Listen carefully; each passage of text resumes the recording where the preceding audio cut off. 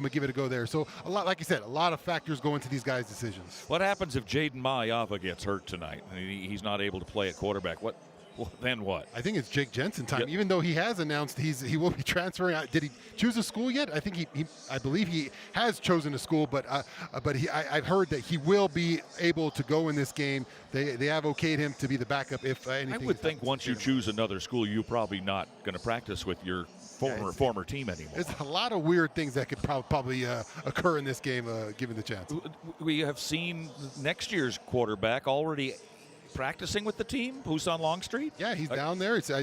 I heard he's in a number maybe even, so he's already picked up the number. Could he play? I don't know the rules on that end. I don't think he can, but he just finished high school, so I don't know if there's some kind of there used to be like some kind of clearinghouse process where you have to go through. I don't know if that's even a thing anymore, so that was when I did it. You know when we're going to know stuff like that, we're going to know when they go on the field and they play. Yeah, and then we go, there he is. Football like you guys. He's playing. All right, good. No matter what you're looking for in a non-alcoholic beer, there's only one name that has it all, and you know what it is. It's the Athletic Brewing Company. We'll come back, take a closer look at both of these teams as we get ready for the Las Vegas Bowl. It'll kick off about 30 minutes from now, 7:40 in the Pacific time zone and here in Las Vegas, Nevada. Back after these messages on the ESPN LA USC Trojan Football Media Network. Coors Light presents To Chill or Not to Chill. When your friend skips your favorite song on the playlist. End the friendship. Or choose chill because that song lives rent-free in your head anyway. And you planned ahead by bringing Coors Light to the party. And the sound of that ice-cold can cracking open was music to your ears already. Coors Light. Choose chill. Celebrate responsibly. 2024 Coors Brewing Company, Golden, Colorado. Love staying ahead of the game with the latest tech? Meet Helium Mobile, the first phone carrier powered by the people. Experience coverage from the nation's largest 5G network and a network built by people like you. For just $20 a month, get unlimited talk, text, and data. Plus, earn crypto for contributing to the network, which you can use to pay your phone plan. Whether you're a USC Trojans fan, student, employee, or just trying to save a buck on your phone bill, Helium Mobile is for you. Make the switch today at hellohelium.com. Fight on. We're not just the Trojans, we're your Trojans. Coach Lincoln Riley here to let you know how to customize your Wells Fargo debit card or open an account today and show your Trojan pride with every purchase. Get started at wellsfargo.com/Trojans. Wells Fargo is proud to be the official retail bank of USC Athletics. Copyright 2024 Wells Fargo Bank, N.A. member FDIC.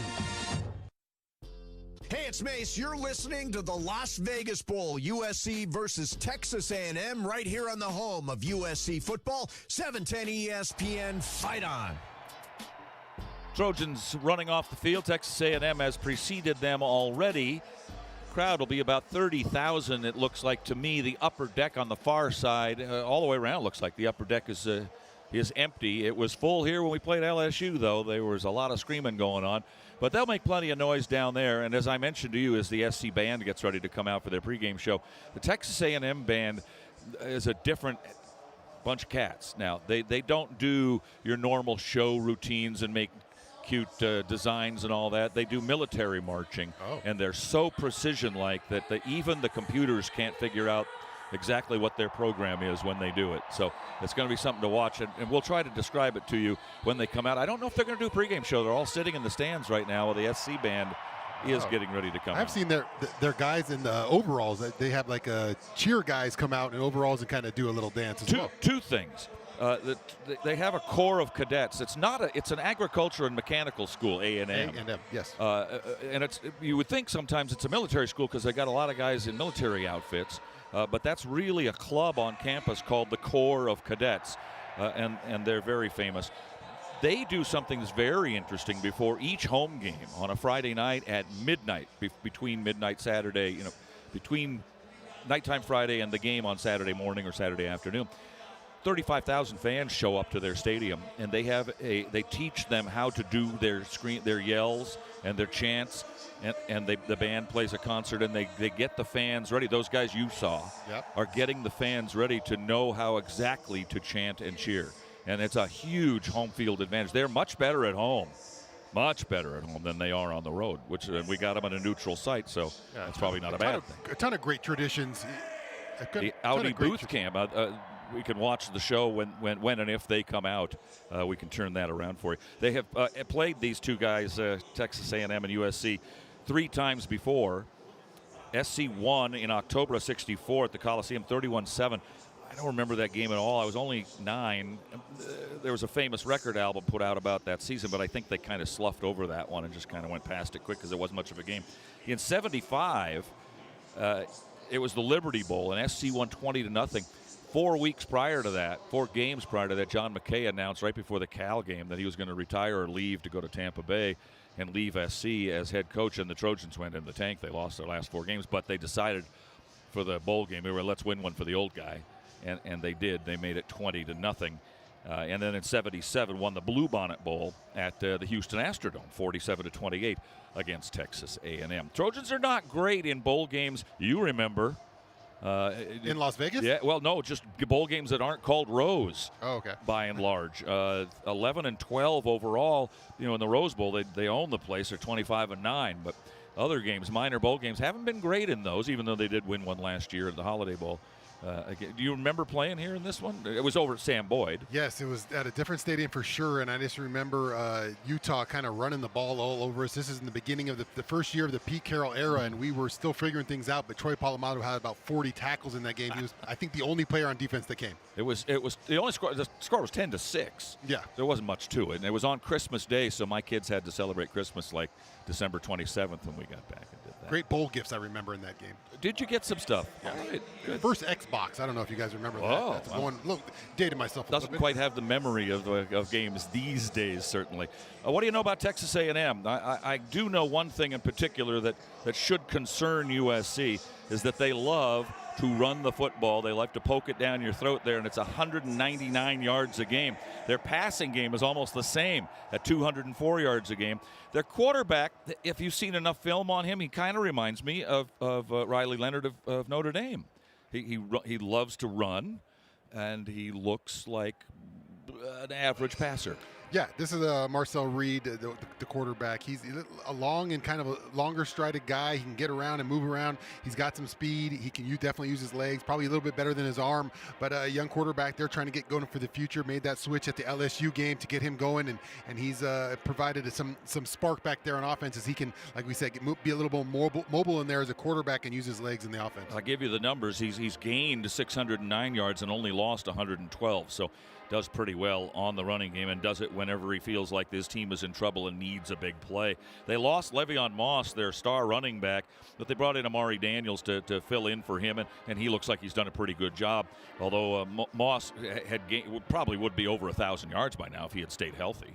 Yeah, it's a good running back, and Le'Veon Moss, they're losing, but they feel confident in Amari. And a name that's probably familiar to Trojans, E.J. Smith, Emmitt Smith's son, who we played against at Stanford for some years, transferred over to A&M, and he's got some carries this year, 49 carries for 171 yards. So we'll see him a little bit this year. Interesting on the USC defensive side that Mason Cobb has said he's going to go pro. He didn't have to, but and yet he's going to play in this ball game. Yeah, Mason Cobb. Yeah, you get him out there, a linebacker who's had a great year as opposed to the year before. We struggled with some missed tackling. Mason Cobb's had a fantastic bounce-back season and provided a lot of tackles for the Trojans this year. What about Eric Gentry? Going to be able to play in this game. It's been a long time since we've seen the guy, and I would have to feel like you probably, if he had played more ball games, there's a chance that SC would be better than 6-6. Yeah, unfortunately, still leads the team with TFLs to 6.5 in the year, even though he played 4 or 5 games on the season. So yeah, Eric Gentry will be a nice sight to see out there. Looked like he was getting after it in warm-ups. He saw a big 18. He's kind of been the spark plug for this defense for a while now. It's good to get his energy back on the field. We will come back and bring in John Jackson from our studios in Los Angeles and talk about our keys to the game as we return here to Las Vegas after these messages. The Las Vegas Bowl coming up soon here on ESPN LA and the Trojan Football Media Network. We are Life Law, where we make injury law simple. We have 2 simple goals for all of our clients: full medical recovery and ultimately full monetary compensation. We understand that it can be overwhelming to face the uncertainty in the wake of an accident. We will be there with you at each step in the legal and healthcare process. You will pay nothing unless we win your case. Dial 1-800-LYFE-LAW or check us out at lyfe.com. Life Law, official sponsors of USC Athletics. There's no place like the road home. Anticipation in every mile with presents wrapped and bags packed. The joy of the journey and the glow of your destination in the headlights. There's no feeling like it. Pedal down, volume up.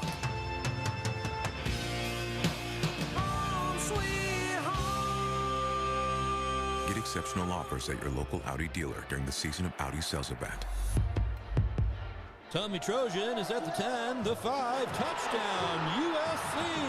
Make big plays on the field and in life. With iTrust Capital, you can buy and sell crypto 24/7 with the tax benefits of a retirement account. That's right, invest in crypto with the tax advantages of an IRA. iTrust Capital is easy to use and has no sign-up fees. Don't be a Monday morning quarterback. Make big plays now. Visit itrustcapital.com/USC to start investing today. The official cryptocurrency platform of the USC Trojans. Taxes and conditions may apply. Easy apply. Cryptocurrencies are a speculative investment. It's DeMarco Farr. You're listening to the Las Vegas Bowl, USC, Texas A&M, right here on the home of the Trojans, 710 ESPN. Fight on. Texas A&M band finishing up their show in the stands. Listen in a little bit.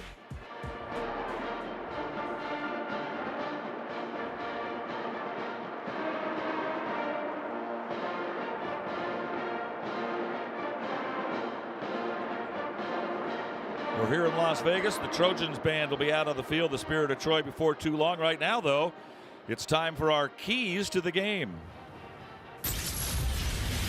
Here are the keys to the game, presented by Audi. The Southern California Audi dealers are proud sponsors of the USC Trojans. John Jackson joins us from the broadcast studios, ESPN LA, and JJ, one of our great contributors over the years, not only on the field but off the field here at the broadcast booth. JJ, we'll give you the honors tonight. Happy holidays to you, brother. And what do you think about this game in particular? Interesting contest. Yes, happy holidays to both you guys. Merry Christmas. Happy New Year if I don't see you or talk to you before then. But let's start with the first key to the game. Lincoln Riley needs to be Houdini tonight, Pete. And by the reason I say Houdini, he is going to think about what he's had to deal with over the last month. Guys transferring in, guys transferring out, having to have meetings trying to tell guys to stay, and it's just been just unbelievable. If he can get this team to play together as one, this will be a true magic trick tonight, Pete. Let's see if Lincoln can pull it off. It is no easy feat tonight. He is going to have to be Houdini and make his best magic show of the night tonight. Shaun? I like it, JJ. Yeah, I think Jaden Mayava's got to have a night. I think he's got to pump the ball to Mekhi Lemon, pump the ball to Jacoby Lane, get those two guys really going, and then feed those running backs. And two young running backs will be out there. So I look for Jaden Mayava and also get it going with his legs. So I think if Jaden Mayava can put on a show tonight, get the ball to his receivers and use his feet. I really think the defense. Shaun, this is going to be a game of opposites. USC is going to. Texas A&M is going to run the ball. They've averaged 42 carries a game. They're going to run the ball all night long on the Trojans. They're going to try to anyway, and we're going to throw the ball. So it's a game of two opposites. I think my passing attack against your running attack, Shaun. I like them to contain their quarterback. He looked, like I mentioned, a lot like Riley Leonard at Notre Dame, and you got to contain him. Don't let him get loose too often. At the same time, containing what JJ just said, contain their running game, because they're going to want to run. 199 yards a game is no joke. No matter who your running back is, for sure. JJ, what else you got? Can't turn the ball over either, Pete. That's a fact. That's a fact. Only in the right positions. What else do you have for a key? The running quarterback, Pete, is a big key. You got to stop the run. And remember, it's hard. We've seen these triple option type teams in the past. I'm talking about Pete Carroll's in those days in the past. And it's hard to simulate that in practice. And so when they see Texas A&M tonight, it'll be the first time that we've seen a team with this triple option type of attack, and they're going to run the ball consistently and try to be physical, thinking they can out-muscle us. And the defensive line for Deonta Lynn has to be outstanding, play an outstanding game. Shaun, it's the D line again. I love it, JJ. I love when JJ goes with the defensive line, Pete. But I think I talked about Jada Mayava a little bit, how he's got to shine tonight. In order for that to happen, this O-line's got to stand up. And they're without their leader, Jonah Monaheim, who's going off to the NFL, without Mason Murphy, who hit the portal. So Killian O'Connor and Tobias Raymond are going to have to fill in tonight. They got to be huge tonight, come together as a collective unit, and protect Jada Mayava if he's going to have that game. I like guys that like to show off in a game like this. To be guys that want to say, look at me, look at me. I don't want them to be out of position, but I want them to show their coaches and maybe some scouts who are watching that they can play hard, they can play well, and be in the right spot at the right time. This is kind of a tryout game for a lot of these guys for next year, and I want them to take advantage of it. Oh, yeah. Scouts watch all the film, so it doesn't matter. Anytime you step on that with the cleats on the field, scouts are watching, so you better put your best foot forward out there, and I'm looking for Lincoln Riley to have these guys ready. I got one more. What more. You got? Give it to me. Win the Mega Millions lottery. Hey. The drawing is coming up in about 20 minutes from now, and I delivered tickets to all the guys here in the booth, and anybody that wins, we all win. Well, we'll see if I win. I don't know if I'm sharing with anybody. I'm not even going to talk to you anymore if you win. JJ, we'll talk to you at halftime, I need buddy. A piece. What's that? You want I need some? A piece. I'm not even in Vegas. Yeah. Come on, you guys got to share. You're included. If I win, right. We all win. We'll be back. Well, let's do this first. Here's the Trojan Band.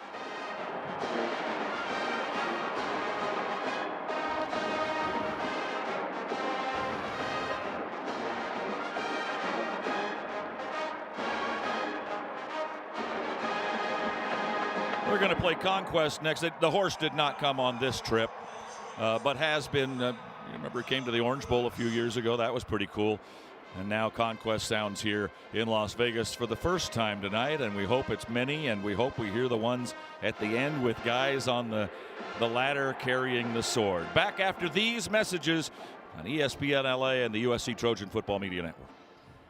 Trojan fans, you may not think of yourself as an athlete, but everyday life is full of athletic feats. You bend, you reach, you lift, you twist until back, neck, or shoulder pain hits, which brings you to a stop. But whether you're an athlete or not, the Joint Chiropractic can help ease your pain and keep you on the active list. Visit thejoint.com today to get your first consultation, exam, and adjustment for just $29. The Joint Chiropractic, the official chiropractor of the USC Trojans. Now, two pigeons and Coach Prime bemoaning the fact you can stream DirecTV satellite-free.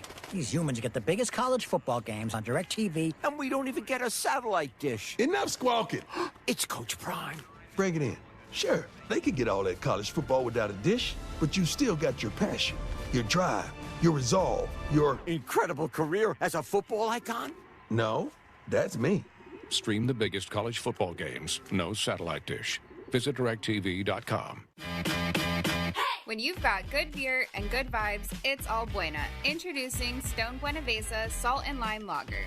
Brewed with real lime and a touch of sea salt, this insanely refreshing Baja-inspired lager is perfect for celebrating the good life with good people. Imported from San Diego to wherever you are, in 6-packs, 12-packs, and on draft. Find Buenavesa near you using the beer finder at find.stonebrewing.com and show how you live Buena on Instagram at LiveBuena. Hey, it's Mace. You're listening to the Las Vegas Bowl, USC versus Texas A&M, right here on the home of USC football, 710 ESPN. Fight on. I want to say for the record that I am so proud of our broadcast team. Not just me, but Shaun, Cody, Jordan Moore, and the entire group of the Trojan Tailgate Show. All of them have been nominated and voted on by the Southern California Sports Broadcasters Association as finalists, top 3 finalists for 2024 awards, which will be handed out at Lakeside Golf Club at Toluca Lake on Tuesday, January 28th. Anybody that wants to go to that can do so. You don't have to be a sportscaster. You just have to like sportscasting or just sports or just us for that matter. So congratulations to you, Shaun, color analyst, top 3. I'm in the play-by-play category. And this man, our sideline report presented by DirecTV, stream the Trojans all season long on DirecTV without a satellite dish for sideline field announcing in any sport, baseball, football, basketball. Jordan Moore. Congratulations to you, Jordan, and happy holidays to you. And here we are playing another football game. Let's do it, guys. This is exciting. You know, it's always such a weird thing because there's a long break. We sort of take a little break from this team a little bit because we're not around practice as much maybe as we used to be. So it's it feels kind of fresh here as you get ready for this game. New storylines, some new players to talk about, and be interested to see how it plays out in front of us.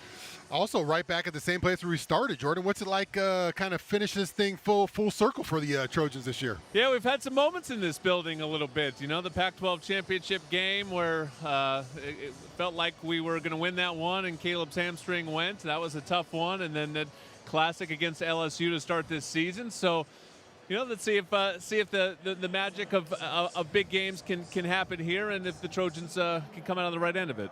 Knowing that these teams have lost like 40 players between them, maybe even more, to the portal and opting out and such. Is there an advantage to be gained for either team here? Yeah, hard to say for me from the A&M side, but I think on the USC side it's a little bit overstated, as I think they're about to do the national anthem here, so I will let Sierra Black carry this.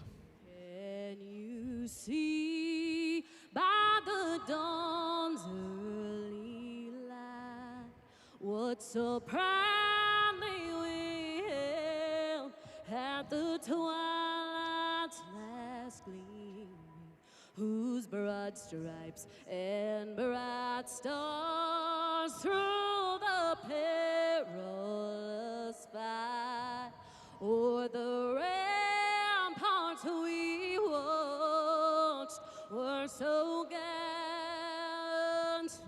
streaming, and the rockets' red glare, the bombs bursting in air, gave proof through the night that our flag was still there.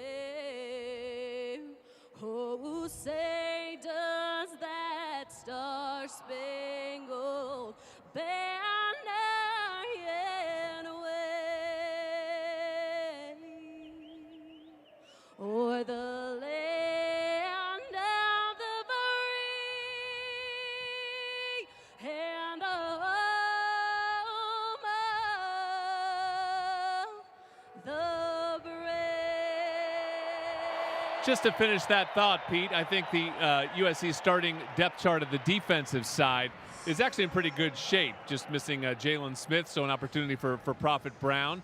And on the offensive side, I think is where you see the questions. The offensive line is Jonah Monheim opts out and Mason Murphy transfers away. You're going to see some inexperienced guys there. And then obviously Woody Marks is not playing, and so we'll get to see the young backs here today. But I think USC is in pretty good shape for this one. Crowd looks about 60-40 SC down here.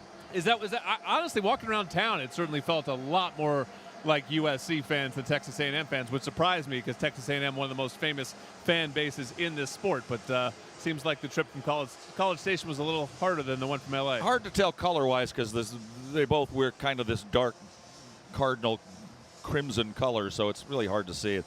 We'll be back down to you for the coin toss before very long. That coming up after the teams retake the field, and that is about to happen here. That tells me that that'll do it for this edition of Trojan Football Countdown to Kickoff. Stay tuned next. Exciting USC football. It's the Las Vegas Bowl. USC and Texas A&M next on the ESPN LA USC Trojan Football Media Network. This season, Abbott and the Big Ten teamed up to host the first ever conference-wide blood donation competition to help fight the greatest blood shortage in a generation. The We Give Blood drive helps save as many as 60,000 lives thanks to alumni, students, and Trojan fans like you. But the need for blood donations doesn't stop here. Go to big10.org/Abbott to sign up to give blood and save lives. Abbott, proud partner of the Big Ten Conference and USC Athletics. Hi, it's Hannah, and welcome to the HannahCast. Today, Piggy Bank's gonna fuel our episode with questions about Argo rewards. Yep, earn up to $5 in rewards at sign up. Uh-huh, and 5 cents on every gallon. Sounds pretty sensible, if you ask me. Oh, all this savings talk making you hungry? Here you go.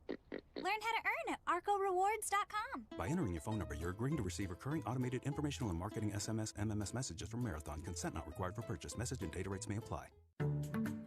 No matter what you're looking for in a non-alcoholic beer, there's only one name that has it all. Athletic Brewing Co. Full flavor? It's athletic. Huge variety? It's athletic. Award-winning styles you can get online, at the bar, or the grocery store? It's Athletic.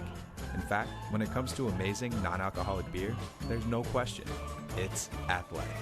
Ask for it and find out. Go to askforathletic.com to find your closest retailer today. Near Beer. Hey, it's John Ireland. You're listening to Las Vegas Bowl, USC, Texas A&M, right here on the home of the Trojans, 710 ESPN. Live from Las Vegas, Nevada, for your enjoyment, USC Trojan football is on the air. Hi again, everyone. Pete Arbogast with Shaun, Cody, and Jordan Moore tonight.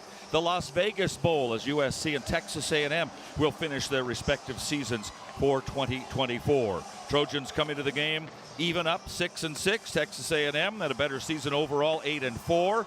They were 5-3 in the SEC, but have lost 3 of their last 4 games down the stretch.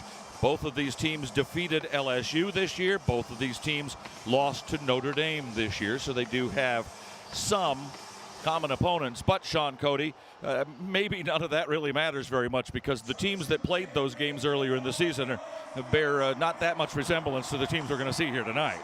Got a lot of different players going, obviously, for the Aggies. Marcel Reed didn't start that game versus Notre Dame, and we've had a quarterback switch of our own in Miller Moss to Jada Maiava, so definitely some different-looking teams throughout this year. Trojans taking the field right now as the band blares Fight On down to our right. We are on the USC sideline here at Allegiant Stadium, the home of the Las Vegas Raiders, formerly of Oakland and Los Angeles. Across the way, the crimson-colored Texas A&M Aggies are now taking the field, and their band sounds off across the way, and you hear the cheer go up.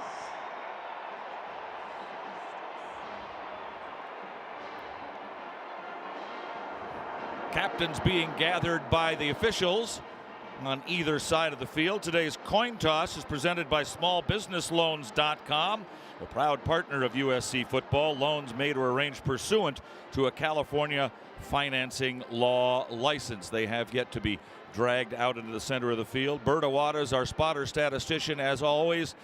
Gia Lara is our producer director. Rick Cutler, our engineer and producer, up behind us, and we all wish you, from our broadcast team to your families and friends, happy holidays here from Las Vegas. Team's been here for about a week, Shaun. We've been here for about a day, and we'll not be here much longer than that. You're staying a little longer, is that true? I'm staying overnight.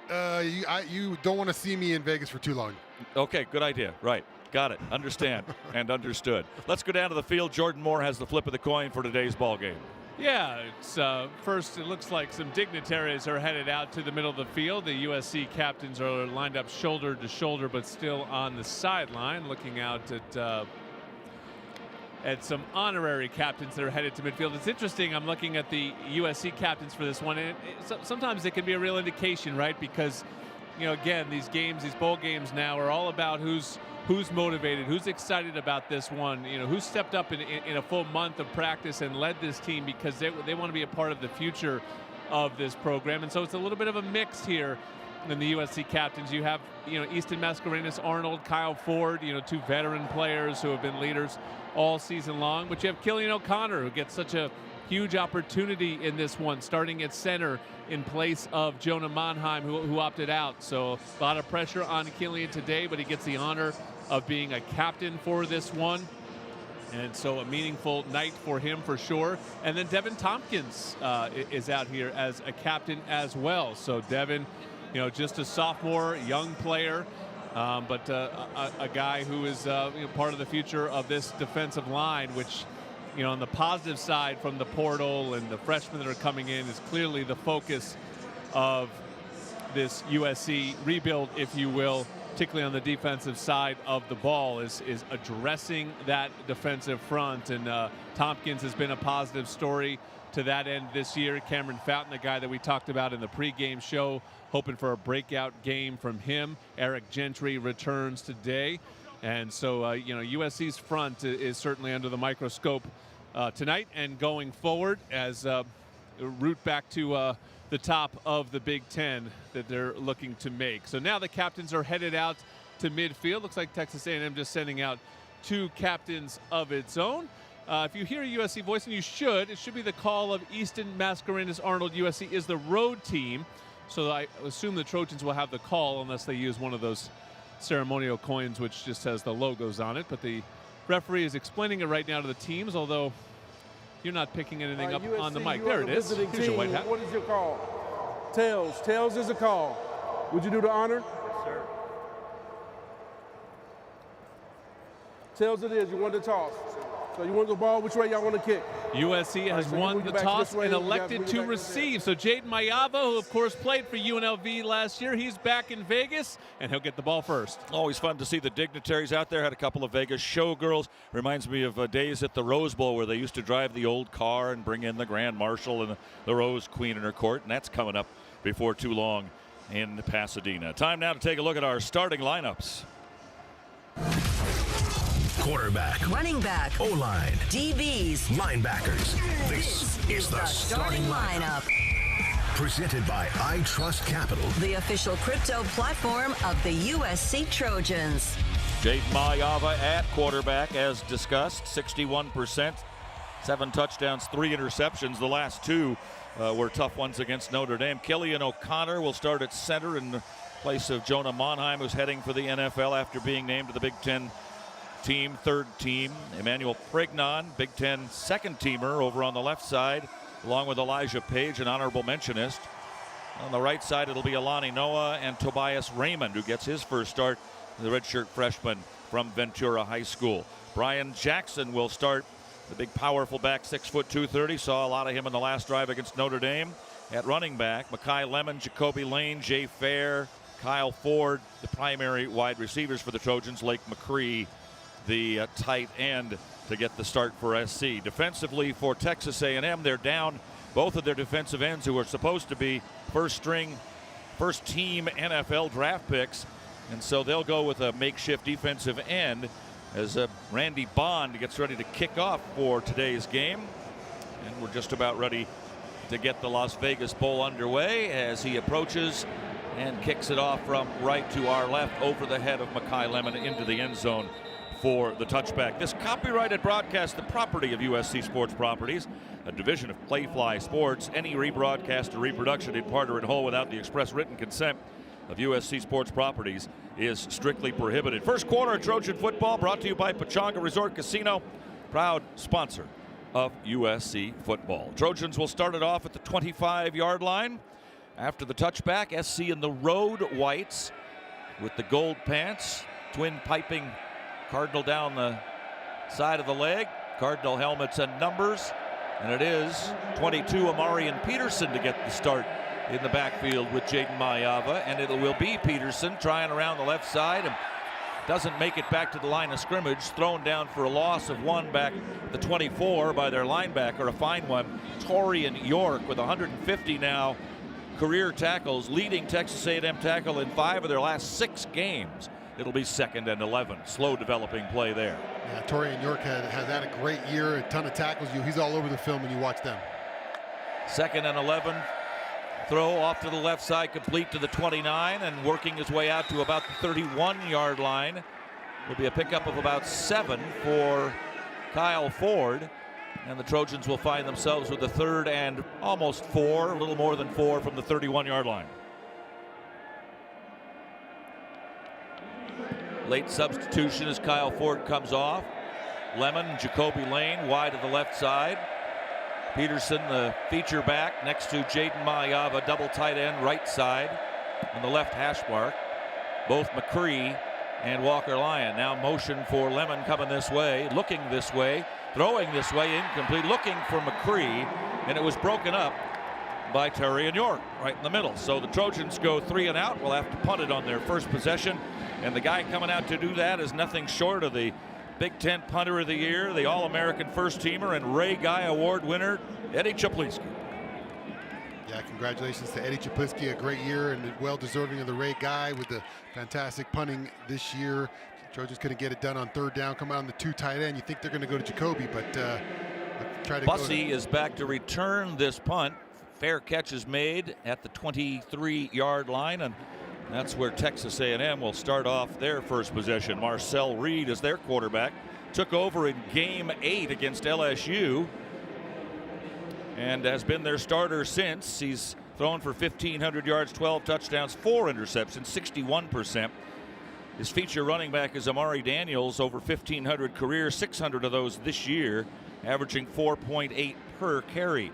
Jabre Barber, Noah Thomas, Jade Walker, the starting wide receivers, with Trey Watson, the tight end, and across the line a 3-year starter in Trey Zune, a returning starter in Chase Besantis, and 3 others who are finishing up their first year as starters for Texas A&M. 1st and 10 from their own 23-yard line. Quick flip pass this way, and being tackled for a loss of about a yard by Jacoby Covington is Noah Thomas, who just made his 35th catch, leading the team in that regard.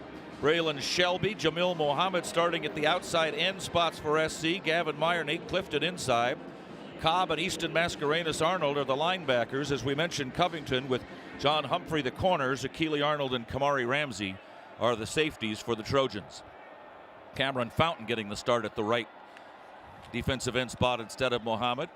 And it'll be the quarterback keeping it. We were worried about this in the pregame show, certainly, and he will take it, Reed does. Out across the 30 to about the 31. Very close to a first down, but I think short by a yard. It'll be 3rd and 1 as Marcel Reed gets a good 10 yards on that and has some pretty good speed up the middle. Yeah, a little RPO right there for him. He keeps it on that one, gets on Jamil Mohammed. Jamil Mohammed trying to get that contain on him, is racing to the outside. Marcel Reed just cuts it back up inside about 9 yards. Mohammed starting on the left side. The handoff up the middle for the first down goes to Reuben Owens. And Owens will get the first down out around the 34-yard line. So Texas A&M does one better than the Trojans. They get a first down on their first possession.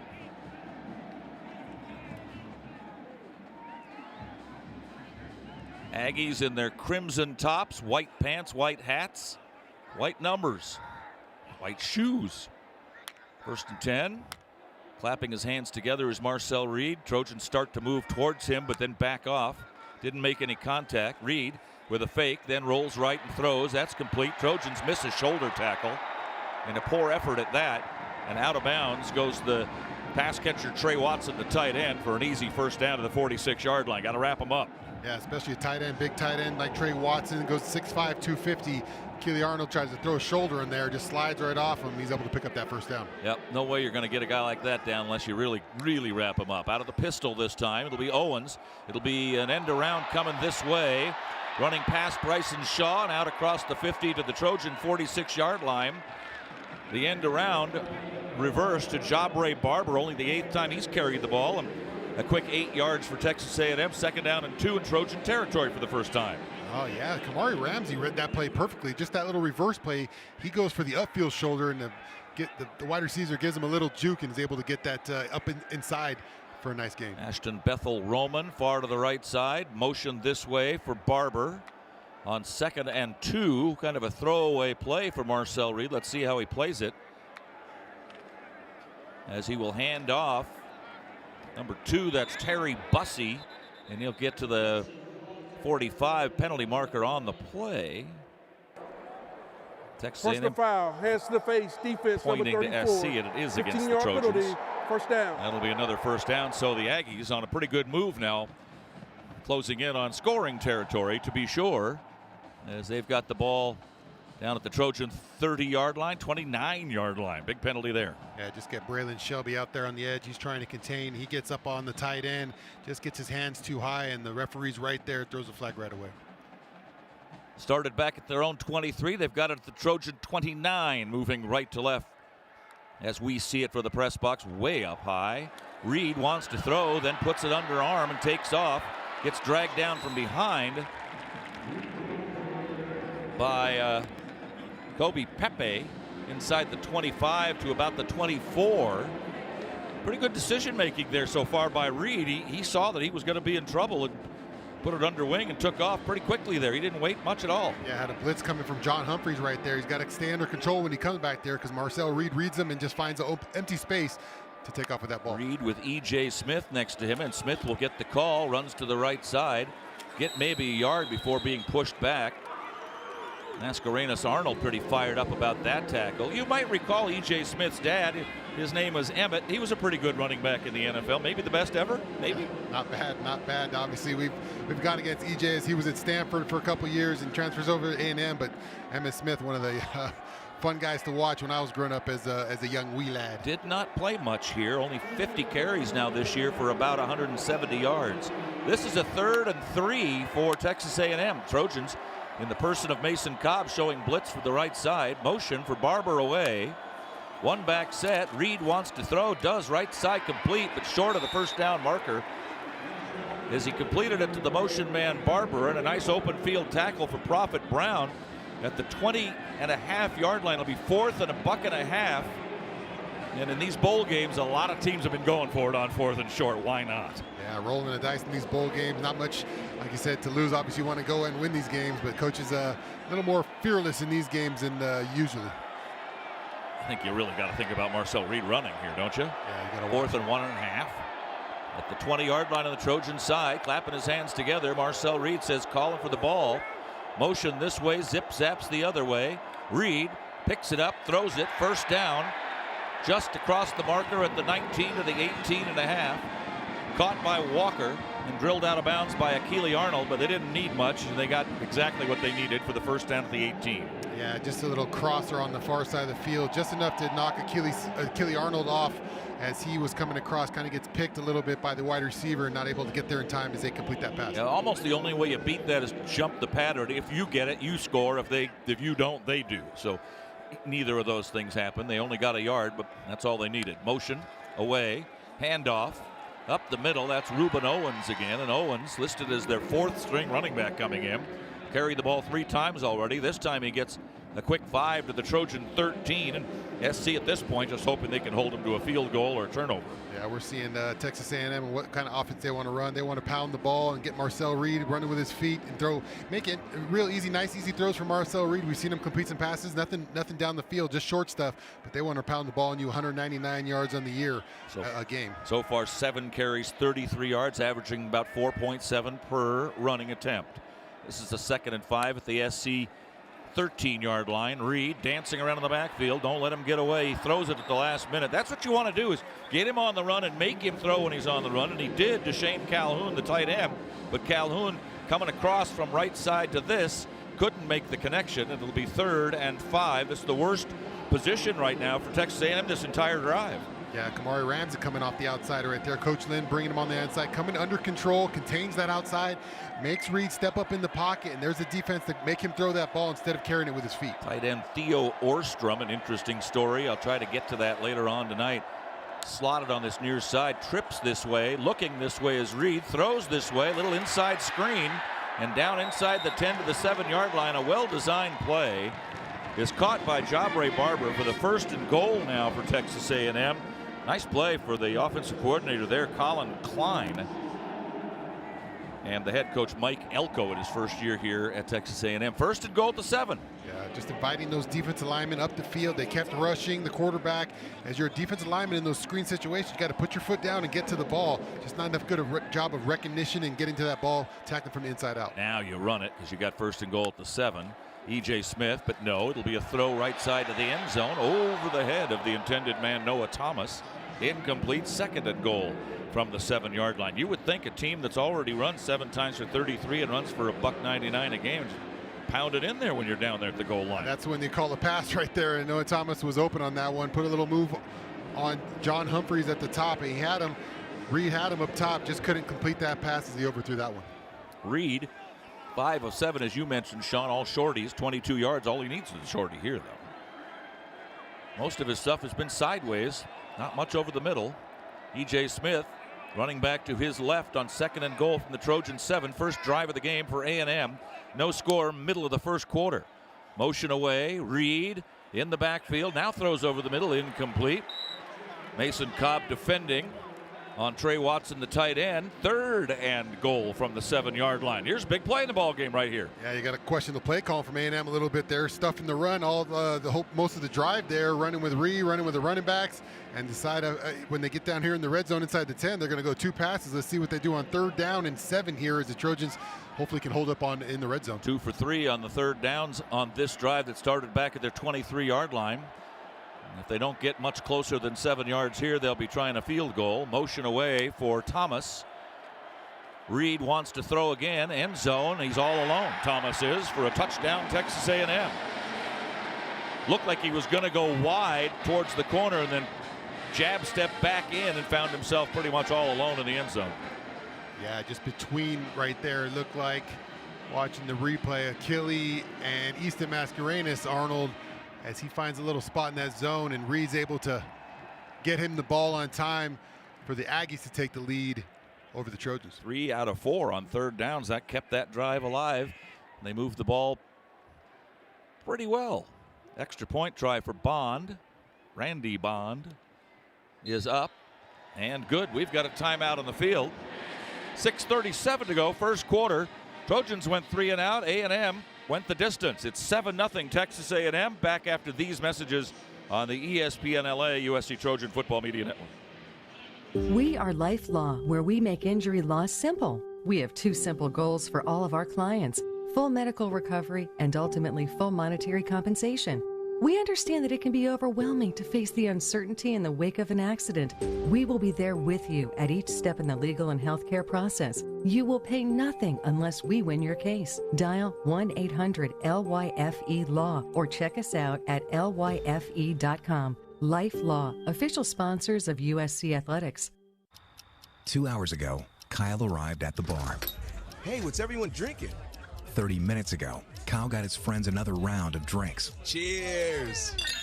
5 minutes ago, Kyle decided to drive home drunk. A minute ago, a law enforcement officer pulled up behind Kyle. Sir, have you been drinking tonight? A chain of events that began 2 hours ago is about to change Kyle's whole world.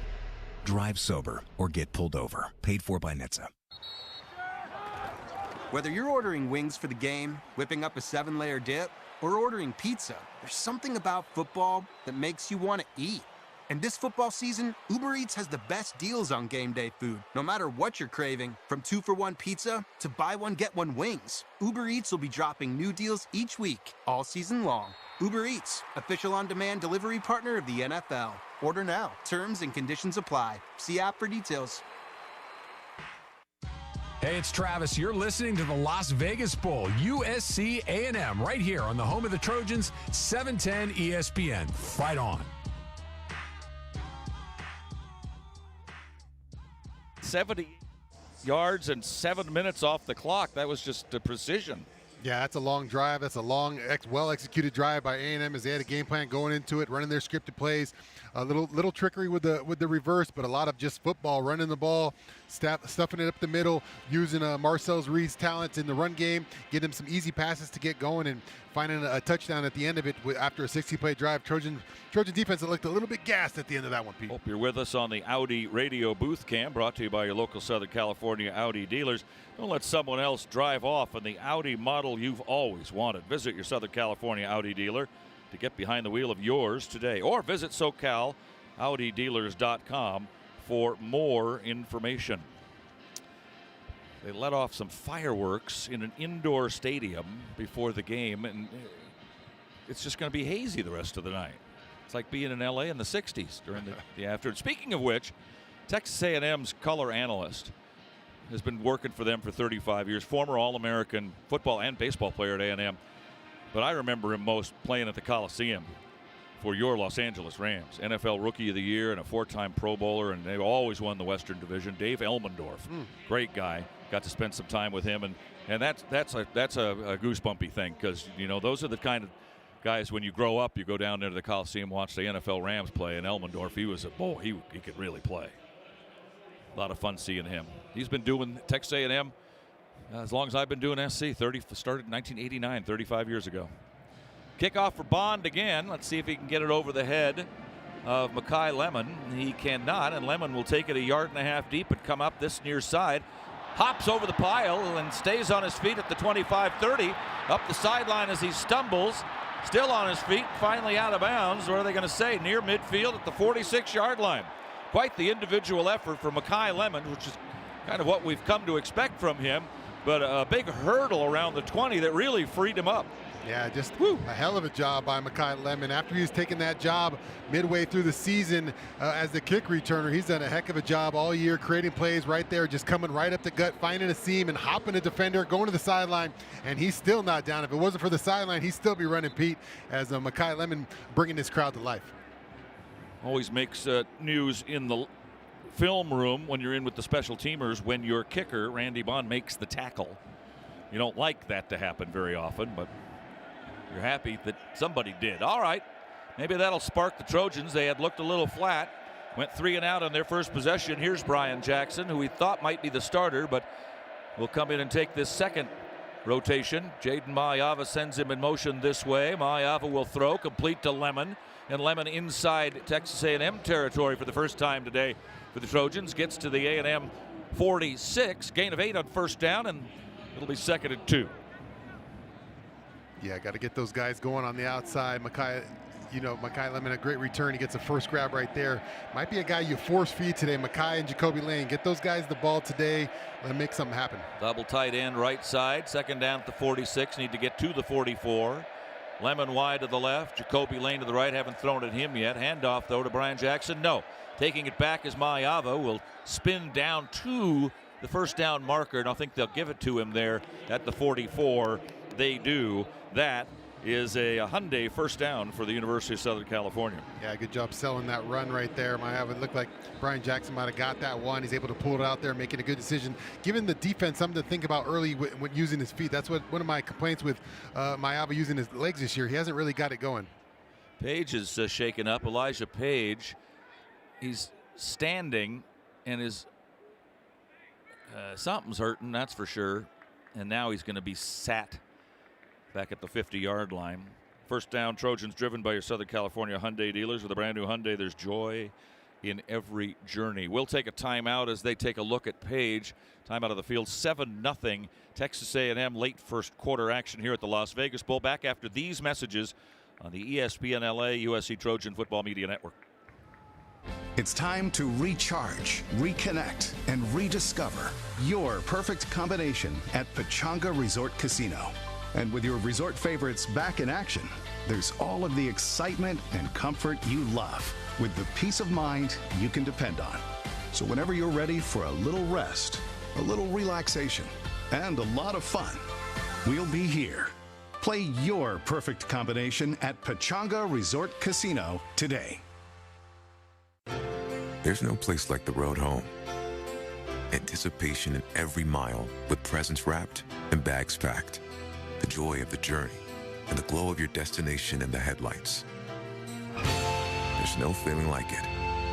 Pedal down, volume up.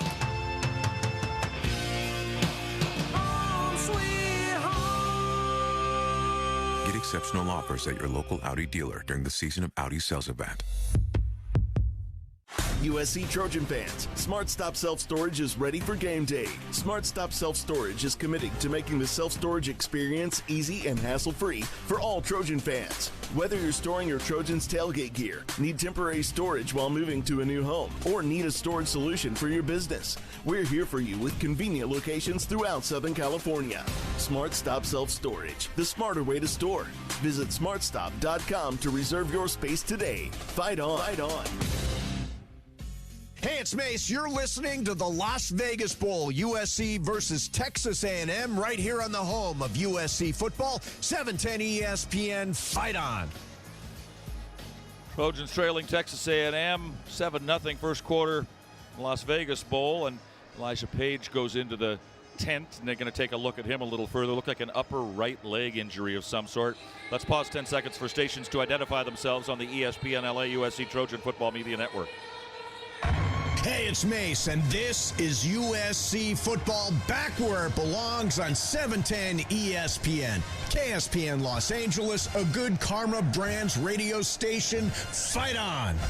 And down to the field we go for Jordan Moore for our DirecTV sideline report. Yeah, losing Elijah Page among the worst-case scenarios for USC already with a makeshift offensive line. We'll see if he can come back. He's in the tent right now. Looked to me like he was having trouble putting weight on his left foot coming off that field. So he was sort of walking gingerly on the outside of his left foot coming off. But now he's in the tent. We can't see much. And now we get to see who comes in, 74 at left tackle. Justin Tua'anu'u.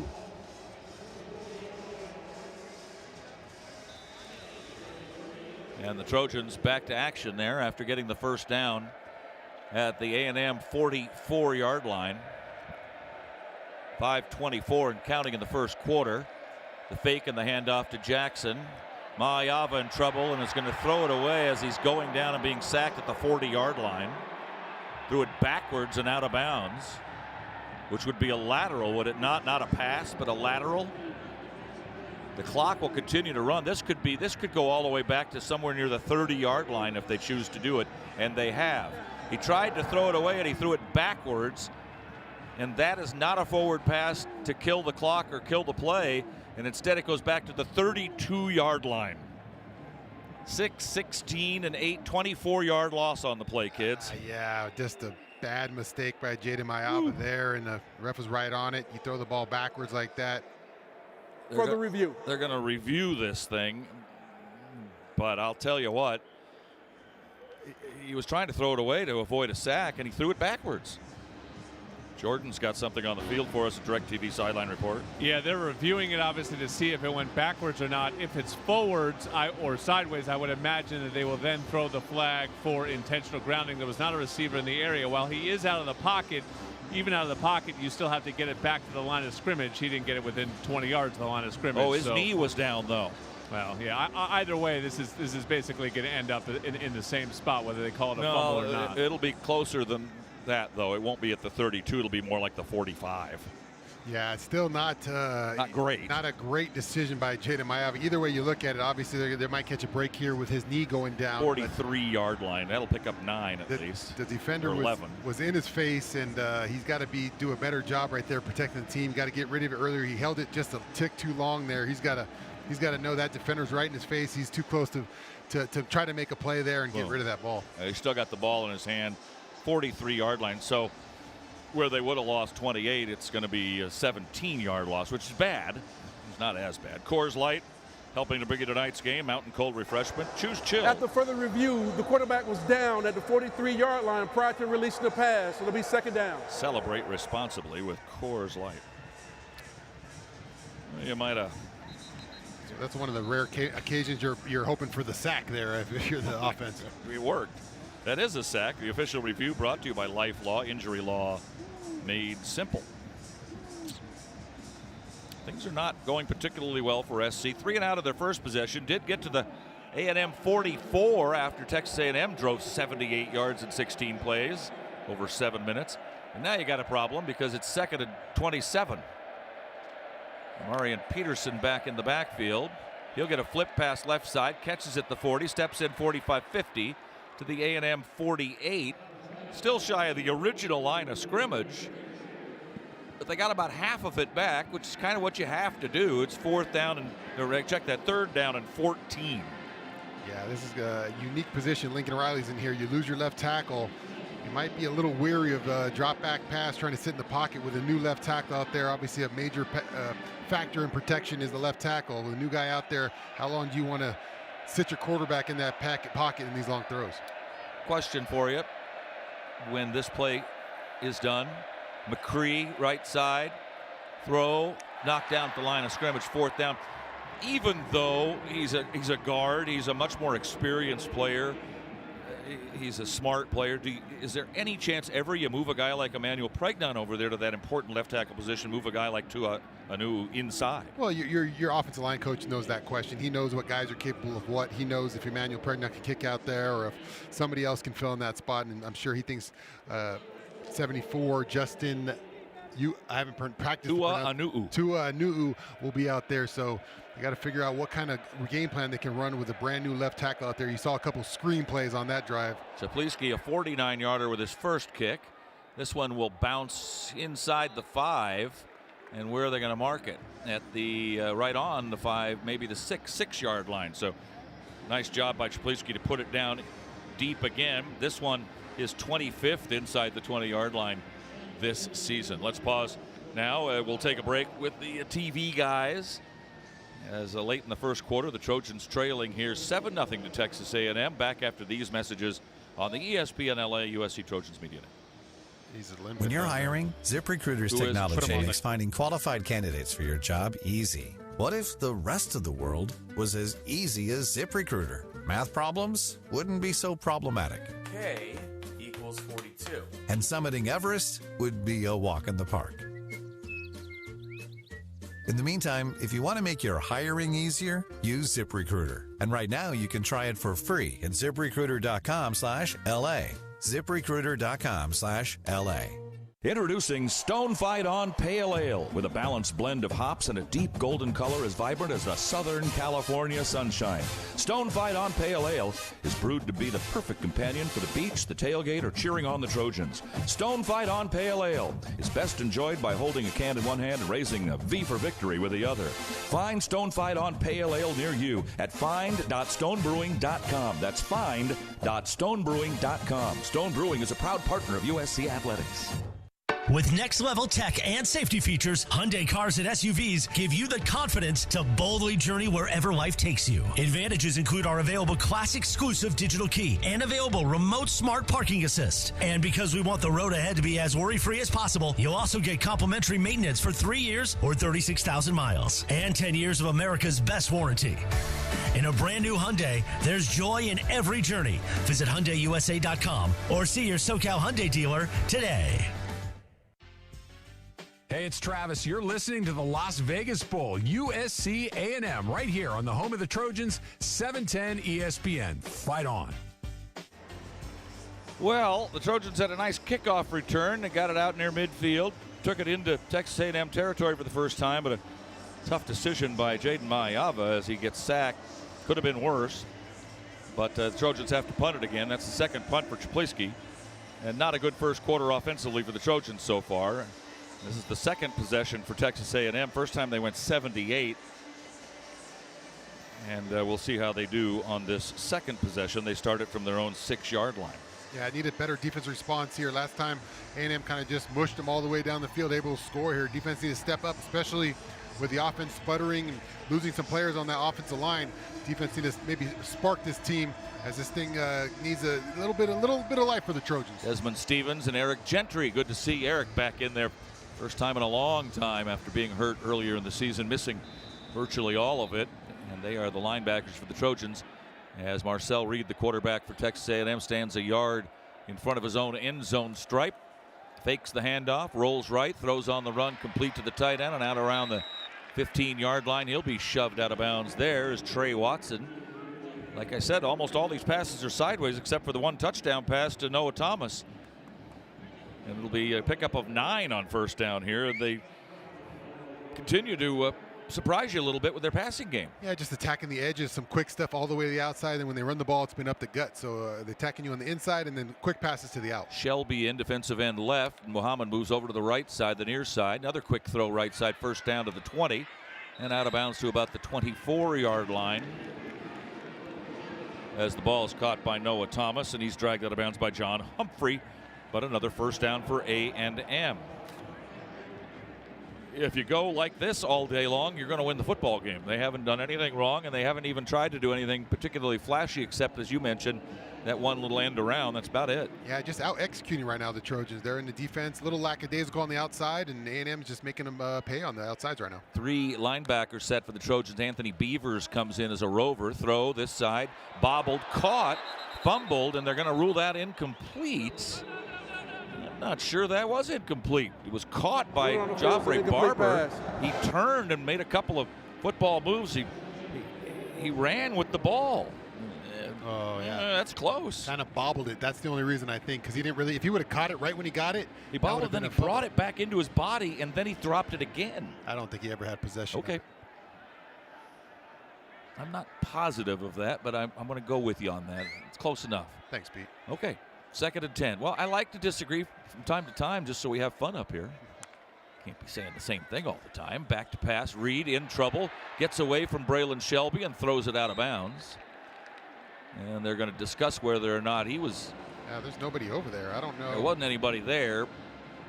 It doesn't look to me like he was trying to throw it away. He was just trying to get out of harm's way. At any rate, 3rd and 10. That's the first time they've been backed up to a 3rd and 10. They're 3 out of 4 on 3rd downs already. Yeah, good job of corralling Reed in there, not giving any lanes to escape right there. Has to throw it out of bounds. Nobody in the area, but the Trojans getting home right there on that one. Shelby lines up right behind Cameron Fountain on this near side. Trojans have 7 men in the box up front. How many are going to rush? Long count for Marcel Reed on a 3rd and 10. Drifts back to his own 14. Waiting, throwing over the middle and long. And it is intercepted. Intercepted by Kamari Ramsey at around the 50-yard line, about the 46-yard line, where it'll be first down for USC. So, a couple of big plays. One for Mekhi Lemon, a kickoff return. One for Kamari Ramsey, an interception. The Trojans are back in business with a short field here, down 7-0 late first quarter. And a fantastic play by Kamari Ramsey with an extension, a full-out layout on that one to bring that one in. But you really got to give credit to D'Anton Lynn right there, as coach calls just the 3-man rush, 8 guys dropping, really confusing the young quarterback Reed right there. Thinks he's got an opening, and Kamari Ramsey standing right there. Good call by Coach Lynn as he confused the young quarterback. Second career interception for Ramsey. He was named to the Big Ten honorable mention team. And now the Trojans back to work. Moving left to right here in the first quarter with 2:22 left in it and a 7-0 Texas A&M Aggie lead. Trojans haven't done much on offense so far. Let's see if maybe this play will spark them. Handoff. Brian Jackson, check that. Yeah, that is Brian Jackson. Jackson out to the midfield stripe. Get a quick 4, 2nd down and 6. Ocean views, magical sunsets, a luxury resort like no other. Discover Terranea, located along the stunning Palos Verdes Peninsula in Southern California. Book your getaway to Terranea now at Terranea.com. Good chance to look at the big surf this week. Mayava in trouble, starts to run, starts to move forward, guts it back the other way, still improvising, then winds and throws to nobody. Somebody on the Texas A&M bench may be looking for Jacoby Lane, but I don't think he was that intent on throwing it into that kind of traffic there. So 3rd and 6 from the 50-yard line. Yeah, good job by the pocket right there. I thought the offensive lineman blocked for a long time right there, giving Jaden Mayava lots of time. Unfortunately, wide receiver couldn't get open because he had time on that play to make something happen. Mayava now just 3 for 6, 24 yards, and has not looked very comfortable scrambling around back there, to be quite honest. Mayava winds and throws on this 3rd down play, and it'll be out of bounds, even if it had been caught by Jay Fair. He was being well defended by Daz Ricks, backup cornerback. So now 4th down from the 50, and so here comes Czaplisky to try to pin him back deep again. Yeah, Trojans unable to capitalize on a nice opportunity on midfield. 0 for 3 on 3rd down so far, and not making in this A&M defense, making it real tough on this offense, as they have not been able to get going at all after a big interception from Kamari Ramsey. 3 possessions, 3 punts for the best punter in college football. High, wobbling, end-over-ender. Does manage to get it maybe inside the 20-yard line. Not his best effort ever, and it will be at the 20 on the nose. Trojan fans, fuel your wellness journey with Cookies, the proud CBD and wellness partner of USC Athletics. Discover products crafted to support a balanced lifestyle. Elevate your game day experience with Cookies today and fight on. Well, if you kick that in the end zone, it's going to be a 30-yard net. You kicked it to the 20, it's a 30-yard net no matter what. Yeah, even his mistakes aren't too bad for the old Ray Guy winner. That's a big deal. That's going to make him some money in the NFL. First down, A&M. They've started from their 23, they're 6, and now they're 20. Handoff up the middle, couple of yards there for Terry Bussey, who is listed as a wide receiver, but has carried the ball now 16 times out of Timpson, Texas, Timpson High School, where he was their all-time leading passer, 5-star quarterback coming out of high school. That's an interesting thing. That you get those guys, they're just such big recruits, 5-star quarterback. And he's playing running back in college. Because Marcel Reed is the starting quarterback. He fakes the handoff. hesitates as he rolls right, throws on the run and incomplete and short. As I mentioned earlier, Shaun, that's what you want him to do. You want to get him on the move and then make him throw, not run. Yeah, because that's where he does his damage with his legs, and those opportunities much better in the pocket, making passes there, as we've seen him hitting those little quick outside ones in the pocket. When he's on the move and you get him to check up that ball, that's when he struggles with his accuracy on those kind of passes. 8 out of 15, 46 yards. 1 touchdown, however, and it's the only score in the game, 7-0. A&M has the lead under a minute to play in the first quarter of the Las Vegas Bowl. 5-man line for the Trojans. Maury Ramsey comes up close. Trojans bring in some extra rushers. Reed will wind up and throw long up the right sideline, and it is caught at the Trojan 35-yard line. That's a heck of a catch because it was well defended, I thought, by DeCarlos Nicholson. But a fine catch is made there by number 9, Ja'Day Walker, the senior at Shaker Heights High School in Cleveland, a very well-known football factory there. 6'4", 205 senior, made a nice catch. Yeah, sometimes offense just makes a nice play. DeCarlos Nicholson was in great position, played that about as well as you can, Pete. Sometimes you got to tip your hat to the offense. Lofted it up there one-on-one and got 42 yards out of it. Now Reed will run and gets pushed out of bounds at the 34-yard line. Doesn't get a first down on the play, and now with under 30 seconds remaining in the first quarter, the Aggies are threatening to score again and make this a 2-score game. Let's go down quickly to Jordan Moore for our DirecTV sideline report. Elijah Page being carted off, guys, for USC. Shoe off his left foot. All right. That'll be the end of the first quarter. Score after 1 here in the Las Vegas Bowl. Texas A&M 7, USC nothing. Back with the second quarter and more after this of the ESPN LA USC Trojan Football Media Network. Now, 2 Pigeons and Coach Prime bemoaning the fact you can stream DirecTV satellite-free. These humans get the biggest college football games on DirecTV, and we don't Bert, even get would you do me a favor? dish. Enough squawking. It's Coach Prime. Bring it in. Sure, they can get all that college football without a dish, but you still got your passion, your drive, your resolve, your incredible career as a football icon. No, that's me. Stream the biggest college football games. No satellite dish. Visit DirecTV.com. You sit in traffic now, but later, there's an ice cold reward. Modelo, the mark of a fighter. You've earned this rich golden lager with a crisp, refreshing taste. Because you know, all your patience is paid out in gold. You remain calm through honks, bumper to bumper, and people yelling. You are a fighter, and Modelo is your reward. Modelo, the mark of a fighter. Drink responsibly. Beer imported by Crown Imports, Chicago, Illinois. It takes hard work to be the best in the game. Planning, commitment, resilience, sweat. That's why Old Dominion Freight Line, the #1 national LTL carrier for quality, works hard to be the best in the game and is proud to support those striving to be the best in theirs. Old Dominion Freight Line, official freight carrier of USC Athletics, helping the world keep promises. Hi, it's Hannah, and welcome to the HannahCast. Today, Piggy Bank's gonna fuel our episode with questions about Arco Rewards. Yep, earn up to $7 in rewards at sign-up. Uh-huh, and 5 cents on every gallon. Sounds pretty sensible, if you ask me. Oh, all this savings talk making you hungry? There you go.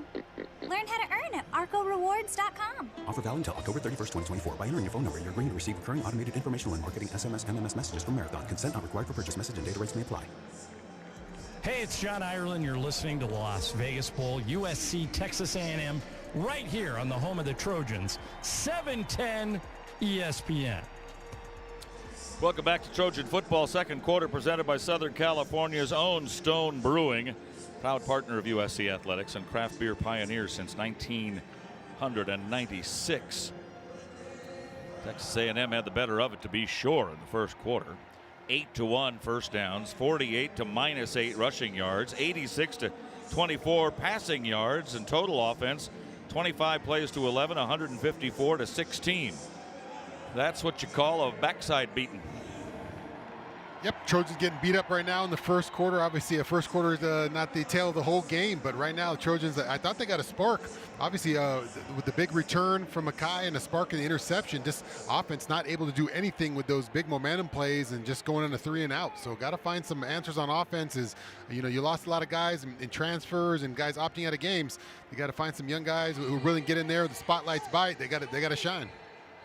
Texas A&M, 1876 is when they opened their doors. The Agricultural and Mechanical College of Texas. It was the first public university in the state of Texas back then. Imagine Texas was a little rough and tumble at the time in 1876. They played in the Texas Bowl last year against Oklahoma State. Of course, SC was in the Holiday Bowl down San Diego way. Beat Louisville. Back to play with a 2nd down and 4 at the Trojan 31-yard line. Texas A&M with Reed handing off. Reuben Owens at the 30. Very patient running, tackled forward by Mason Cobb to the 25. That'll be well enough for a first down for A&M. Very similar to their first drive, other than the 42-yard pass. They've just been surgically taking the Trojans apart. Yeah, just some patient running right there as he waits for his blockers to set up and finds an outside gap right there to pick up that first down. Trojan defense out here for a part of the first quarter right here is maybe getting gassed a little bit as this second quarter starts. Time of possession was upside down by some distance, 10-5 in the first quarter. A&M is 20 and 23 all time in bowl games, 13 and 13 in minor bowls. Trojans are 36 and 21 all time in bowls. Of course, 25 and 9 owning the Rose Bowl, and the 25 wins in the Rose Bowl, the most for any college football team in any single bowl game. But 11 and 12 in non-Rose Bowls.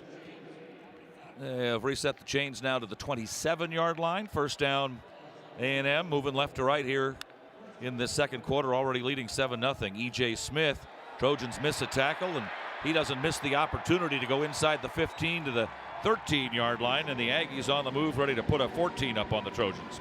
Nice spin move right there by E.J. Smith. Looked like Mason Cobb was coming up trying to make that tackle. E.J. Smith put him in the spin cycle right there. And nice run by 22. 14-yarder for E.J. Smith. He remains in the backfield next to Marcel Reed. Quarterback has run the show pretty well for them. He's only a redshirt freshman. Could hear the clap of his hands to take the ball. Standing tall in the pocket. Throws in the end zone. Intercepted. About 5 yards deep and coming up the sideline. Akili Arnold to the 20 and out of bounds at the 26. Second turnover. Could have a flag for hitting him late out of bounds, but I don't see one. And Akili Arnold gets the interception. Trojans have 2 from their safety core and get the ball back and turn the scoring threat away. It was tipped up into the air, and Arnold taking a bit of a risk there, running it back out from 5 yards deep. He would have had the 20-yard line either way, but he got a little more than that. Looked like Marcel Reed threw a dime to Noah Thomas right there, and that kind of went just right through his hands, bonks off his helmet, and Akili Arnold in the right spot with a huge interception right there and a nice return. I thought he got hit late. Nice shove out of bounds late. No referee in the area, so no flag, but another response by this Trojan defense trying to spark this Trojan offense. Trojans came in -2 in turnovers on the season. Now even. Texas A&M +9 on the season. Now they're +7. Handoff right side, and it'll be Amarian Peterson to get the call to the 31. Quick pickup of 5. Second down and 5. Coors Light helping you bring you tonight's game. Mountain Cold Refreshment. Choose chill and celebrate responsibly. Second down and 5 for the Trojans. Yeah, they just showed a replay, and he got pushed way out of bounds, Pete. Trojans have punted on all of their possessions so far, all of those 3 of them in the first quarter. All the punts pinning Texas A&M back inside the 25-yard line, 2 of them inside the 20. Peterson changes sides on an audible call by Jaden Mayava. The handoff to Peterson. Nope, it's Mayava to keep it as he pulls it back and brings it across the 30 to the 35 and even the 38-yard line. And that's a USC first down. That's some noise to be made by the Trojan band for a change. Only their second first down of the game. Yeah, and a nice job by Mayava pulling it on that one. He's got to keep this defense honest. That right there looked like he could give it to the running back. He pulls it down, and that'll keep those linebackers from flowing over the top so fast. That was a late pullback, too, and a good job by Peterson to sell it as well, because he put his head down like he had the ball and ran into a linebacker, took a little bit of punishment or gave some. Maiava waiting for the snap of the ball. Fakes to Peterson, rolls right, throws on the run. That almost intercepted over the head of Kyle Ford. Incomplete, but I'll tell you what, number 5 should have had that interception there. Coming in on the left side, Shaun Cote, incomplete pass, and it'll be 2nd and 10. Yeah, I thought Jaden Maiava might have had Lake McCree early, just get him the ball out there quick. Might have picked up 5 or 6. Instead, tries to go for the home run play, and that was dangerous. A little float over the top. Looked like the safety had a chance on that one. Dalton Brooks in on that effort as well for the interception. Toss right side. Peterson puts it under his right arm and bowls his way across the 45 to the 46.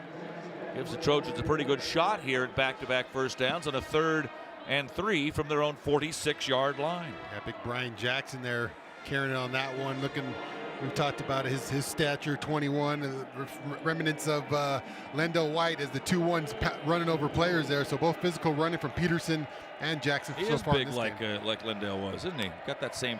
Well, he is 6 foot 230. So.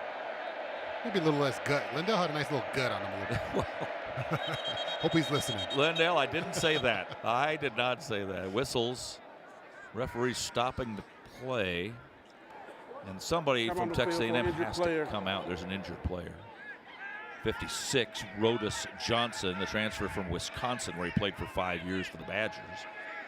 And the referees noticed that he wasn't ready to go. He takes his helmet off and goes down into a crouch on the Aggie sideline. And so the Trojans now with a 3rd and 3 and an important play, trying to keep this thing going a little bit. Still only 7-0 after all of this. Handoff, Jackson. First down to the 50 and drags a couple of Aggies with him to the 48-yard line. Now, we saw him run in garbage time against Notre Dame, and you're saying, oh, well, all right, whatever. How good is this guy? Well, we're seeing a little bit more, and it's not garbage time at all.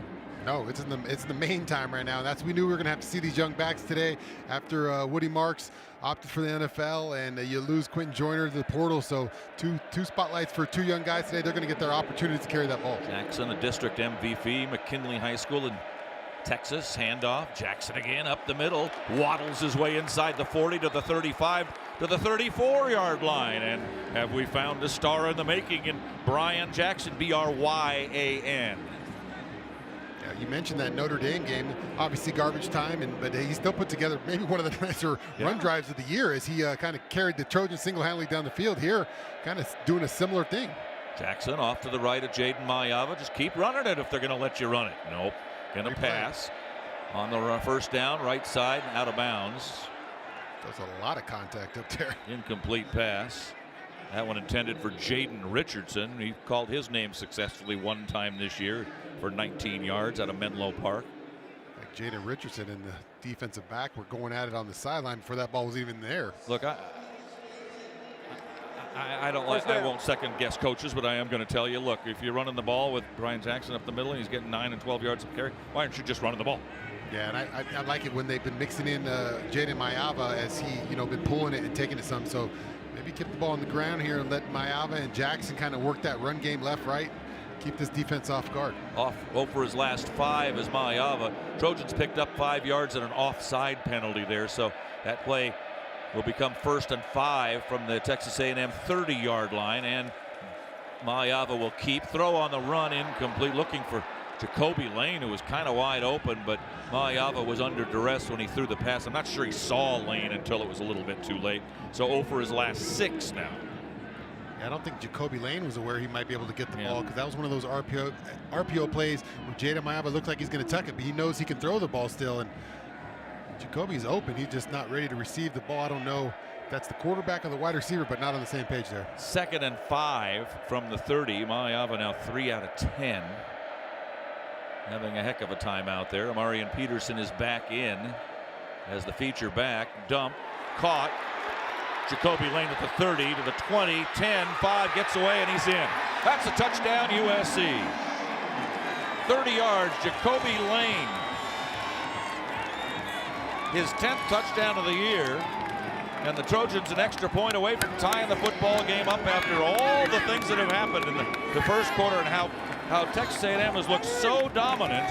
But the 2 interceptions and things start to turn around a little bit. And here we are 7-7 if Lance could put the extra point through. Yeah, we just talked about how Jacoby Lane and Jaden Maiava weren't on the same page in the play previously. They're on the same page, gets to the big fella, and he gets in the end zone. Didn't look like he had the angle to get in, but is able to use those long strides and get past the defender as Jacoby Lane scores a touchdown. Good job by Maiava to throw it over an attacking lineman. Lance's kick is up and good. The lineman had his hands up in the air and just kind of dunked it over him, just barely threw the free throw over him. So it's all tied up, and we've got a timeout on the field here in Las Vegas. Timeout. Tie ball game. USC and Texas A&M. 10:16 to go in the first half. It's a 7-7 tie. Back after these messages on the ESPN LA USC Trojan Football Media Network. Hey everybody, it's Cappy, and let's talk about an upsetting issue that many of us have experienced. You're paying your homeowner's insurance premium every month on time. One day you have an incident like water damage. Maybe it's a broken pipe, could be a toilet overflow. So you open a claim with your homeowner's insurance company to find out that your insurance adjuster is trying to pay you so little you won't even be able to repair the damage. This is the time to call Avner Gatt. Avner Gatt is a public adjuster, and he is on your side. He's looking out for you. You can try and negotiate with the insurance companies yourself, but it is not that simple. The Avner Gatt team has been dealing with insurance companies for many years. It's all they do. They have vast experience in this matter. You don't.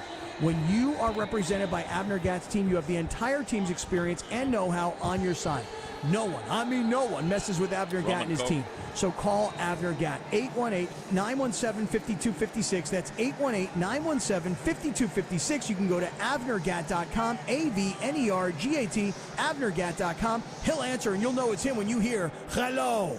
Love staying ahead of the game with the latest tech? Meet Helium Mobile, the first phone carrier powered by the people. Experience coverage from the nation's largest 5G network and a network built by people like you. For just $20 a month, get unlimited talk, text, and data. Plus, earn crypto for contributing to the network, which you can use to pay your phone plan. Whether you're a USC Trojans fan, student, employee, or just trying to save a buck on your phone bill, Helium Mobile is for you. Make the switch today at hellohelium.com. Fight on. It's Scott Kaplan. You are listening to the Las Vegas Bowl. USC, Texas A&M, right here on the home of the Trojans, 710 ESPN. Fight on. An interception in the end zone by Keely Arnold. Trojans go 8 plays, 74 yards in about 3.5 minutes. 30-yard touchdown pass from Jaden Maiava to Jacoby Lane makes it 7-7, 10 and change left in the first half here of the Las Vegas Bowl. Let's go down to the field for Jordan and our DirecTV sideline report. Yeah, listen, it's been a pretty rough start for Jaden Maiava. He's been indecisive and made some strange decisions out there, and I think maybe the adjustment is just getting the ball out of his hands a little bit quicker. You know, we were having this conversation, Shaun and I were sitting there watching Caleb Williams, who's going through his growing pains in the NFL last night, and so much of the adjustment for him is not trying to hold the ball and running around and trying to make the home run play over and over again. Really saw a lot of that in the first quarter from Jaden Maiava, but on the touchdown pass, that ball was out of his hands, and he hits Jacoby Lane on the move in probably 2 seconds or less. So I think a little bit more of that going forward, especially with the run game working right now, which softened up that defense. Well, you got good beer and good vibes. It's all Buena. Stone Buena Vista Salt and Lime Lager is Baja inspired and imported from San Diego. Located near you at fine.stonebrewery.com. Cheers. So kickoff coming up. Bussey is back to receive this. Terry Buss. Timpson High in Texas. The kickoff by Lance is over his head and into the end zone. And a touchback for A&M. A 7-7 tie. A&M slight favorites in this ball game. I don't know how they do that knowing who's playing in this game. But as I've mentioned over the years, Las Vegas doesn't tear down very many hotels unless they want to. They choose to. Like the one we were in. The Virgin Hotel used to be the Hard Rock. Now it's changed back. It's different. The Virgin Hotel, yeah. First time staying there. Very nice. The rooms were great. First out to 25.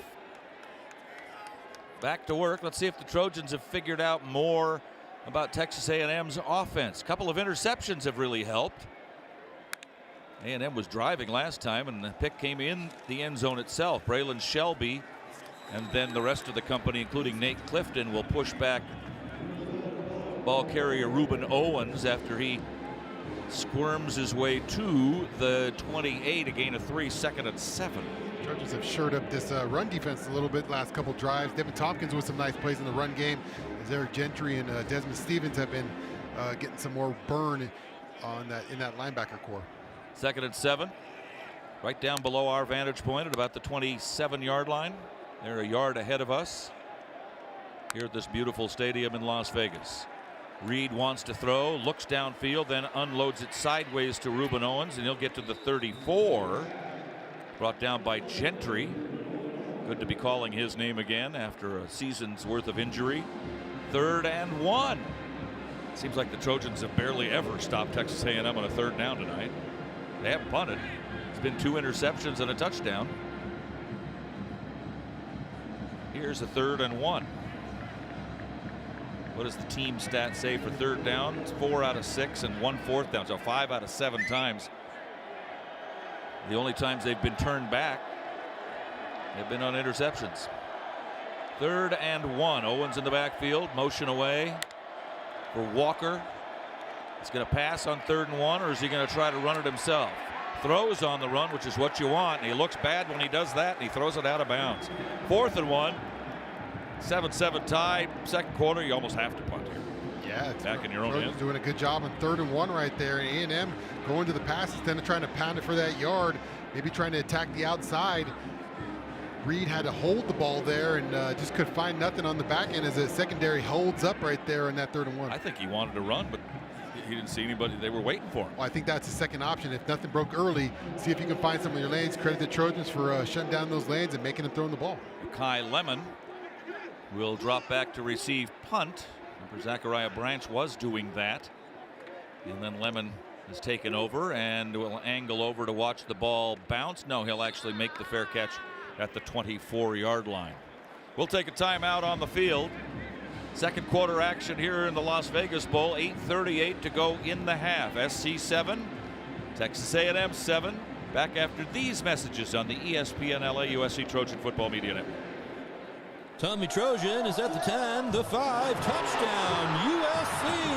Make big plays on the field and in life. With iTrust Capital, you can buy and sell crypto 24/7 with the tax benefits of a retirement account. That's right, invest in crypto with the tax advantages of an IRA. iTrust Capital is easy to use and has no sign-up fees. Don't be a Monday morning quarterback. Make big plays now. Visit iTrustCapital.com/USC to start investing today. The official cryptocurrency platform of the USC Trojans. Taxes and conditions may apply. These cryptocurrencies are speculative investment. Jake from State Farm. I just beat my running PR, so I'm celebrating with the Banana Bonanza smoothie. Hey, and you can keep celebrating when you create an affordable price just for you by bundling your home and auto with the State Farm Personal Price Plan. Go bananas. I will. Hey, make it a large. Bundling, just another way to save with the Personal Price Plan. Like a good neighbor, State Farm is there. Prices are based on rating plans and vary by state. Coverage options are selected by the customer. Availability, amount of discounts and savings, and eligibility vary by state. USC Football and Children's Hospital Los Angeles continue to support the pediatric needs of our community. For over 120 years, CHLA has been at the forefront of providing exceptional medical care for children across California. Recognized by U.S. News and World Report as the #1 children's hospital in California, CHLA has consistently ranked among the top national hospitals and has been on the honor roll of best children's hospitals since its inception. Whether it's routine care or life-saving treatment, families trust CHLA for its world-class pediatric care. To learn more, visit chla.org today. Hey, it's Travis. You're listening to the Las Vegas Bowl, USC A&M, right here on the home of the Trojans, 710 ESPN. Fight on. Well, Trojans get it back, and a 7-7 tie midway through the 2nd quarter here at the Las Vegas Bowl. Let's go down to Jordan Moore on the field. Pete, I think you really nailed the adjustment from Danton Lynn so far, which is take away those underneath throws that Marcel Reed was picking the Trojans apart with early on in this game. All the throws with the longer air yards. They made that one great contested catch in the deep ball that Carlos Nicholson played pretty well, but you had the 2 interceptions on longer balls and really some inaccurate throws. So if the Trojans can force Reed to go vertically down the field, I think it's advantage USC and sort of the first adjustment of the game. The Joint Chiropractic, helping to adjust you. You see what I did there? Can help ease your pain and keep you moving. To learn more and to claim our $29 new patient special, visit thejoint.com today. Talk about adjustments. Always working the nice transitions, Pete. Speaking of which, John Jackson will join us at halftime during your Southern California Audi Dealers halftime show, and John and I will talk about halftime adjustments that need to be made for the Trojans to try to win this bowl game and finish the season on a good note like they did last year in the Holiday Bowl.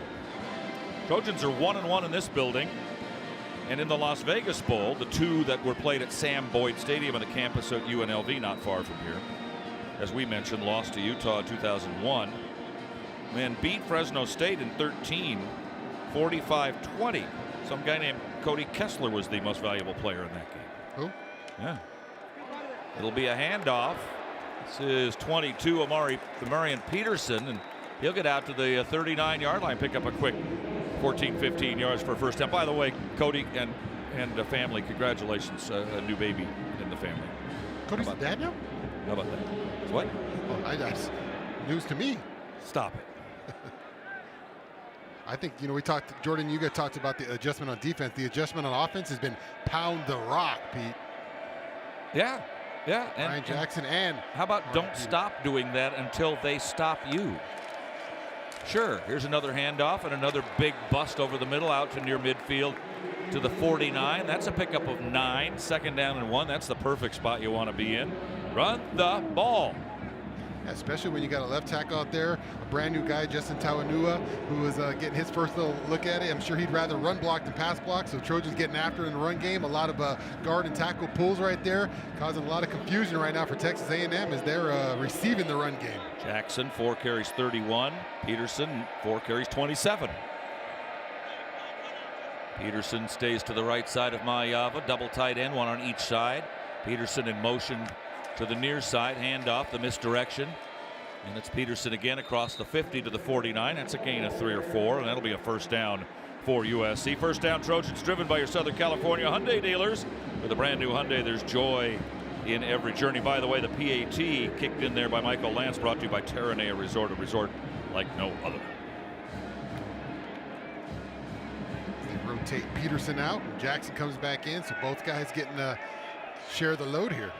By the way, Kessler threw 4 touchdown passes in that win over Fresno State. Still a Las Vegas Bowl record some 11 years later. Mayava wants to throw, does. That's complete. Makai Lemon spinning around. Gets to the 40 and maybe the 39-yard line. He needed 10. He got 11, and that's a USC first down. And here come the Trojans. Yeah, the pass game's a little easier for Jaden Mayava when that run game is going. A lot more open lanes. When those linebackers are coming downhill, the middle opens up, and he throws a dart right there to Makai Lemon, who does a lot of spinning. Maybe doesn't get any yards, but it looked fancy going to the sideline. First down at the 38. Lemon now, 2 catches, 20 yards, making 3 catches, 20 yards. Lining up in the backfield is McCree. The faking handoff, the throw over the middle, intercepted. Brought back about 10 yards. Tackle by Jacoby Lane.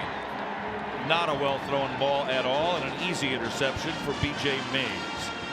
You're running the ball like crazy. You're running it up their gut. You're just killing them on the running game. And an interception.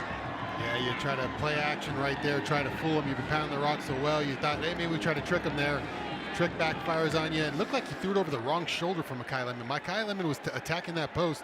And looked like the throw was to the outside shoulder, and Makai had no chance to make a body adjustment, and the Aggies come away with the interception. Timeout on the field. We'll come back in a minute. We've got 5:55 lucky numbers here the first half. Here's 2 other lucky numbers. USC 7, Texas A&M 7 in the Las Vegas Bowl. Back after these messages on the ESPN LA USC Trojans Football Radio Network. We are Lifelong, where we make injury loss simple. We have 2 simple goals for all of our clients: full medical recovery and ultimately full monetary compensation. We understand that it can be overwhelming to face the uncertainty in the wake of an accident. We will be there with you at each step in the legal and healthcare process. You will pay nothing unless we win your case. Not run the ball Dial 1-800-LYFE-LAW or check us out at lyfe.com. Life Law, official sponsors of USC Athletics. USC Trojan fans, Smart Stop Self Storage is ready for game day. Smart Stop Self Storage is committed to making the self-storage experience easy and hassle-free for all Trojan fans. Whether you're storing your Trojans tailgate gear, need temporary storage while moving to a new home, or need a storage solution for your business, we're here for you with convenient locations throughout Southern California. Smart Stop Self Storage, the smarter way to store. Visit smartstop.com to reserve your space today. Fight on. Fight on. Looking for the play of the day? That's easy. Fight on to victory with USC and fly on faster with ONT. The fastest and easiest airport experience in SoCal. Not to mention, Ontario International Airport has over 70 nonstop flights to more than 20 major destinations with less traffic coming in and out. In other words, getting here is a breeze, and so is following our Trojans anywhere the season takes them. That's a lot. Because let's be honest, faster is always better when it comes to your airport. Start planning your next journey today at SoCalSoEasy.com. Hey, it's Mace. You're listening to the Las Vegas Bowl, USC versus Texas A&M, right here on the home of USC football. 710 ESPN. Fight on. Check those lottery tickets, baby. See if you got $1 billion plus. The payout is only $500 million cash option. The positive turnovers for the Trojans, 2 of those presented by Yeti, making gear that helps you stay out longer, travel farther, and live harder. However, that last one was not a positive turnover, a negative turnover, and so Texas A&M's got the ball back in a 7-7 tie and about 5.5 to go in the half. Their own 24. The Aggies will have the ball to start the second half, so the Trojans will try hard to make it not one of those bad news double possessions that result in points for your opposition. Reed is 4 out of 10. His last 10, I should say, 4 of his last 10 at quarterback, and 2 of those have been interceptions. He'll throw this time, and it's dropped. Just cement hands there for Trey Watson. Hit him right in the midst. And it looked like he was starting to turn upfield, perhaps, just as the ball hit him. And that's a bad idea. You got to take it with you.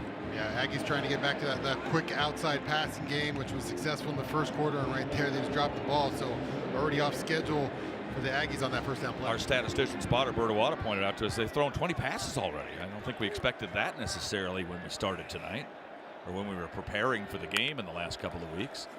He'll throw again. This number 21. This one's caught at the 29 and out to the 30-31 yard line goes Ja'Day Walker, transfer from Grand Valley State, top football program at a lower level of the college world. And it'll be 3rd down and 4. We've made mention of their proclivity at 3rd and 4th downs. Texas A&M has done very well so far tonight as they line up to try to get this one here. 5 out of 8 on 3rd and 4ths. Trojans almost jump offside on the clapping, and now they do. What happened was the clapping happened. Then Kobe Pepe jumped over but never made contact, but it caused one of the Aggies to come out of their stance. And while he's in the neutral zone, that'll be a penalty against the Trojans. Yeah, just a bad one. Offense, number 71. Oh, and they called it against Texas A&M. Third down. Oh. Well, I think what happened was Kobe Pepe jumped off, and then I think he got back, and then the offensive lineman movement tried to do the move thing where he was trying to get the flag. So if he's still in there when the A&M guy comes up, if he's in there when he moves, it's on USC. Right. If he gets back and he moves, it's on A&M. All right. So he got back, and when he got back, the other guy jumped up. All right, got it. 26-yard line, and instead of a 3rd and sort of short, it's 3rd and sort of long. Up under the ball, Koli Fayu, center for the Ags, gets it back to Reed. Shelby's got him and sacks him back at the 20-yard line. Braylon Shelby with a big defensive play, forcing a punt here late in the first half. Shelby's 2nd sack of the season, 4th of the career for the true sophomore Braylon Shelby. And just a big sack by 34 right there, getting able to rush the tight end, using his power. A tight end should never be able to block a defensive end, and Shelby just runs the tight end straight back to the quarterback and collects the sack. A big play for 34, a guy we kind of been waiting for all year to get that big play right there, shows up in the bowl game. Tyler White to punt. He kicked it last time to Kai Lemon, who looked upset to me that he didn't return that he called a fair catch, and he looked upset that he did. Now he calls another fair catch, and fingertip grab at the shoestring level at the 39-yard line. Pretty good field position for the Trojans here, though. with 4:09 left in the first half in a 7-7 tie. Jordan Moore on the field in our DirecTV sideline report. Jordan. You know, I think this is one of those games where at halftime, if the A&M fans and the USC fans met at the concession stands, they both would be saying about their teams, please run the football. I don't think either quarterback has had a particularly good half throwing it in, yet we have seen a lot of throws, particularly from Texas A&M, and both teams have had much more success on the ground. Here's a fun stat for you guys. Jacoby Lane, his last 5 catches, all touchdowns. Oh, hey. Keep doing that. That'll get you some money somewhere. Back in the backfield, Brian Jackson. And he will get the call, left side, runs it out across the 40 to the 44.5, almost the 45, a little short of that. Second down, and we'll call it 5.5. Not a sexy play there, Pete, but a successful play. You get 4.5 every play, you'll score every time. That's a 4 or 5 yard run right there. You take that all day long. I know sometimes you want those huge plays and to do it, but sometimes football is just taking those kind of plays over and over and over again, and that's the Trojan offense could stick with that run game. I feel pretty successful right now. Jackson off to the right and behind Mayava. The call to Jackson, and this time they're waiting for him and throw him for a loss. Back at the 43, loss of 1. So now 3rd and 7. That's the first negative running play in some time. And Lake McCree just whiffed on the linebacker there, Solomon DeShields, and that's why you see that one. But hey, you're going to have some of those plays. That's when you know the linebackers are starting to cheat up. Now that's when you attack different areas of defense. That's how this thing kind of works. You wait for that offense, the defense to adjust, and then you attack where they're not. DeShields, a senior transfer from Pitt, where he played for 3 years. Fair in motion away, joining Ford and Lane to that far side of the triangle set. Now Ford comes in motion to join McCree wide to this side. Under 5 of the play clock as Mayava takes the snap. Throws it over the head of Ford, who's being held up at the 50. That's got to be a penalty, sure. Ford had no opportunity to go further downfield. They were just holding it. And that'll give the Trojans a first down. Almost looked like a play just designed to draw a flag there, as he just kind of throws it up over there and hoping Kyle can make a play, but knowing that he might be able to draw a flag as the defender just got in Kyle Ford's way before that ball was able to get there. Pass interference, defense number 20. Ball be placed at the spot of the foul. Automatic first down. Yeah, they stopped him from being able to catch the pass. He's only about 1.5 yards away from it. Easy call. Ford's a big guy, too, about 6'1". He plays taller. We haven't seen it called a lot in the conference, but there maybe a different look. See that a lot in the NFL. A lot on Sundays. NFL coming to the end of the season. Looks like the Chargers are going to make the playoffs. The Rams have a pretty good shot at it, too. Lose win. That's all. Throw out of the backfield. Flip to the 45-yard line. 50, 45 on the A&M side is Amarian Peterson with his first pass reception of the season. And that'll move the ball. Was a first down at the Aggie 49. Now it's a 2nd and 5, just shy of the 44-yard line. It's as good as a run right there. You see kind of it's a dangerous pass. He just has to barely touch that over the top of the defender. A little hip drop tackle right there. Can't do that in the NFL. Lyons and Lane to the far side. Near side is Jaden Richardson. The handoff. Be thrown for a loss of about 1 yard is Amarian Peterson. Start to look at the clock and become more concerned there. Exactly 2 minutes remaining in the first half as they will take the stoppage now that they didn't used to have but do now. And USC and A&M 2 minutes away from the halftime break here. We'll take the timeout with them. 7-7 tie. Back with the finish of the first half after these messages on the ESPN LA USC Trojan Football Media Network. We are Lifelong, where we make injury loss simple. We have 2 simple goals for all of our clients: full medical recovery and ultimately full monetary compensation. We understand that it can be overwhelming to face the uncertainty in the wake of an accident. We will be there with you at each step in the legal and healthcare process. You will pay nothing unless we win your case. Dial 1-800-LYFE-LAW or check us out at lyfe.com. Lifelong, official sponsors of USC Athletics. USC Trojan fans, Smart Stop Self Storage is ready for game day. Smart Stop Self Storage is committing to making the self-storage experience easy and hassle-free for all Trojan fans. Whether you're storing your Trojans tailgate gear, need temporary storage while moving to a new home, or need a storage solution for your business, we're here for you with convenient locations throughout Southern California. Smart Stop Self Storage, the smarter way to store. Visit smartstop.com to reserve your space today. Fight on. Fight on. Looking for the play of the day? That's easy. Fight on to victory with USC and fly on faster with ONT. The fastest and easiest airport experience in SoCal. Not to mention, Ontario International Airport has over 70 nonstop flights to more than 20 major destinations with less traffic coming in and out. In other words, getting here is a breeze, and so is following our Trojans anywhere the season takes them. I don't have because any more let's tickets. be honest, faster is always better when it comes to your airport. Start planning your next journey today at SoCalSoEasy.com. Hey, it's Mace. You're listening to the Las Vegas Bowl, USC versus Texas A&M, right here on the home of USC football. 710 ESPN. Fight on. 7-7 tie, 2 minutes to go in the half. Trojans moving towards a possible score that would give them the lead going into the break. Last time these guys played, it was on New Year's Eve in 1977 towards 78 in the Bluebonnet Bowl in Houston at the Astrodome. One of my two favorite games ever played at the Astrodome. The other one was Elvin Hayes beating Lou Alcindor when Houston beat UCLA in basketball. I think that was 1968. That was pretty good. What about the Bad News Bears? Well, they playing the Astrodome? The guys that played for SC in that game, Calvin Sweeney caught a touchdown pass from Rob Hurdle. Some kid named Charles White, very young Charles White, 1977. Scored a 25-yard touchdown pass from Hurdle. Frank Jordan kicked a couple of field goals. Dwight Ford, the pride of Bell High, had a 94-yard run. And Mosi Tutupu is a great player on that USC football team. That was a great team in 77. The 78 team, the national champ team, and the 79 team might have even been better than the 78 team, but they suffered an ill-advised tie in their season. And that cost them back-to-back national championships. Might have been the best team in the country, though. I like to think so.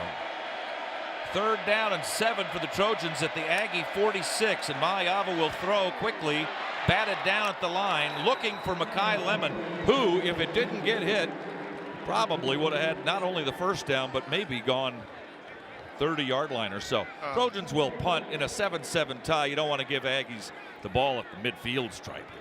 Just the perfect call right there in a blitz. All the linebackers are leaving, trying to rush. Jaden Maiava just got to get it over the lineman right there to Makai Lemon. Doesn't have to throw a laser beam right there. Just get it to him, pop it over to him, because he's wide open. You got to pick that one up easy. I've made mention a couple times that he's been fortunate to throw those lob passes over oncoming linemen, and in this case, no lob pass called for. Czaplisky will be roughed as the kick gets away and will be downed near the end zone, but Czaplisky is hurt. He is rolling over and getting up very slowly back at his own 40-yard line, the All-American punter. And now another flag goes down late. That's interesting. Why would you throw a second flag with the first flag already down there? Maybe some chatter going back and forth. Well, nobody was down there. Foul. Roughing the kicker. Okay. Receiving team. 15-yard penalty. Automatic first down. Well, that'll give the Trojans a first down and a new lease on life, to be sure, as Czaplisky punting that gets number 9. hit and dropped pretty quickly after by Jones, Trey Jones. Strong safety by Trade, but in on special teams on the punt rush from the left side. And he hit him in the knee, and he hit him pretty hard. Now Czaplisky coming off the field. Walking, but walking slowly. We'll keep an eye on that, as he has been a huge part of the Trojan season and has punted a bunch and punted well tonight so far. Yeah, hopefully nothing major there with Eddie, because he got the flag there. Hopefully he's just selling it a little bit. Hopefully it's not a major injury there. Well, he's in Hollywood, so you just don't know. Well, they're trained to kind of sell those after they get hit a little bit. He did get hit.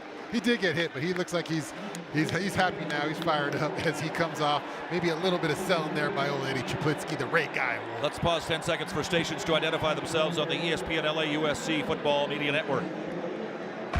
Hey, it's Lawrence Mace, and this is USC football back where it belongs on 710 ESPN. KSPN Los Angeles, a good Karma Brands radio station. Fight on.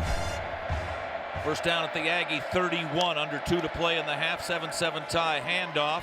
Looked like a big hole on the left side. It kind of closed up, but a pretty good run there for Jackson, who gets from the 31 to the 25, picks up a quick 6. It'll be 2nd down and 4. Yeah, it didn't look like a big hole there, but the offensive line just driving the Aggies off the ball right now. That was all offensive linemen just moving people backwards. Not a big hole, just movement. As this offensive line is getting these, I know we're talking about these running backs, but give credit to this O-line is moving this Aggie defense around. Trojans have all 3 of their times out left. Under a minute and a half to go in the half. 2nd down and 4 from the 25-yard line. Jackson starts off on the left side, moves to the right side of Jaden Mayava. Handoff goes to Jackson, cuts it outside, then back in. They've got him wrapped up at the line of scrimmage. He manages to drag him forward for a yard to the 24. 3rd and 3, 56 seconds left in the half at a 7-7 tie. No particular hurry unless you're really looking for a touchdown. Then you start call your timeout here pretty quickly. McCree wide to the left. Looked like he's lined up offside, doesn't he? Right side, Jay Fair and Jacoby Lane. Long count for Mayava. They don't have that kind of time. Got to go. Trojans changing the play up at the line. The clock continues to run with 30 seconds remaining in the half. And now the Trojans call timeout. Wasted a good 15 seconds, wouldn't you say, Shaun? Yeah, I think he's frustrated maybe with Jaden Mayava. Jaden's got to know he's got to get going. He can't check in and out of all these plays. He can't get the perfect play. You got to get the play off. So Lincoln just decides, hey, let's burn this time out. It's taking too long on this play. All right, you got a 3rd and 3. You're probably within Michael Lance field goal range. You'd like more, but in a 7-7 tie, you'd like any at this point. 30 seconds left. 5 plays, maybe 6 if you're real lucky, but 5 with 2 times out remaining. So if you get a first down here, you've still got a pretty good shot. Run a bunch of plays and try to get in the end zone before having to kick the field goal. You want to save that final timeout to stop the clock right at the end to get the 3. Yeah, you like to have a timeout in your pocket, so you probably run the ball still here to. Yeah, it's 3rd and 3, and if you don't get it, you're at 4th down. Then you have the decision to make. And in a bowl game, as we talked about early in the game, almost everybody's going for it on 4th down. All right, here's Jackson to the left of Mayava. Twin receivers to the right side, McCree and Lane. Left side, Ford is wide and slotted as Lemon. And now after the timeout, look like they're changing the play up again. 30 seconds in the half, 5 of the play clock. Handoff, Jackson dives to the 21. They're going to give him a bad spot. They're going to make it the 21 and a half, and they're going to say it's 4th and about a foot. Well, the clock is still running, though. They're going to do something here. It's 4th down, 16, 15 seconds. Could stop it 2 more times. And now Lincoln Riley looking at the headlines and saying, well, they're trying to make a substitution. This will be a 30-second timeout. And they have to call timeout with 12 seconds left. Well, now you've got the choice. You kick a field goal on 4th and a half a yard, or you run a play, call another timeout, and kick the field goal. Unless you're throwing for the end zone here, it's time to kick. Should have got to that timeout earlier. I'm sure he's thinking maybe it's a first down and they got to check the spot and they stop the clock, but you got to get to that timeout quicker and save some clock there. Time management issue there for sure. Earlier in this possession with about 45 seconds left in it. And the fact that the Trojans tried to audibilize and had another 15 seconds go off the clock or so before having to call their first timeout. 12 seconds. Did they add any time to it? 18. They put 6 seconds back up. So 4th and 1. The kickers are on the field. You have to kick here. You have to. Take the lead. Yeah, 18. We'll try anyway. 18 seconds left of the half. Czaplinski will hold for Michael Lance. 14 out of 20. This straight away from the 29, a 39-yard field goal towards the A&M rooting section and banned. The snap is back. The kick is away, and he missed it. Wide left. We deserve a 7-7 tie at halftime the way this game has been played, sort of. It's been an interesting game, but the two teams so many new players, they really haven't found their identities quite yet. Maybe they will in the locker room. You credit A&M as they came out in this game. They looked like a more prepared team. They were executing, running the ball kind of at will and moving the ball. But USC was able to create those turnovers and find a touchdown, and then kind of the game got a little sloppy there. And then Michael Lance misses that kick. Maybe one too many times this year we had Michael Lance in those kind of situations. Just had to come up in those big situations to put those halftime and game finishing ones through. Frustrating one about that is it's straight away, not from either Hashman. And he kicks them in practice all day long, every day. So A&M's got the ball back. They'll just hand off to E.J. Smith. Runs into the line on the left side. No gain on the play. Gang tackled by the Trojans there. Clock will run down and out, and the first half of the Las Vegas Bowl 2024 style is history. 7-7 tie, USC and Texas A&M. What that means is that we'll have an interesting second half, to be sure. Stay with us now as we've got the Southern California Audi Dealers halftime show, which is coming up right after these messages on the ESPN LA USC Trojan Football Media Network. When you're hiring, ZipRecruiter's technology makes finding qualified candidates for your job easy. What if the rest of the world was as easy as ZipRecruiter? Math problems wouldn't be so problematic. A equals 42. And summiting Everest would be a walk in the park.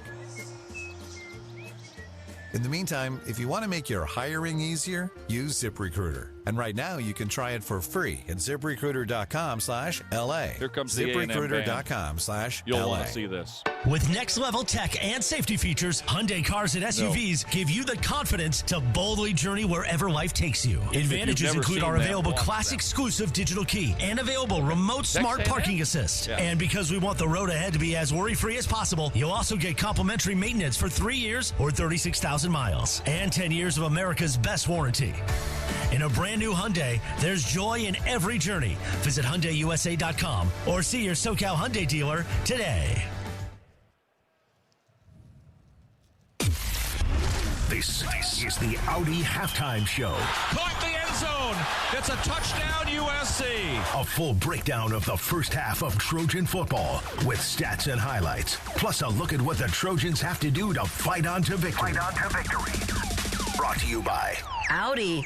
The Southern California Audi dealers are proud sponsors of the USC Trojans. Pechanga Resort Casino, proud partner of USC football. And by Athletic Brewing. No matter what you're looking for in a non-alcoholic beer, there's only one name that has it all. Athletic Brewing Company. Now here's Pete Arbogast and Shaun Cody.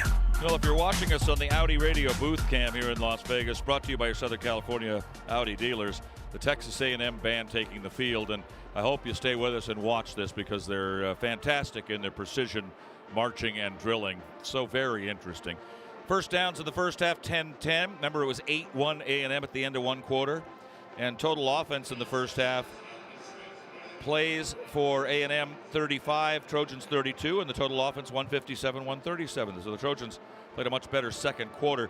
Fell behind 7-0 after one, tied it up 7-7 with 10 to go in the first half. Maayava to Jacoby Lane, a 30-yard touchdown pass, but a couple of interceptions for SC, one thrown to Texas A&M, and missed field goal at the end, or we're still even. It's 7-7. Now it's time to take a listen to our biggest moment of the first two quarters. Ladies and gentlemen, this is your captain speaking. Now, it's time to take a listen to the best play of the first half. Powered by Ontario International Airport. A proud partner of the USC Trojans. Fight on and fly on with ONT. Marion Peterson is back in as the feature back. Dump, caught. Jacoby Lane at the 30 to the 20, 10, 5, gets away, and he's in. That's a touchdown, USC. 30 yards, Jacoby Lane. His 10th touchdown of the year, and the Trojans an extra point away from tying the football game up after all the things that have happened in the first quarter and how Texas A&M has looked so dominant, but the two interceptions and things start to turn around a little bit, and here we are 7-7 if Lance could put the extra point through. And he did. Maayava 6 for 14 for just 69 yards, a touchdown and a pick. The running game was really going for the Trojans. Jackson 9 carries, 44. Peterson 6 carries for 31. For Texas A&M, Reed 11 of 21 for 99 yards, 1 long pass of 42, 1 touchdown, 2 interceptions. Not much going on the ground. 1 leading receiver, Walker, 3 catches for 49 yards. Talk about halftime adjustments now, which are presented by the Joint Chiropractic, the official chiropractor of the USC Trojans. John Jackson joins me for our ESPN LA studios in Los Angeles. And JJ, as I made that comment to Shaun when we broke away for halftime, a couple of teams looking for an identity here. They haven't found it quite yet. Maybe they will here in the second half. Well, Pete, in the first half, USC has had mild success running the football. I think they need to continue to do so because the combination run, 50-50 run and pass is the best way to keep Texas A&M off balance at this point. So run the ball more. When we've all been saying that, Jordan said it, Shaun said it, I said it. We said it on the air, we said it off the air. Run the ball more when your running game is working. Now, towards the end of the half, Texas A&M started keying on the Trojan running game, and we're playing it a little bit better there towards the end of the half. So you've got to mix it up a little bit. Neither of these quarterbacks are doing very much, though. It's going to take patience to run the football, Pete, as you know. They have to be patient with the run game, but I think that Jaden Maava can also expose them defensively. Their secondary is decent, but it's far from good. It's not Big Ten good. One more key to the game then as we start anew in the second half. It's a 7-7 tie. We've got a half a game left in the 2024 USC football season. How are they going to win this thing? Balance the pass and the run. The defense has to come up, and then these players have to get over the hump of finishing games. They have not finished games well this year, Pete. You know that. We've had several heartbreakers at the end. We cannot let this happen. They got to focus, come out of the half focused, and realize this game is going to go down to the end, and they have to make big plays. Big plays. This is where becoming a Trojan, Pete. You got to become a Trojan and make big plays. Big plays win games. That's what's going to happen in the second half. Trojan defense is going to come up big in the second half, Pete. That's what I'm calling. JJ, enjoy the second half. We'll talk to you on the post-game show. We'll continue with our Southern California Audi Dealers halftime show after these messages. 7-7 tie, SC and Texas A&M on the ESPN LA USC Trojan Football Media Network. Invesco QQQ is the official ETF partner of the USC Trojans. The future isn't scary. Not realizing its potential, however, could be. In the game of football, the goal is to have a winning team that strives for excellence on the field. Go. By focusing on growth and potential, you can build a lineup full of talented players. Let's rethink possibility. Invesco Distributors, Inc.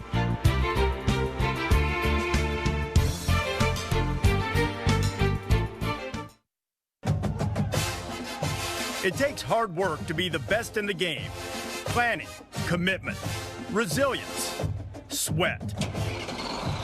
That's why Old Dominion Freight Line, the #1 national LTL carrier for quality, works hard to be the best in the game and is proud to support those striving to be the best in theirs. Old Dominion Freight Line, official freight carrier of USC Athletics, helping the world keep promises.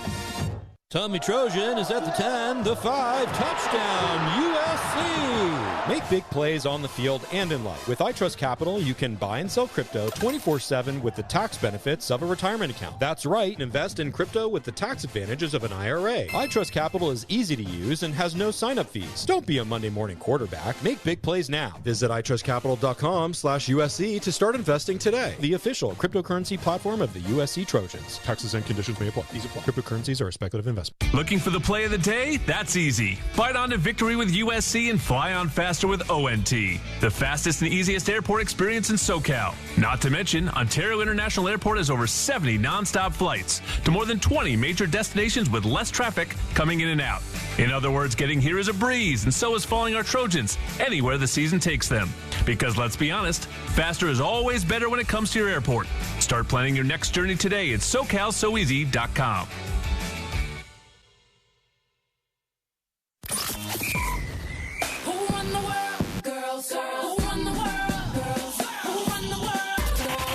The Women of Troy Report is brought to you by Sprouts Farmers Market.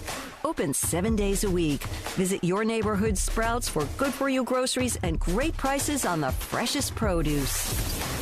I'm Keely Orr, and this is the Women of Troy Report. Today we're speaking with Mabin Thomas of USC Beach Volleyball. So Mabin, you're gearing up for your junior season. What's this offseason been like for you? So our offseason has about 3 to 4 local tournaments in like Manhattan Beach, Huntington Beach, playing against some pretty local teams as well. And then our like workouts and our like practices are pretty intense just because we want to work super hard now. So then when it comes to season, the load is a little less. It's a lot, but it's one of my favorite times just because, you know, you get to play with everybody and see how what partnerships work. And like, it's kind of like a mock of how season's going to look, especially for newcomers who haven't experienced maybe this go. It's just trying to get players ready for season. Yeah, you're one of the older vets on the team now. What's that like, this new roster this year, having younger players and you being one of the older ones now? It's kind of crazy because I swear I was just a freshman. The other day, one of my teammates referred to me. She was like, oh, like you're kind of like our mom. And I was like, that's crazy because I used to look at the vets on our team when I was a freshman as kind of a mom figure as well. So it's really cool to have the freshmen kind of like lean on you, for them to go through similar experiences you did as a freshman, and you can be there. And, you know, it's super cool. I've been with the same 4 or 5 girls since my freshman year, and we're going strong, and it's been a lot of fun. Definitely going strong. All you guys have known our national championships. Yeah.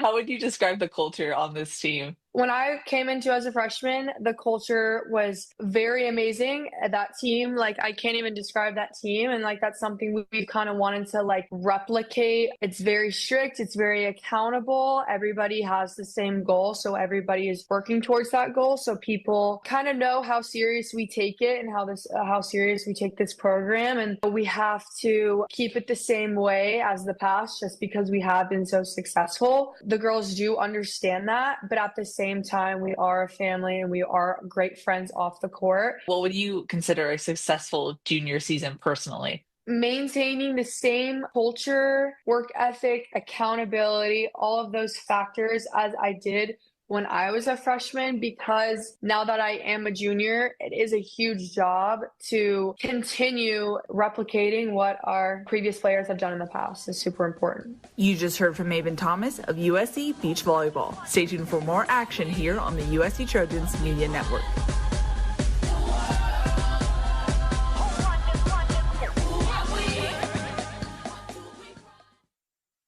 USC Football and Children's Hospital Los Angeles continue to support the pediatric needs of our community. For over 120 years, CHLA has been at the forefront of providing exceptional medical care for children across California. Recognized by U.S. News and World Report as the #1 children's hospital in California, CHLA has consistently ranked among the top national hospitals and has been on the honor roll of best children's hospitals since its inception. Whether it's routine care or life-saving treatment, families trust CHLA for its world-class pediatric care. To learn more, visit chla.org today. It's almost time for kickoff, and the only thing missing in your game day plans is a refreshing drink. With 15% alcohol by volume and a colorful collection of fun flavors, Buzz Balls are the perfect ready-to-drink cocktail for every moment of the game. Try the rich Choco Chiller, zesty Lime Rita, spicy Chili Mango, or discover your new favorite flavor. Cheer for your team with a cocktail you can count on to taste like a winner every time in just a matter of seconds. Find your go-to play and buy Buzz Balls today. Buzz Balls, a proud partner of USC Athletics. Please enjoy Buzz Balls responsibly. Buzz Balls, Carrollton, Texas. This season, Abbott and the Big Ten teamed up to host the first ever conference-wide blood donation competition to help fight the greatest blood shortage in a generation. The We Give Blood Drive helps save as many as 60,000 lives thanks to alumni, students, and Trojan fans like you. But the need for blood donations doesn't stop here. Go to big10.org/Abbott to sign up to give blood and save lives. Abbott, proud partner of the Big Ten Conference and USC Athletics. You want Jersey Mike's signature sub, you get a number 13 original Italian. You want a dramatic radio idea? You get me. Like this. I'm the 7th-string quarterback and the other 6 quarterbacks go down.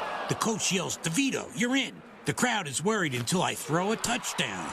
But the other team is celebrating. Apparently, I threw the Jersey Mike's number 13 original Italian I was eating on the sidelines. Whoops. The number 13 original Italian, Jersey Mike's, a sub above.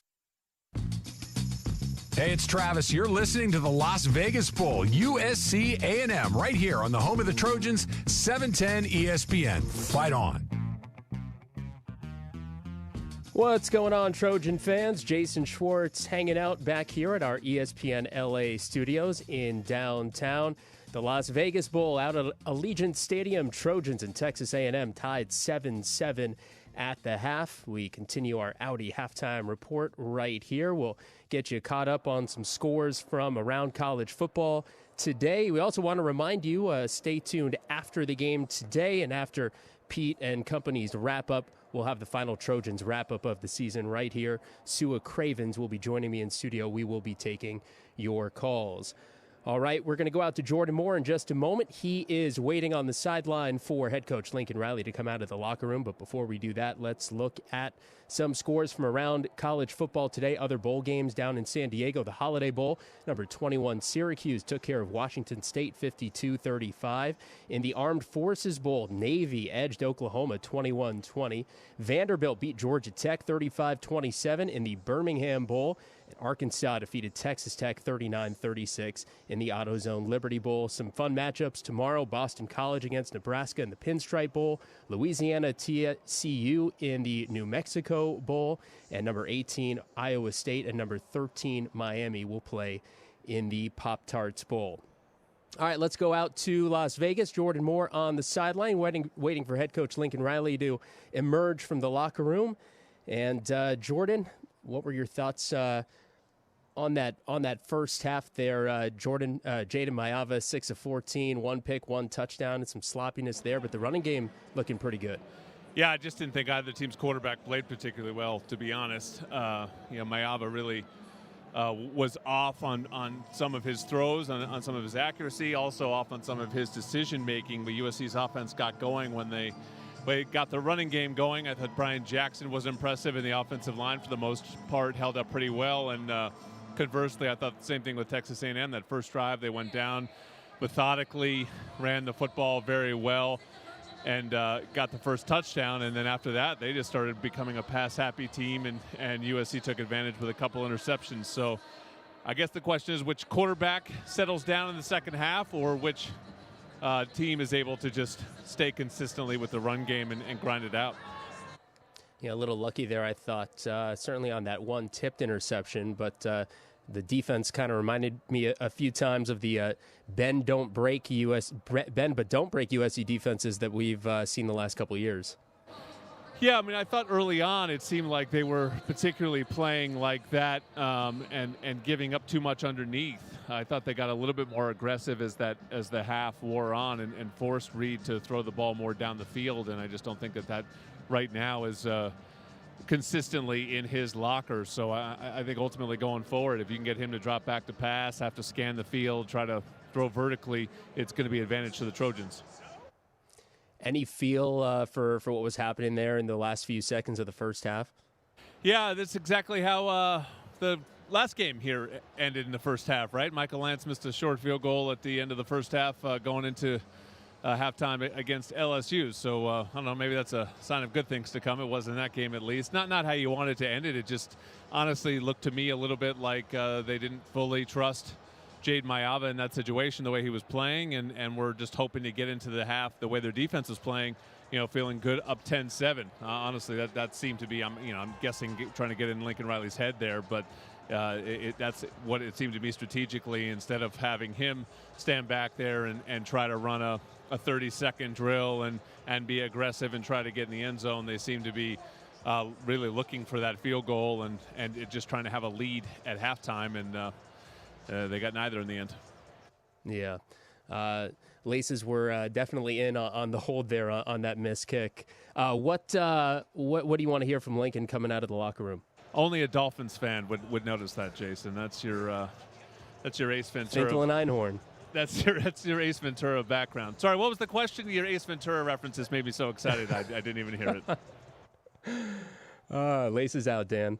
No, the question was, what are you looking to hear from Lincoln as he comes out of the locker room? I want to hear, how they could settle the quarterback down. I mean, I think ultimately that's the question here in the second half. He's talking to the ESPN sideline reporter right now, so we're going to get him momentarily, but Here he is. I got the head coach. What do you want to see from your offense in the second half and your quarterback? Yeah, just get away from the negative plays. You know, we're running the ball well. We're doing some really good things, but we've tried to make too much happen a couple times, and it's bit us. Defense got really shut them down after that first drive. What was the key for them? The turnovers. We started limiting the run game. We're able to limit the quarterback a little bit more in the scrambles. We'll have to do a good job of that in the second half. All right, thanks so much, Coach. We're going to go to break here real quick. Tied at 7, Texas A&M ball when we come back on the USC Trojans Football Network.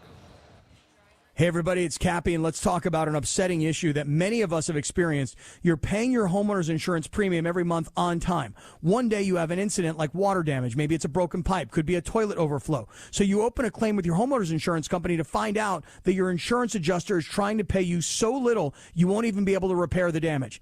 This is the time to call Avner Gatt. Avner Gatt is a public adjuster, and he is on your side. He's looking out for you. You can try and negotiate with the insurance companies yourself, but it is not that simple. The Avner Gatt team has been dealing with insurance companies for many years. It's all they do. They have vast experience in this matter. You don't. When you are represented by Avner Gatt's team, you have the entire team's experience and know-how on your side. No one messes with Avner Gatt and his team. So call Avner Gatt, 818-917-5256. That's 818-917-5256. You can go to avnergatt.com, AVNERGAT, avnergatt.com. He'll answer, and you'll know it's him when you hear, hello. There's no place like the road home. Anticipation in every mile with presents wrapped and bags packed. The joy of the journey and the glow of your destination in the headlights. There's no feeling like it. Pedal down, volume up.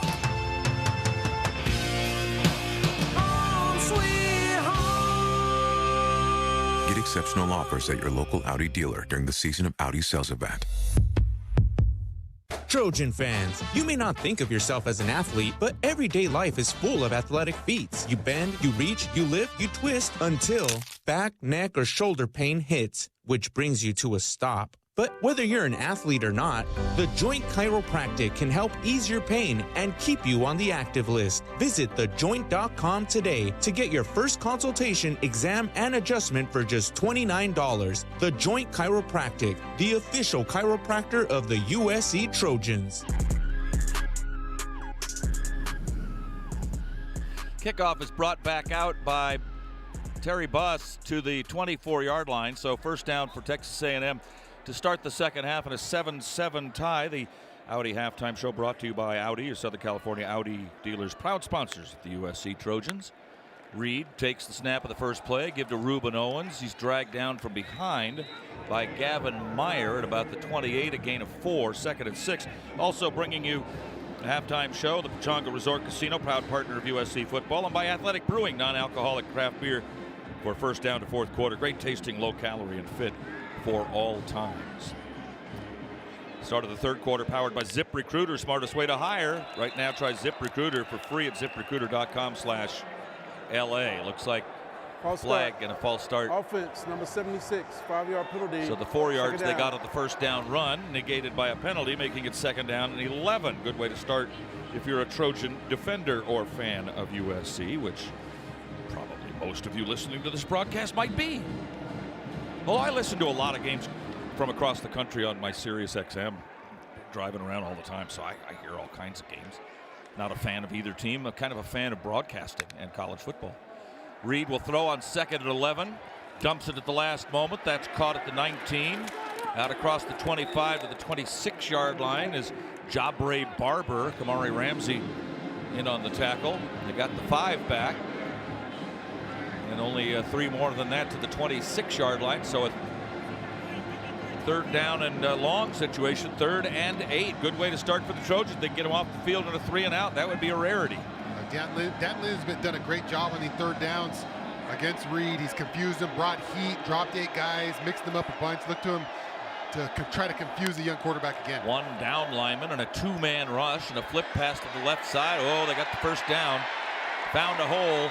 There was nobody there to fill it, and the pass caught by Terry Buss out to the 41-yard line and a first down for A&M. Yeah, just a little flip out to the running back. Too many guys on blocks right there, not getting off their blocks on the outside, able to pick up that first down. 13 out of 23 now. Reed, who is alone in the backfield, sends Barber And Ashton Bethel Roman to the near side. Up to the far side, it's Noah Thomas and a motion man in bus. Back to pass, Reed. Throws it to this near side, complete to the 50. Trojan 45 and missing a tackle. And that cost the Trojans, is out of bounds. Goes big 84, the tight end Trey Watson. All the way at the Trojan 38-yard line. And just like that, A&M's on the move, trying to take the lead in a 7-7 tie at a third quarter of the Las Vegas Bowl. It's been Reed with his arm right there so far in the second half, being able to complete passes there. Too much time in the pocket. Previous play, just flicking the ball to the running back. So the Trojans got to do a better job in this pass game and defending that outside. E.J. Smith in the backfield, transfer from Stanford. Smith will get the carry, left side, big hole. And he takes Kamari Ramsey for a ride all the way to the 20-yard line. They'll mark him down at the 21.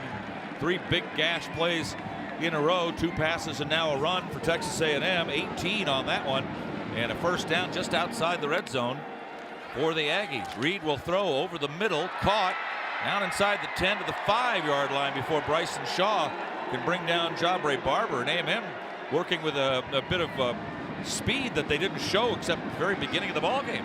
Yeah, it looks very similar to that first drive A&M had. Probably scripted plays, just like in the first quarter, come out in the second half. Probably coming off a script right here, some plays they like to run the second half. Throw left side, Barber to the 5. Gang tackled there and brought down. Second and goal from just inside the 5-yard line. Shaw was there for the stop with Humphrey. Second and goal. And again, we're in a position here where all you can hope for the Trojans is a turnover. They've got 2 interceptions already, or a field goal. A win here if you could hold to a field goal after tremendous chunk plays by A&M so far in the start of this third quarter. Second and goal just inside the 5-yard line, moving left to right for the red crimson-clad A&M Aggies. Lob pass this way, caught, flag down, won't matter. Touchdown. Noah Thomas, his second of the game. Probably going to be a pass interference call against the Trojans. Pass interference. Defense number 14. That penalty is declined. Result of the play is a touchdown. Yeah. Well, that was easy. Yeah, Noah Thomas with his second touchdown right there. Probably should have had a third, but dropped that one or bounced off his shoulder pads, and that was an interception. So, second one for the night. They really trust Noah Thomas, 6'6", 200 pounds, to go up and get the ball right there with Jacoby Covington as number 3. Put 6 on the board for Texas A&M. 77 yards, 8 plays. That drive 351. Extra point for Bond, who hasn't missed one this year. 42 out of 42 coming in. Trying to make it 44s. Out of the hold of the punter, Tyler White. Just the start of things here in the third quarter, and A&M moving the ball down the field easily like they did in the first drive of the first quarter. And they led 7-0. That's the last thing they did scoring-wise, although they did come close a couple of times. They were turned away by interceptions. Extra point is good, so we've got a break in the action with 11:03 left in the third quarter. SC has never led. Texas A&M's got the lead back. It's the Aggies 14, the Trojans 7. Back after these messages on the ESPN LA USC Trojan Football Media Network. USC Football and Children's Hospital Los Angeles continue to support the pediatric needs of our community. For over 120 years, CHLA has been at the forefront of providing exceptional medical care for children across California. Recognized by U.S. News and World Report as the #1 children's hospital in California, CHLA has consistently ranked among the top national hospitals and has been on the honor roll of best children's hospitals since its inception. Whether it's routine care or life-saving treatment, families trust CHLA for its world-class pediatric care. To learn more, visit chla.org today. If your day sounds like... We need the report ASAP. You deserve Modelo. If you've persevered through... You deserve this rich golden lager with a crisp but refreshing taste. Or if you overcame... 2 more reps, 2 more. You deserve this ice-cold reward. Modelo, the mark of the fighter. Drink responsibly. Beer imported by Crown Imports, Chicago, Illinois. Hey, Trojan fans, we've got some big news. USC Credit Union just got even bigger. Now everyone in LA and Orange counties can join the team. Here, you're not just another face in the crowd. You get better rates, bigger savings, and profits that go right back to you. This isn't just banking. It's not-for-profit banking, where you come first. With access to the largest shared banking network nationwide and on-the-go mobile banking, managing your money has never been easier. Ready to join something big? Open your account in minutes at usccreditunion.org. Federally insured by the NCUA.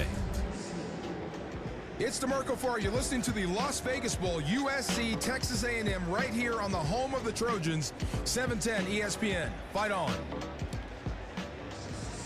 So the Aggies reclaim the lead with their first possession of the second half, 14-7.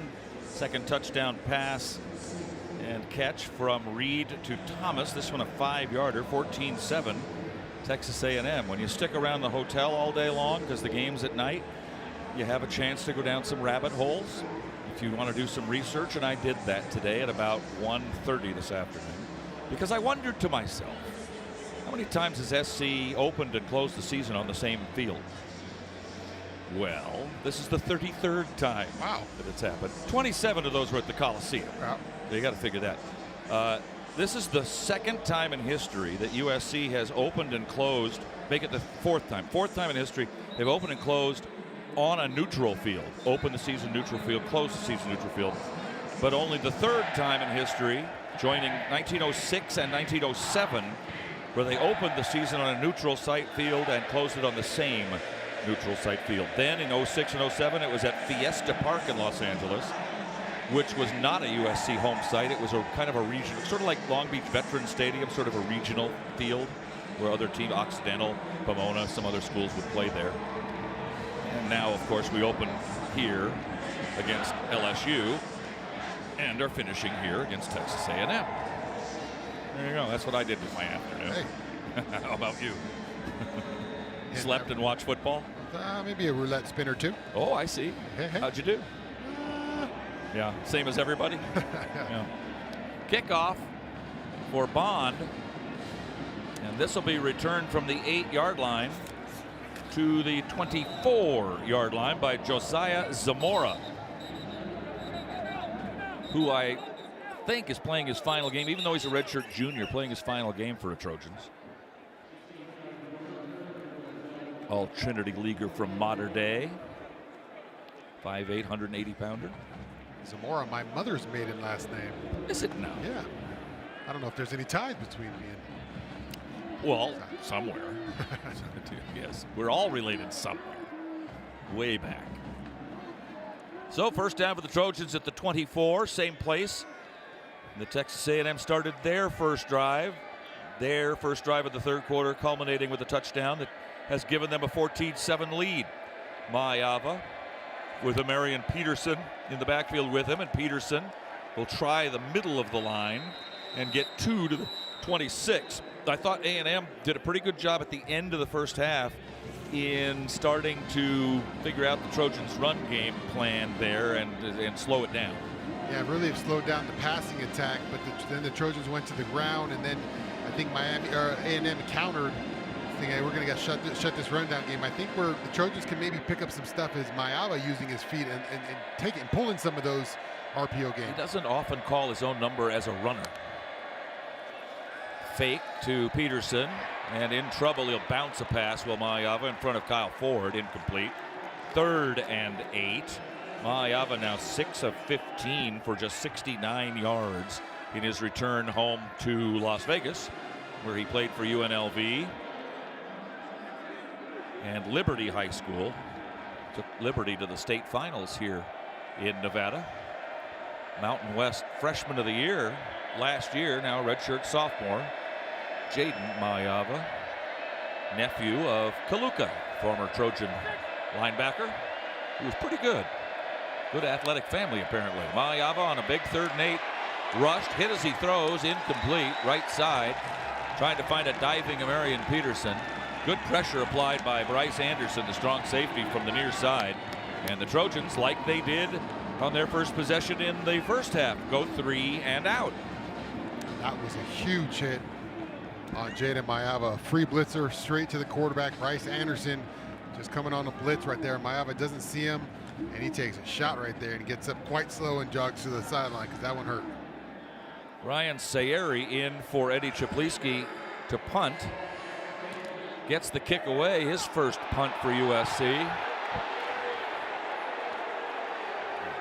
And it will roll out of bounds at about the 17-yard line, and a flag down as they apparently ran into the kicker for the second time in this game.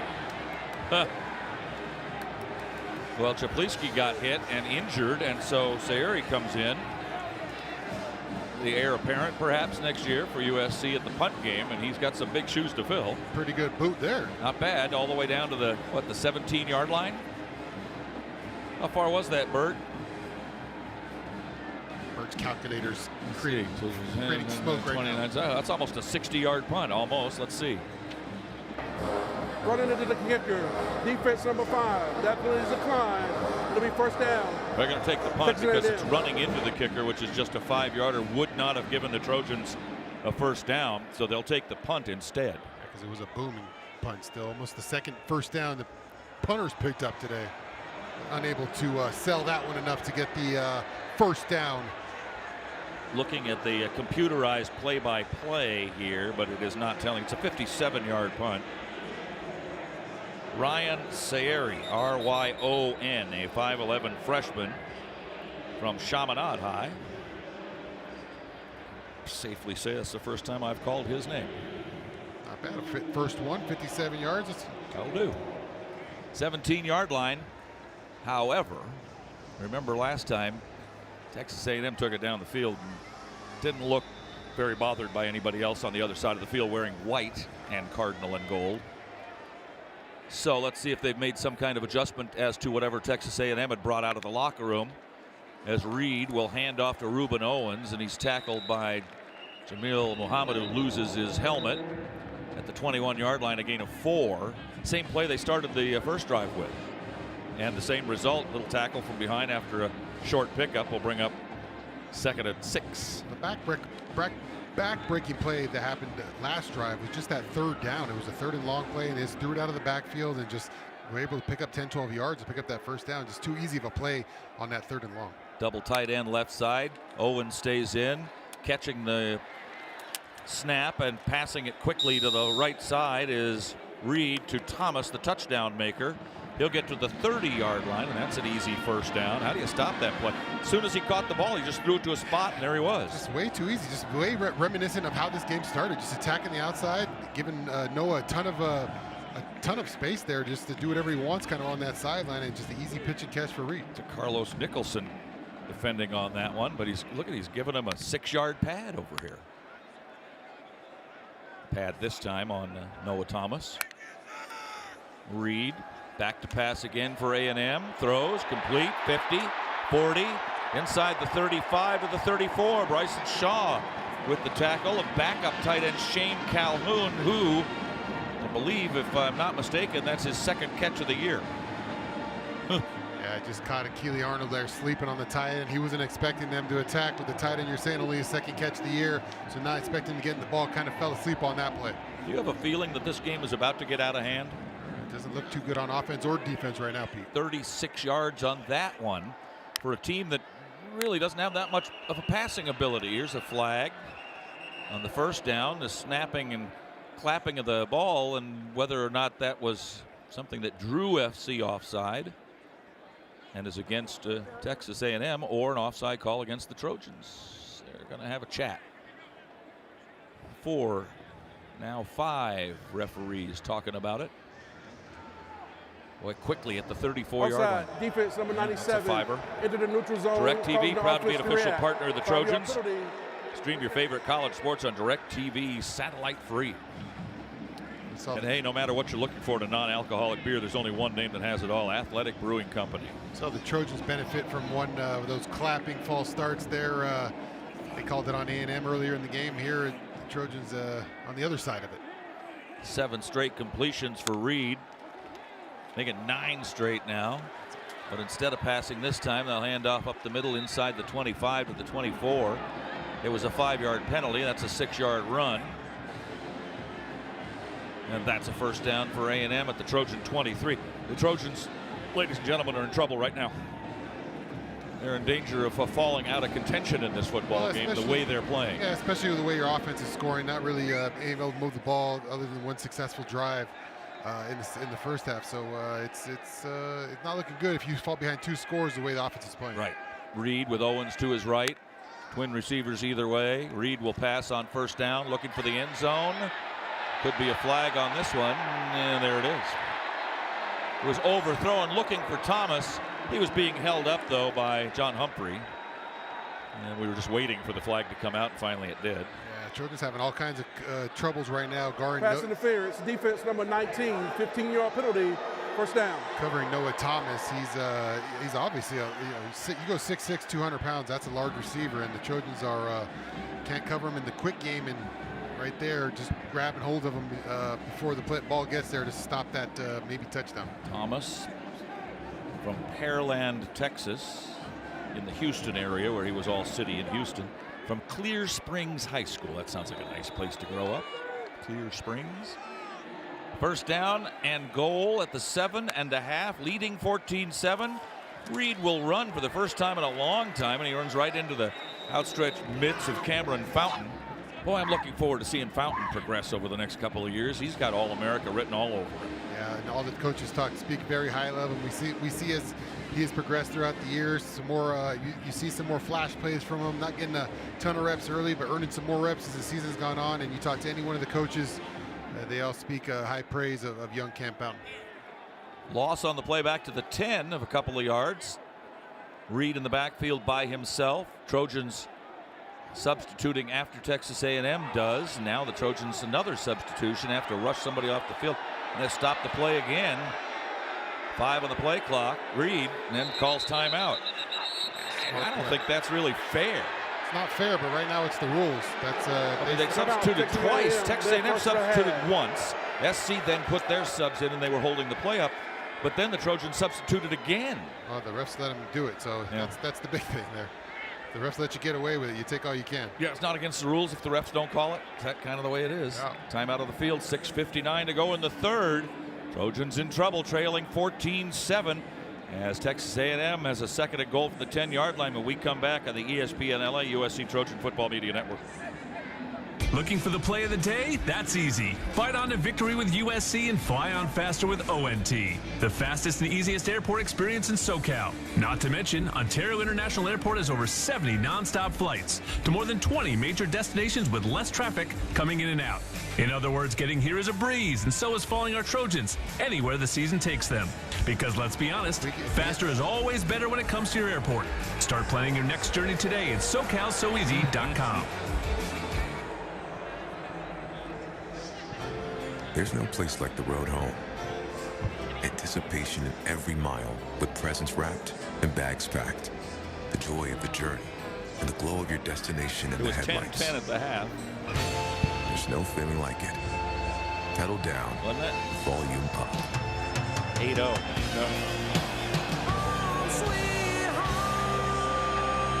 Get exceptional offers at your local Audi dealer during the season of Audi sales event. It takes hard work to be the best in the game. Planning, commitment, resilience, sweat. That's why Old Dominion Freight Line, the #1 national LTL carrier for quality, works hard to be the best in the game and is proud to support those striving to be the best in theirs. Old Dominion Freight Line, official freight carrier of USC Athletics, helping the world keep promises. Hey, it's John Ireland. You're listening to the Las Vegas Bowl, USC Texas A&M, right here on the home of the Trojans, 710 ESPN. Trojan fans, you can listen to USC football and the biggest college football and basketball games on the TuneIn app, free internet radio. Well, as was the case in the first quarter, as you recall, Shaun, Texas A&M dominated the first quarter. They had 8 first downs to 1. Total offense was like 116. Second quarter, Texas A&M 134 yards. Make it third quarter. Trojans look good in the second. In the third, Texas A&M 134 yards. SC 2 first downs are 8-0. Yeah, so far in 3 quarters, Trojans have been losing 2 of those quarters, so not a good sign, and especially when on offense, Texas A&M's been average over 10.3 yards a play. That's not good defense. And their quarterback, Marcel Reed, has already passed for Texas A&M's average of passing yards in a game, 204. And we've only played 2.5 quarters. Yeah, passed the ball a lot more than we expected this game. This year they've been a big, heavy run team, but this game really trusting with their star running back out of the game. They really leaned on Marcel Reed in this. And he hasn't even run it himself very often, which is his forte. He's got an empty backfield, so he's probably going to pass here. Brings a man in motion, throws to the motion man against the grain at the 10, dropped at the 9. Good play there by the Trojans. That was Christian Pierce. First time I've called his name in a couple of games. Yeah, good job on the outside right there by Christian Pierce. He's able to get away from that receiver right there who's trying to block him, come outside and make that play. Terry Buss with the catch after going in motion from the near side right to the quarterback that turned around, ran the other way. This is a 3rd down and a very big play for USC's defense. Watch out for that guy, Noah Thomas, huh? E.J. Smith in the backfield. Marcel Reed, the quarterback. Drifting back, throwing for Thomas, incomplete, well defended. Nice job by DeCarlos Nicholson to just kind of run him to the sideline. 4th down, bring in the field goal unit.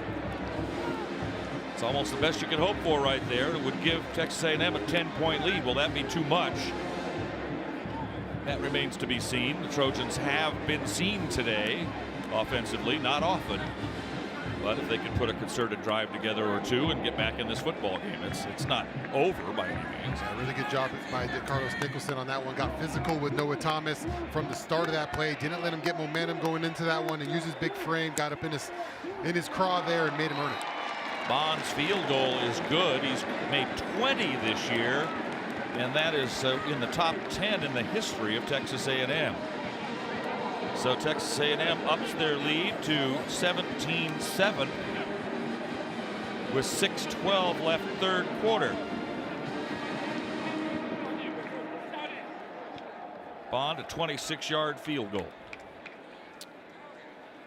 Take a look at some scores from some of the other bowl games that have been played. The top 25 college football playoff report brought to you by Modelo, the fighting spirit of the USC Trojans, and the rankings report driven by Kia.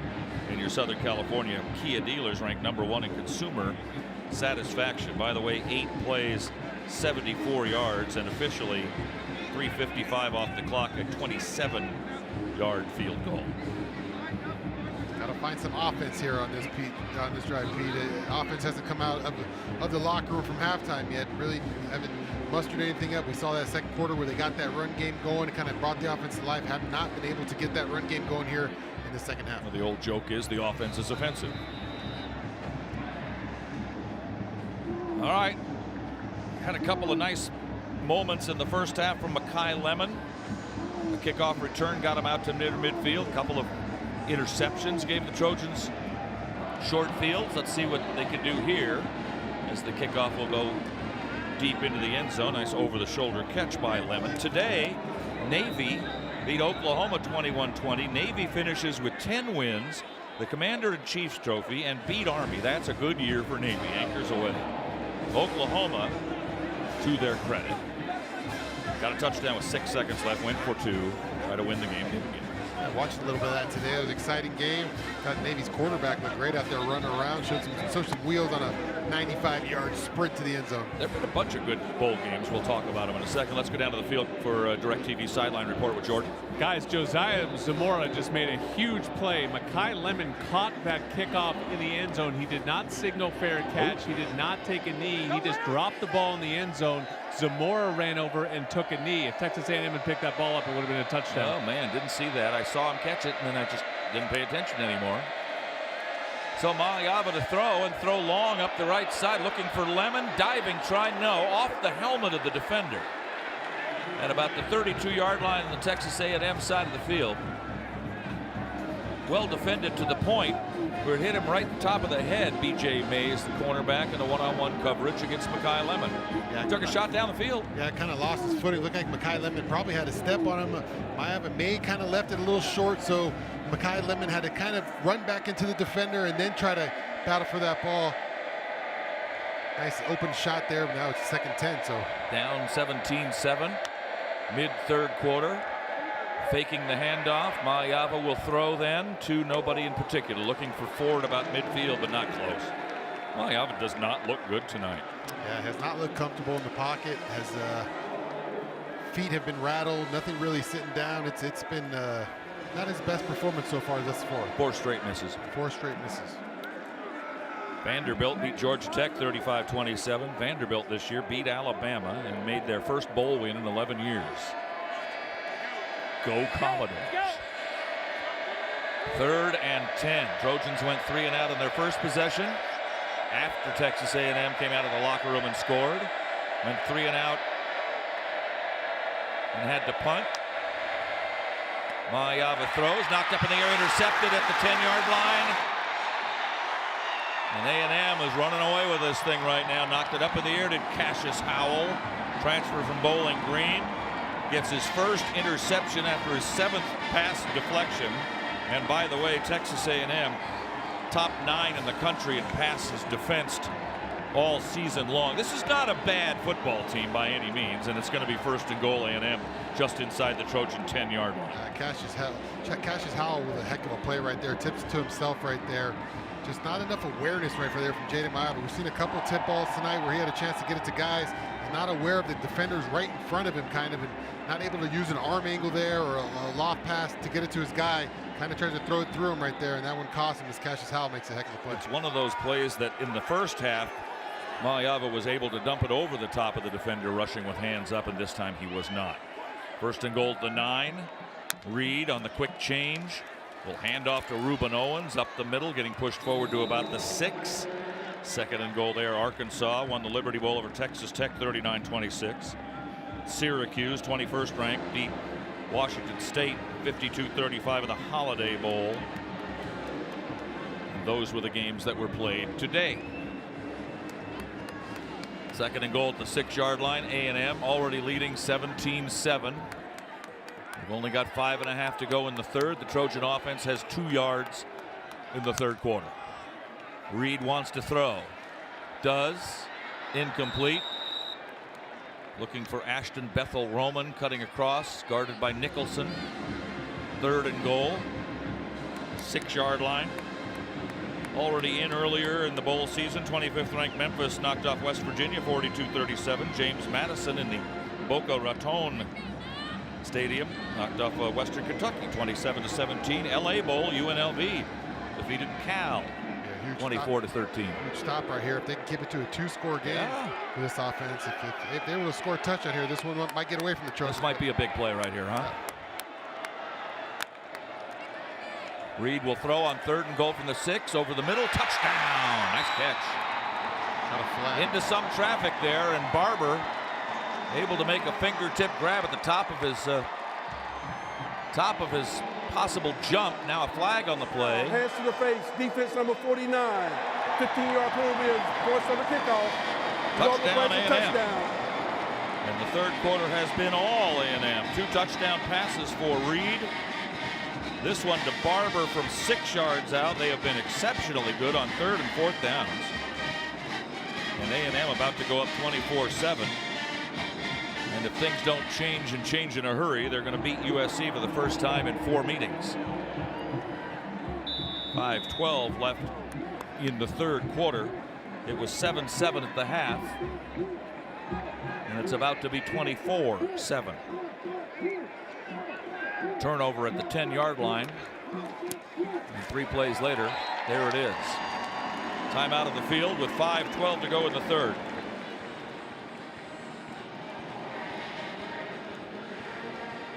And we will take a break. 24-7. Texas A&M back after these messages on the ESPN LA USC Trojan Football Media Network.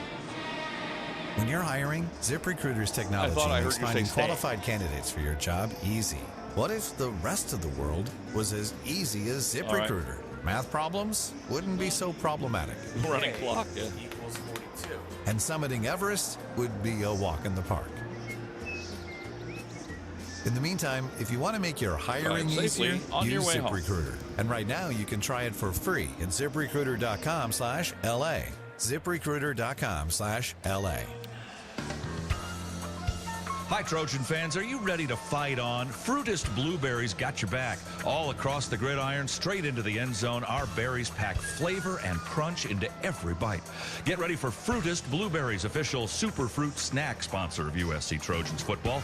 Delicious, healthy, and always ready to win. Snack smarter. Snack Fruitist, because even our berries fight on.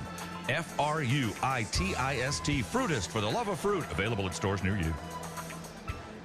With next-level tech and safety features, Hyundai cars and SUVs give you the confidence to boldly journey wherever life takes you. Advantages include our available class-exclusive digital key and available remote smart parking assist. And because we want the road ahead to be as worry-free as possible, you'll also get complimentary maintenance for 3 years or 36,000 miles and 10 years of America's best warranty.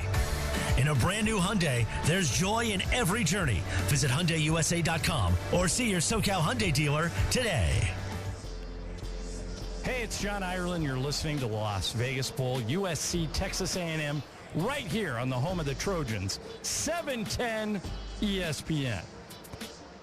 Each team throwing a couple of interceptions, but that last one, Texas A&M gets it at the 10-yard line. Cassius Howell, and 3 plays later, Reed with his 3rd touchdown pass of the game. Who had that on their bingo card? And Texas A&M leads USC 24-7. with 5:12 remaining in the 3rd quarter. Let's pause 10 seconds, please, for stations to identify themselves in the ESPN LA USC Trojan Media Network. Hey, it's Mace, and this is USC football back where it belongs on 710 ESPN. KSPN Los Angeles, a good Karma Brands radio station. Fight on! Here is a DirecTV sideline report with Jordan Moore. Making his first start as a Trojan, and the news that day, remember, everyone kept waiting thinking Will Howard was going to come in the transfer portal and come to USC, and then Miller played so well it really felt like that bowl game was the reason that he became the starting quarterback this year. Now Jade Mayava, this is not his first start. He has a little bit more in the bank with the 3 games at the end of the regular season, but this is interesting. I mean, this is the complete opposite here, guys. He is really struggling on this bowl game stage. Still has 20 minutes to fix it, but these are the kind of things that linger into questions in the offseason and what USC does. Kickoff, and the Trojans return it back out near the 30-yard line. Well, I have seen Husan Longstreet play in person and a couple of times on TV, and I'll tell you what, he's really, really good. So he's gonna compete for that starting job as an incoming true freshman, no question about it. Of course, those guys are going to come in. It's definitely a big transition, obviously, from high school to college, and he's got to learn a ton of things, and hopefully in a speedy amount of time. But I'm sure there will be definitely a competition in this offseason, going into spring, and the whole summer portion of this upcoming year. Mayava, tight ends protecting him on both ends of the line. Azamarian Peterson in his backfield. Peterson gets the call and gets a yard to the 30. Sam Houston beat Georgia Southern in a bowl game, 31-26. Georgia Southern will be at the Coliseum in September. They finished 8-5. Ohio 30, Jackson State 27. Florida routed Tulane 33-8. Texas San Antonio beat Coastal Carolina 44-15. Northern Illinois in an exciting game, 2 overtimes in the Idaho Potato Bowl, beat Fresno State 28-20.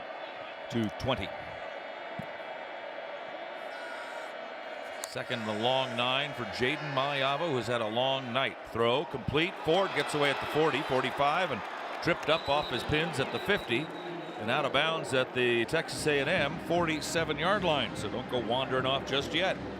South Florida over San Jose State in 5 overtimes, 41-39. Toledo beat Pittsburgh in 6 overtimes, 48-46. Kansas State came from way behind to knock off Rutgers yesterday, 44-41, and Arkansas State beat Bowling Green 38-31. Those are the games in the bowl season that have happened already, except for the playoff games. Little inside handoff, Makai Lemon, a flea flicker back to Maayava. He throws. Walker Lyons being interfered with, maybe, unless he was pushing off at the 25-yard line. The pass is incomplete, and now the call.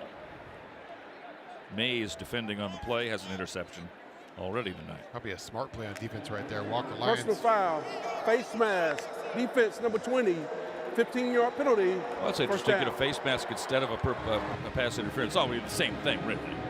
Yeah, Walker Lyons had him beat on that play. He just goes out there and grabs him because the flea flicker was going to work, and Walker Lyons might have been walking to the end zone. Defender just grabs him. Smart play. The 4 playoff games that have been played were all blowouts. 5th-ranked Notre Dame over number 8 Indiana. Even though it was only 27-17, it was worse. It was worse than that. Number 4 Penn State rolled over 10th-ranked SMU 38-10. First down Trojans at the 32-yard line on the A&M side. Maayava lobs a pass right side, and Lane's being grappled with before the ball ever got there, and that'll be pass interference on Daz Ricks, D-A-Z-Z, the transfer from Alabama, where he redshirted last year. First down. Number 3 Texas pounded number 16 Clemson 38-24, and number 6 Ohio State routed number 7 Tennessee 42-17. So you got Notre Dame, Georgia in the Sugar Bowl, Penn State, Boise in the Fiesta, Texas, Arizona State in the Peach, and Ohio State, Oregon in the Rose, and I think 2 of those are going to be blowouts too. Let's go Arizona State. Yeah, I don't think Arizona State's going to give Texas much of a ball. Scattaboo. Yeah. I kind of like Penn State, Texas. I think Notre Dame, Georgia could be a real good game, and Ohio State, Oregon will be, of course. First down SC now at the 17 in the La Victoria red zone.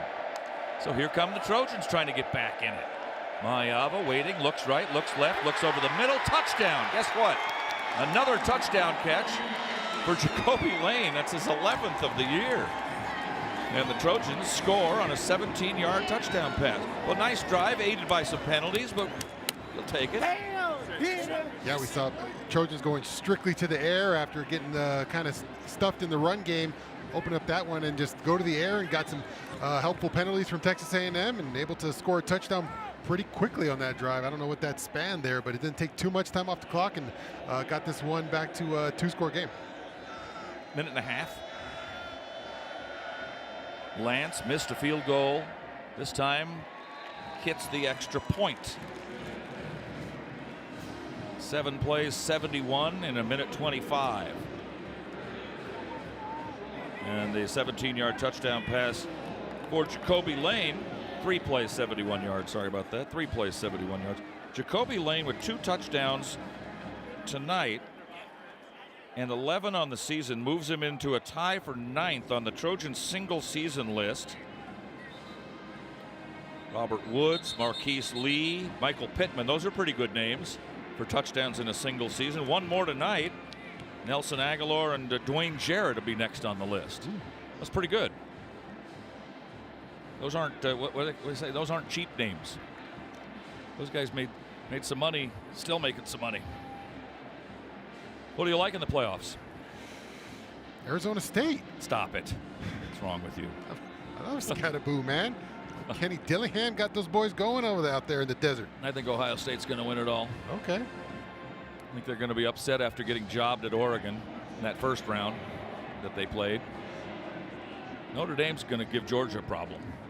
That running back Love is giving everyone fits right now. Kickoff into the end zone, so touchback there. Well, the Trojans defense stayed in the locker room, at least so far in the third quarter. They probably need to come out here and do something right now, down 24-14. You get back in this ball game, but you got to play some. Yeah, well, they give up the 1 score after the big turnover there, so that's not really going against them. But definitely haven't been sharp to give up the long first drive, which didn't look good. So really 2 long drives on the game that didn't look too good. But your offense gives them the ball inside the 15-yard line. That's not. There was another one though where we had the interception in the end zone on a tip pass that could have been caught for another touchdown. All right, defense has to do it, and do it pretty quickly and consistently for the rest of the ball game here if they want to get back in the game, which they do. First down at the 25, handoff Reuben Owens. He'll get 2 yards. Fountain on top. And Stevens underneath, Desmond Stevens, gain of a couple of yards, 2nd down and 8. If you're a fan of college football, tomorrow's a big game for you. There are a bunch of games to watch. Fenway Bowl, UConn and North Carolina. Yankee Stadium, it's Boston College and Nebraska. That's cool. It'll be cold.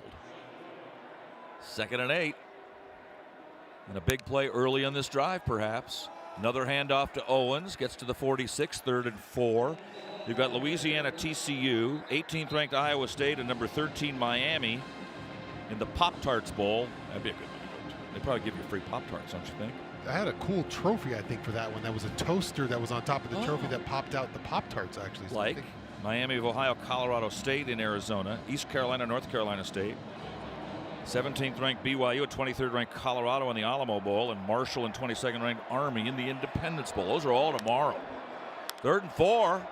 The 31, got to get to the 35. Reed drops quickly to pass, waiting, winds and throws long, and it is incomplete and maybe intercepted. No. 4th down, they'll have to kick. Well, stranger things have happened, my friend.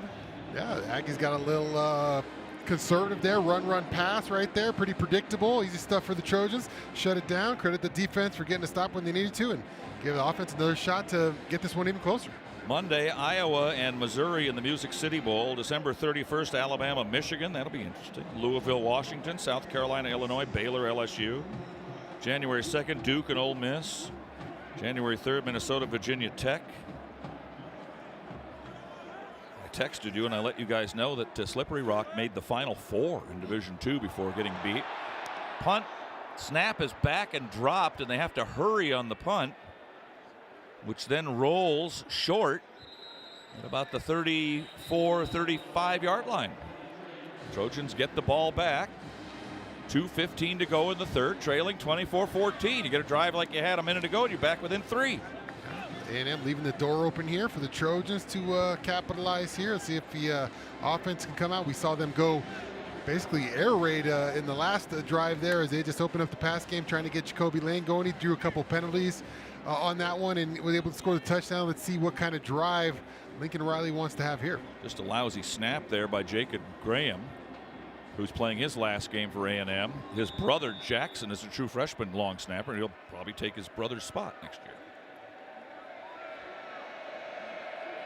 1st and 10 for the Trojans. About 2 to play in the 3rd, down by 10. Killian O'Connor directing traffic, handing out blocking assignments as the handoff goes off the right side, and good for a couple of yards. It's all to the 37-yard line. Adam Marion Peterson again. Haven't seen much of Brian Jackson lately. I wonder if he's okay.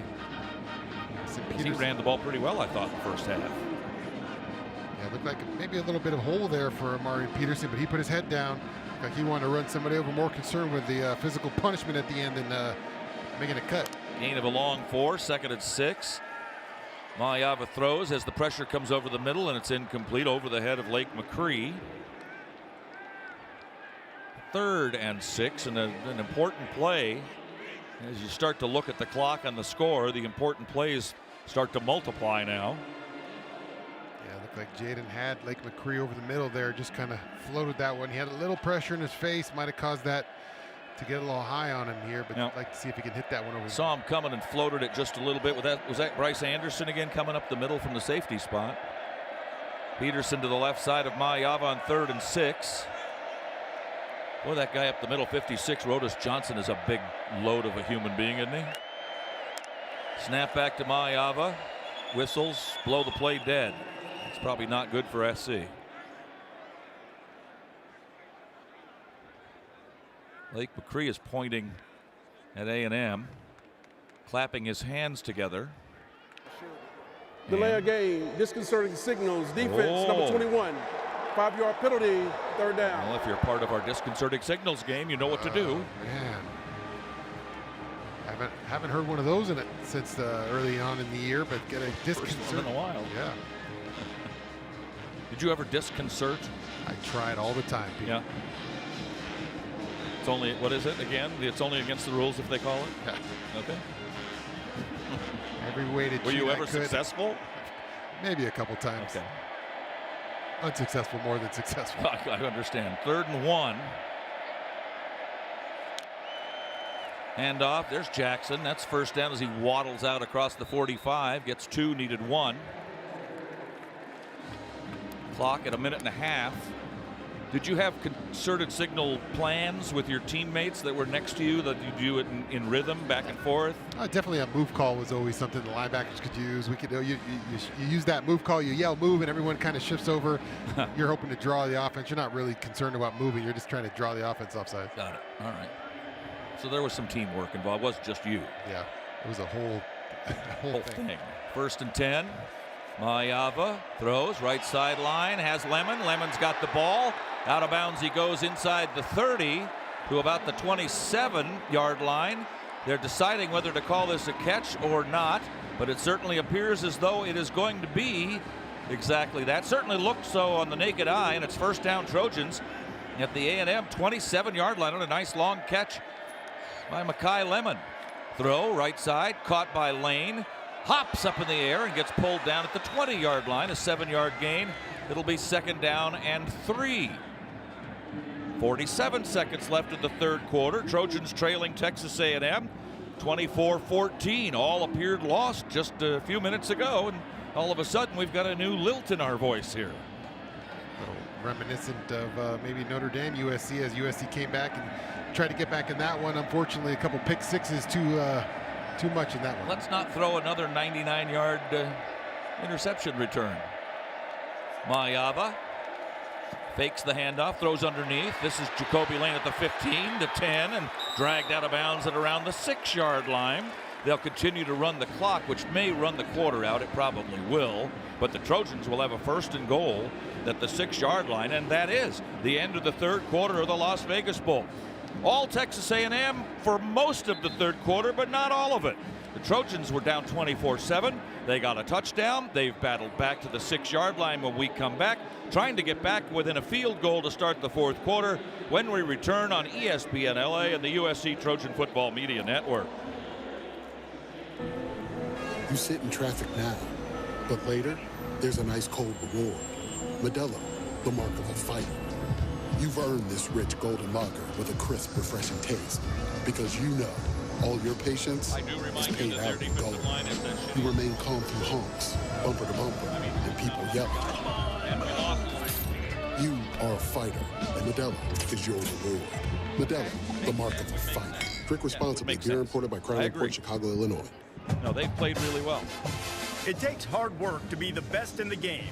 Planning, commitment, resilience, sweat. That's why Old Dominion Freight Line, the #1 national LTL carrier for quality, works hard to be the best in the game and is proud to support those striving to be the best in theirs. Old Dominion Freight Line, official freight carrier of USC Athletics, helping the world keep promises. You want a sub stacked high with meat and cheese? You go to Jersey Mike's. You want an off-the-charts radio idea? You go to me. Like this. I'm a grizzled cowboy. The sheriff doesn't like the look of me. He challenges me to a duel. We draw, and bang, I go down. But the Jersey Mike sub in my pocket, stacked with layers of meat and cheese, saves me. Everyone cheers. I'm the new sheriff. And I renamed the town Fresh Slicing. Rick, are you here? Subs always stacked high. Jersey Mike's, a sub above.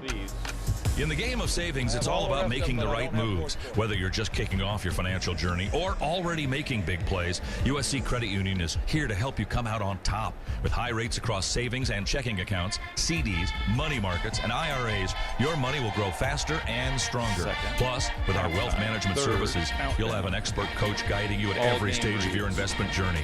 Make your money move up. Visit usccreditunion.org to get started. Federally insured by the NCUA. I looked.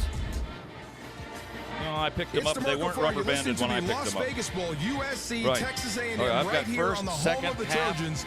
7-10 third ESPN. countdown and Fight ball on. game. 4th quarter coming up. The Trojans trailing Texas A&M 24-14, but starting to make a move in this game, perhaps. The 3rd quarter, just like the first, decidedly Texas A&M right until the end, and then the Trojans kind of awakened with a touchdown drive.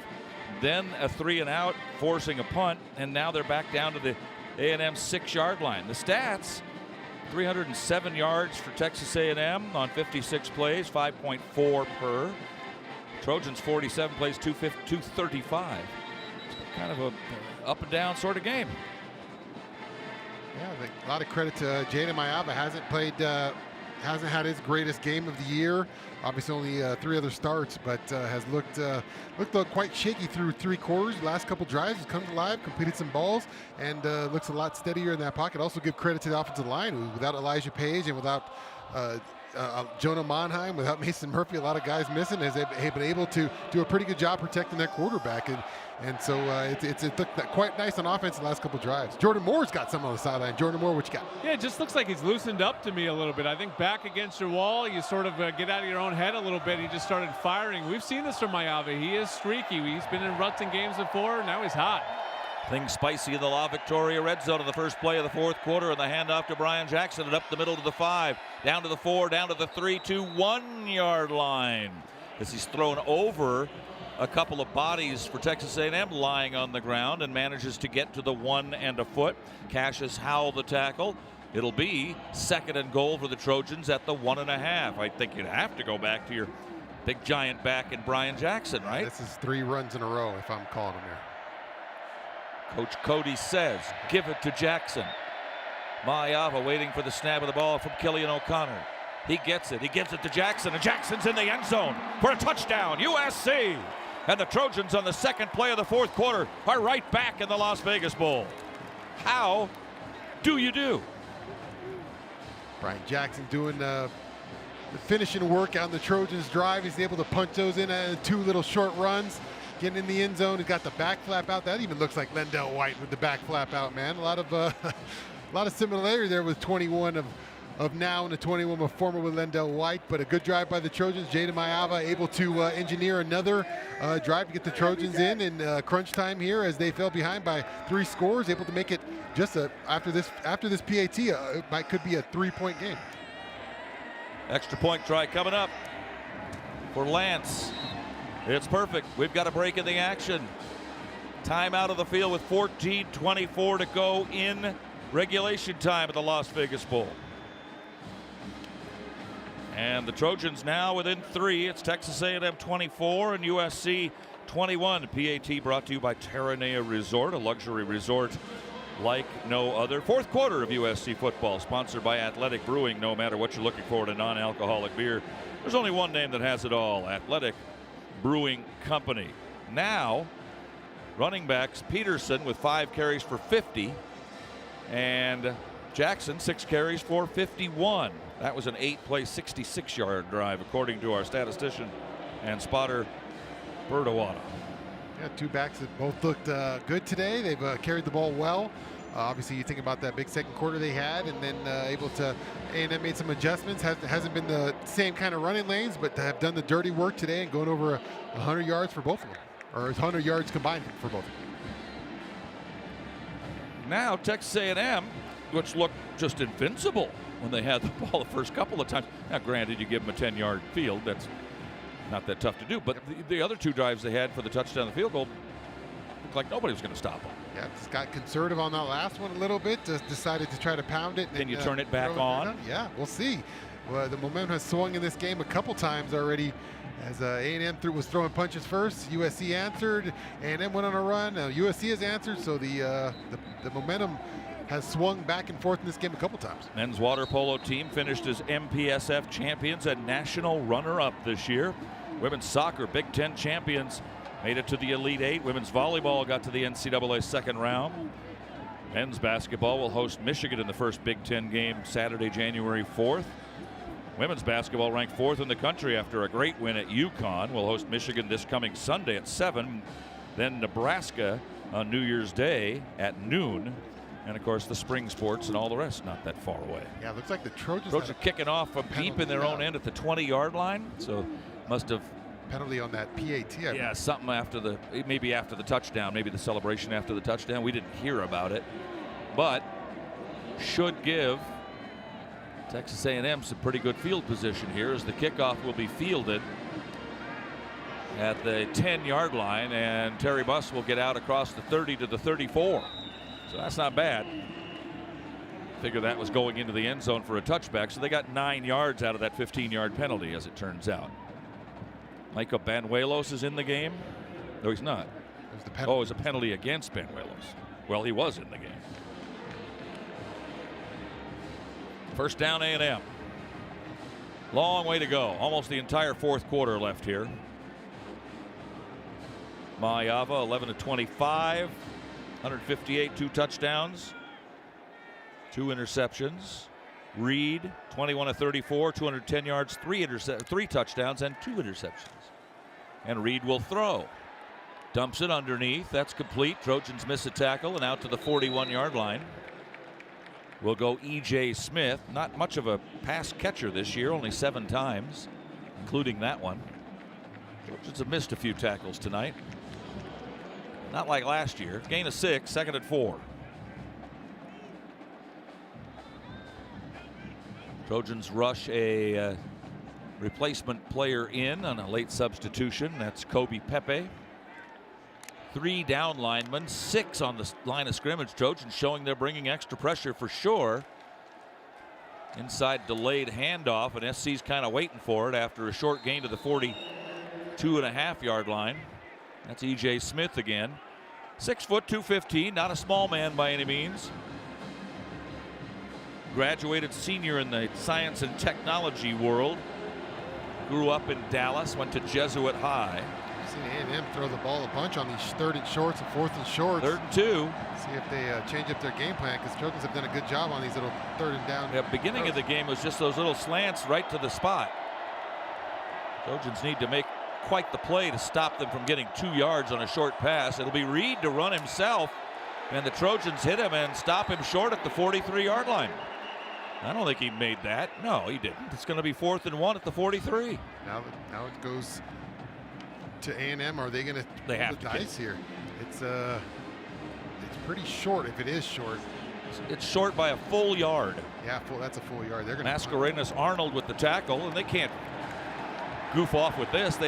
I mean, you could run a fake, I suppose, but you got to kick it here. Otherwise, you give the Trojans the ball on a short field down by 3. Yeah, Trojan fans coming to life as they let out a roar as the punt team comes on, knowing that they're going to get a chance to tie the game or possibly take the lead. Out for this up man, number 12, and instead they do snap it back to Tyler White. And a fair catch called for by Lemon inside the 5-yard line. You got to let that go. But that's a mistake there. Got to let that go into the end zone for a touchback, and instead the Trojans will be 96 yards away. Timeout, 12:09 to go in regulation time. It's Texas A&M 24, USC 21 on the ESPN LA USC Trojan Football Media Network. USC Football and Children's Hospital Los Angeles continue to support the pediatric needs of our community. For over 120 years, CHLA has been at the forefront of providing exceptional medical care for children across California. Recognized by U.S. News and World Report as the #1 children's hospital in California, CHLA has consistently ranked among the top national hospitals and has been on the honor roll of best children's hospitals since its inception. Whether it's routine care or life-saving treatment, families trust CHLA for its world-class pediatric care. To learn more, visit chla.org today. Are you ready to unleash the beast? Monster Energy is here to give you the edge this college tailgate season. Loaded with bold flavors, our powerful blend gives you the energy you need to push you beyond your limits. Tune in all season long with Monster, the energy drink of ESPN Radio College Football Tour. Power your performance with a drink that's as hungry for victory as you are. Crack open an ice-cold Monster and dominate the competition. Monster Energy, unleash the beast. Grab yours today. USC Trojan fans, Smart Stop Self Storage is ready for game day. Smart Stop Self Storage is committing to making the self-storage experience easy and hassle-free for all Trojan fans. Whether you're storing your Trojans tailgate gear, need temporary storage while moving to a new home, or need a storage solution for your business, we're here for you with convenient locations throughout Southern California. Smart Stop Self Storage, the smarter way to store. Visit smartstop.com to reserve your space today. Fight on. Fight on. It's Scott Kaplan. You are listening to the Las Vegas Bowl. USC, Texas A&M, right here on the home of the Trojans, 710 ESPN. Fight on. 7-7 tie broke wide open in the third quarter when A&M scored on their first possession, and their second possession, and on their third possession to make it 24-7. But the Trojans battled back. A 3-play, 71-yard drive. Jaden Mayava finding Jacoby Lane for the second time in the game to make it 24-14, and then Brian Jackson from a yard out to start the fourth quarter, making it 24-21. And for the second straight time, A&M has had to punt, but Trojans didn't play the punt return very well. Mekhi Lemon should have let that one go into the end zone. As it was, he caught it. Fair catch at the 4-yard line. Instead of having it out at the 20, the Trojans backed up deep into their own end. Yeah, I think the big plays right here for the defense have been the 3 and outs, right? I think the first one, A&M just kind of played it very conservative, but this last one, A&M, they needed it they know they needed a first down, and they were unable to pick up that 3rd and short on the read run, and another big 3 and out for the Trojan defense. Got to be very careful down here in your own end. From his own end zone, Mayava with Amarian Peterson, A''M-A-R-I-O-N, Amarian Peterson, 20-year-old early entry redshirt freshman in the backfield with him from Wichita Falls, Texas. 1st and 10 from their own 4. The fake to Peterson. Mayava pulls it back, throws it way far and not far enough because it's intercepted. The 3rd pick of the night, way overthrown. This one picked off by Dalton Brooks. And just like that, Texas A&M has a short field to work with themselves. Well, you had to be careful, and they weren't particularly careful. Not a well-thrown ball. Yeah, just not a good job of reading the defense, what was back there. Safety was behind the play the whole time. No chance for Mekhi Lemon to even go up and get that one. 2 receivers kind of in the area, and I don't know really where he was putting that ball at. Just kind of floated that one out there. Not under any real duress. Pressure had some time there. Just poor decision there by Jaden Mayava. 1st and 10, A&M at the Trojan 38. Again, you're hoping to get a turnover or hold them to a field goal here. If you could do that, you're still within a score. There's still lots of time in the fourth quarter, but it's not going to be added to the clock. It's coming off quick. Handoff, Ruben Owens, right side, quick 12 yards to the 26. They'll mark him down to 27. And now the spot moves to the 26. A little chippiness after the play. Desmond Stevens, the tackle. Chase Besantis, and Stevens getting into it a little bit after the play. The left guard, freshman All-American a year ago for A&M. Out of Bosco Prep, that high school football sensation in New Jersey. 1st and 10 at the Trojan 27. Somebody's got to make a big play. Trojans have gotten themselves back in the game. Can they stay in the game? Beginnings of the 1st and 3rd quarters have been all A&M. Let's see about this 4th. Owens again, and he dives to the 21-yard line. A quick 7 there, maybe 6. 2nd and 4. Christian Pierce, 2nd tackle of the game. They just look quicker than SC. Their offense looks quicker than SC's defense. Yeah, just going back to the run game, A&M, they kind of got away from it a little bit right here when they need to put the game away, trying to get that run game going again. Motion this way for the tight end Watson. Hit as he throws, incomplete. Pressure applied there by Mason Cobb and Kamari Ramsey. And they got to the quarterback Reed before he would have liked to let go of that. He did. He got rid of it, but not close to being complete. And a 3rd down coming up, and a big 3rd down it is. 3rd and about 4.5. Need to get to the 17. They're at the 21.5-yard line. So this is the key play of this drive to this point anyway, after the interception, the 3rd of the game by Mayava. Seeing a lot of pressure on these last couple plays. Coach Lynn bringing a lot of heat. Motion this way, handoff to Ruben Owens. Surprised they ran it on that play. Got to the 21, and that's it. 4th down. So here comes the kicker, Bond. 20 of 23 this year. Muhammad making the stick up front. Bond, a very reliable field goal kicker. 55 is his long. He's missed a couple from 40, though, when he's missed. And this will be a 40-yard field goal try. Right hash. Holder is the punter. Snapper Graham. Mark it at the 29, so we'll call it a 39-yarder. Snap is back. Kick is away easily. It's up, but he missed it. How do you do? He's missed 3 from 40 now. And the Trojans, I don't know how they're in this game, but they're in this game. Right? Am I right? They found a way to fight back in this one and hang on. Even after a bad-looking turnover, looked like A&M put this one away. Able to hold down on 3rd down and then get a break of a missed kick. So both teams have missing a costly kick there. So basically canceling each other out. So 3-point game it is, and Trojans with another opportunity here with 10 minutes left in the 4th quarter. 2 seconds more than 10 minutes, and we'll take a timeout. 24-21, Texas A&M. Back after these messages on the ESPN LA USC Trojans Football Media Network. There's no place like the road home. Anticipation in every mile with presents wrapped and bags packed. The joy of the journey and the glow of your destination in the headlights. There's no feeling like it. Pedal down, volume up.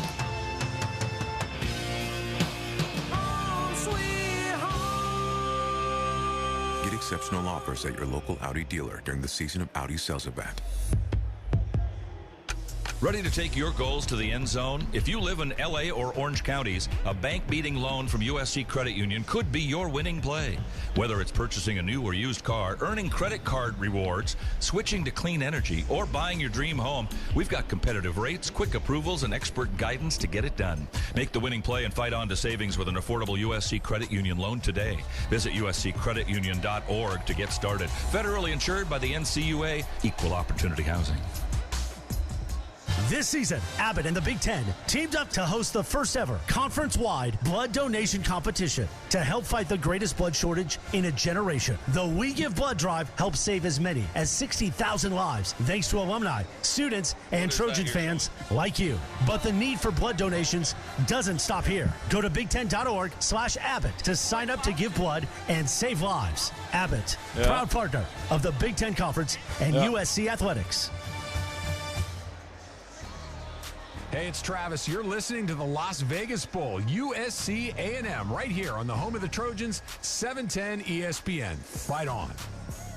SC missed a field goal at the end of the half. A&M has just missed a field goal. And we stay 24-21 Aggies with about 10 minutes to go in the ball game. Down to the field, Jordan, our DirecTV sideline report. Well, Jade Mayava gets another opportunity here. This will be a test of his confidence, and I think the way that they're looking at things with 10 minutes to go here, I'd like to see them continue to work the sideline. When you look at Jade Mayava's pass chart, he has really struggled throwing over the middle of the field. But when he's able to isolate things on the sideline, we've seen him have a lot of success on back shoulder throws. He's had some go routes that have worked. So clear the picture a little bit, see if he can isolate some guys, Lane and Lemon, on the outside. And not worry so much about the middle of the field where the safeties have been giving him all kinds of fits in this game. And if I were Texas A&M, Shaun, I'd be bringing pressure against him all the time because he looks not nearly as comfortable, obviously, and what quarterback does when he's getting pressure. Especially when you have an offensive line that's kind of patched together now. They should dial up that heat. 1st and 10 at the 22-yard line. That was the line of scrimmage when the field goal was missed. The handoff. Right side to the 23, maybe the 23.5 to Amarian Peterson. Texas A&M's defense has been much better against the run since the late 2nd quarter, I'd have to say. So it'll be a gain of negligible yards, couple yards to the 24, 2nd and 8.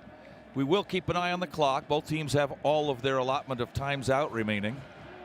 We're under 10 to play in the game and a 3-point Texas A&M lead. Can the Trojans come back from being down 24-7? That would be something, and 24-7 in the second half. Late in the 3rd quarter, for that matter. Lemon goes in motion away. Mayava looks for McCree. He's hit as the ball gets to him and knocked away at the 24-yard line. So he wasn't going anywhere even if he caught it. That was Al Villalobos in there along with Damian Sanford.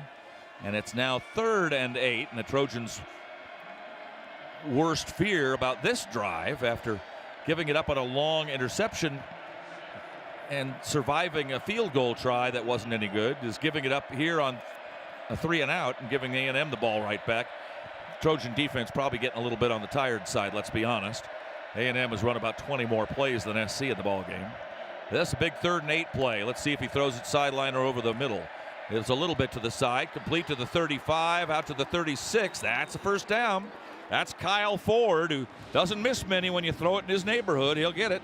And USC now gets out of that hole and has a first down at their own 35-yard line. And a nice confident throw. He stepped up into that one, delivered a strike. Handoff. Peterson hits the line, gets pushed back after another 2-yard gain. Got to get more progress on these first down plays. These first 2 on this drive have only gone for 2 yards, and it sets them up in a difficult situation because now you got, again, 2nd down and 8. Yeah, get a little more creativity in that run game. Just kind of running into a wall right now. Jaden Mayava might have to ask him to use his feet a little bit. Of course, he's got to make good decisions in those circumstances to protect the ball, but got to find a little something else on first down. Peterson, 10 carries for 41. He stays in. Not a small guy, 6 foot 220. When you talk about Jackson being big, and he's 6 foot 230. It's not that much different. Walker Lyons slotted off to the left side. Mayava play action, throws this near side. Lemon, 50, steps it into the 45, gets away at the 40, tries to get outside and is crushed down from behind, but not until he gets to the Texas A&M 30-yard line, and that's another USC first down, and here come the Trojans. Wow, nice play by Mekhi Lemon. Just no space on there. Just gets the ball with about 3 defenders around him in a phone booth. Is able to create some space and find an opening and get some yak yards after that catch. That's an all Big Ten, all America sort of candidate for next year, I think, Mekhi Lemon. When you consider he's returning kicks and punts as well. Yeah, that's explosive right there in a small space. That's next level stuff. He's really good at yards after catch. 1st and 10 at the 30-yard line. You know, you need a field goal to tie, but Lance missed an easy one earlier and has missed 2 of them here. Handoff. This is Brian Jackson. Jackson will move his way forward and pull the pile inside the 25 to the 24-yard line. All by himself, Turian York, I don't remember calling his name since the first quarter, makes the tackle, and it'll be a gain of 6, 2nd down and 4 for USC, trailing by 4 with 7:06 remaining in the Las Vegas Bowl. I don't know if he made that tackle as much as Brian Jackson gave it to him on that tackle. He just fell into him. Jackson off to the right side of Jaden Mayava. Tight end, strong on the left side, Lake McCree. Wide to the left, Lemon and Ford. To the right side, Jacoby Lane with a couple of touchdown catches. Under 5 to go on the play clock. Got to hurry here. You're going to get a delay of game call. Just at the last second, he takes it. Handoff, Jackson, left side, inside the 20. Down in the La Victoria red zone. He's down to the 17-yard line. That's a 1st and 10 for USC, and the Trojans knocking on the door, trying to take the lead for the first time tonight. How do you do? Brian Jackson showing some vision right there. Not just punishing style of running, finding a hole, being a little patient there, moving left to right, scouting that field. That's great vision on that play from the big back. Jackson stays in. Mayava talking to his offensive line. Now backs up. Take the position to the left of Jackson. Tight end strong on the right side is Lake McCree. Receivers Ford and Lemon to the left side, and now McCree joins them, leaving Lane on this near side. Handoff, change of directions for Brian Jackson. Almost got away at the 15. Dragged down from behind at the 13-yard line by Albert Regis, the junior from LaPorte, Texas. A gain on the play to the 13-yard line of 4 yards, 2nd down and 6. Not even a big hole right there. He's able to find a little crease right there and almost break out of that shoestring tackle. He might have got to the close to the goal line if that tackle doesn't occur. Jackson looks like a star in the making to me, doesn't he? 2nd down and 6 at the 13-yard line. Again, Lane to the near side. Same formation with Lemon and Ford the other way, and McCree that side as well, far from our press box vantage point. Hand off to Jackson. He gets spun around at the 15-yard line and dropped there. Loss on the play of a couple of yards, now giving the Trojans a 3rd and 7 from the 15-yard line. I know hindsight's 20/20, Pete, but you're Jaden Mayava right there. That end is crashing down so hard. Brian Jackson's been running the heck out of the ball. He's respecting that run game, going down that line. You'd love to see him pull it right there. Looked like a lot of space for him to create if he would have tucked that one and got it to the outside. Here's the big 3rd down play for the Trojans, trailing 24-21. 4:44 remaining in the ball game. Marion Peterson is back in, probably to block. 5 on the play clock. And the Trojans are forced to call timeout, I believe. This is a big, important play call. and you don't want to let it get away from you. You have basically 4 times out remaining with the 2-minute stoppage, so it's probably a good one to call. Yeah, they've been using a lot of play clock on all these plays, getting down to 1 second on the play clock, so milking a lot, getting too close right there for Lincoln Riley. He calls a timeout. All right, we'll take it with you. 4:35 to go in regulation time. 24-21, Texas A&M. Big 3rd and 7 for the Trojans from the Aggie 15-yard line coming up a week. I'm back at the ESPN LA USC Trojan Football Media Network. When you've got good beer and good vibes, it's all Buena. Introducing Stone Buena Besa Salt and Lime Lager. Brewed with real lime we know and how a to kill touch time. of sea salt, this insanely refreshing Baja-inspired lager is perfect for celebrating the good life with good people. Imported from San Diego to wherever you are in 6-packs, 12-packs, and on draft. Find Buena Besa near you using the beer finder at find.stonebrewing.com and show how you Never live Buena was that on more Instagram true. at Live Buena. Ever. Looking for the play of the day? That's easy. Fight on to victory with USC and fly on faster with ONT. The fastest and easiest airport experience in SoCal. Not to mention, Ontario International Airport has over 70 nonstop flights to more than 20 major destinations with less traffic coming in and out. In other words, getting here is a breeze, and so is following our Trojans anywhere the season takes them. Because let's be honest, faster is always better when it comes to your airport. Start planning your next journey today at SoCalSoEasy.com. Are you ready to unleash the beast? Monster Energy is here to give you the edge this college tailgate season. Loaded with bold flavors, our powerful blend gives you the energy you need to push you beyond your limits. Tune in all season long with Monster, the energy drink of ESPN Radio College Football Tour. Power your performance with a drink that's as hungry for victory as you are. Crack open an ice-cold Monster and dominate the competition. Monster Energy. Unleash the beast. Grab yours today. It's Scott Kaplan. You are listening to the Las Vegas Bowl. USC, Texas A&M, right here on the home of the Trojans, 710 ESPN. Fight on. Trojans trailed 24-7 with 5 minutes left in the 3rd.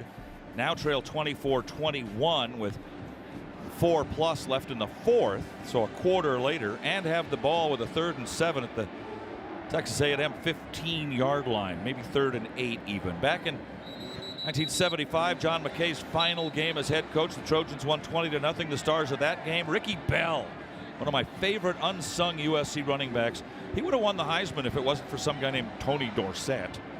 He was the MVP of the Liberty Bowl in Memphis that night. And he got a touchdown pass of 76 yards from my junior college teammate and quarterback of the state champion LACC Cubs, Vince Evans. Another classmate of mine, Rod Martin, was on that team at linebacker. They both had the same class with me at City College. It was called Theory of Officiating. 3rd and 7 at the 15, just inside the 15. Peterson is the one back. Mayava needs a big play to keep the drive alive.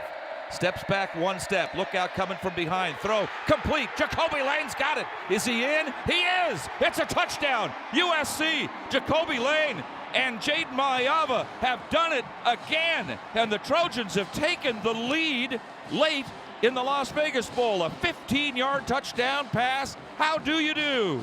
And another touchdown for Jacoby Lane, who just makes touchdown plays, Pete, as he crosses the line on a little slant play, able to get a little space on the inside, and 8 gets across that goal line for a huge score for the go-ahead lead for the Trojans. Still 4 minutes and 30 seconds remaining in this game. A 10-play, 79-yard drive with 5:32 off the clock to do it. And where have these guys been? I mean, occasionally they just weren't around for this football game, but the other occasions they were. Big extra point to put the Trojans up by 4 and force Texas A&M to get a touchdown to take the lead for Michael Lance. The kick is up, and the kick is good.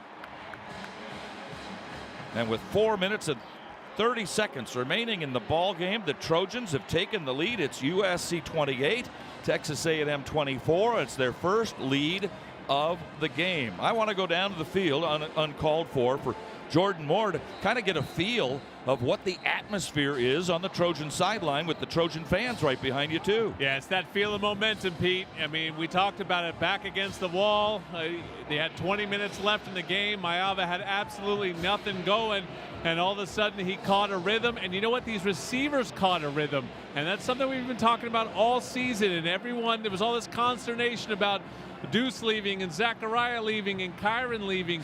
But when you only have to feed 2 mouths and not 5 mouths, what you get is guys getting better as the game goes on because they are in a rhythm. And now Makai and Jacoby have completely taken this game over. 3 touchdown passes for both quarterbacks, both one shy of Cody Kessler's record in the Las Vegas Bowl of 4. Yeah, we got to shout out this offensive line. They've been pieced together, Pete. They got 3 guys in there who had never played this year, maybe a couple snaps, and they're in there protecting for Jaden Mayava, open up some run lanes, so credit those guys. Has there ever been a more patchwork offensive line in any game you've ever seen, the high school, college, pro, ever? I mean, going into it, it was not looking good with Jonah Monheim, your leader, not being able to go, and Mason Murphy out. So you got 2 new guys going in there, and then you lose your starting left tackle who's had a tremendous year. Early. And Justin Tawauna comes in there and is able to hold up in there. That's just saying a lot about what this offensive line has done throughout the year and the coaching they've received. In a couple of years, Justin Tuanu'u is going to be a name that you're going to wish was sticking around still.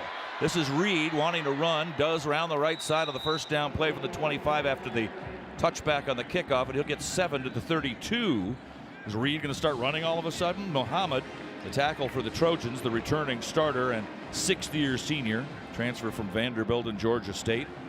So a 2nd and 3 and a good first down pickup for Texas A&M. They need a touchdown to take the lead. Reed will pass this way. That's complete on a side pattern to the 45 and out to about the 48-yard line. Mascarenas Arnold knocks over Barber, and they have some words after the play.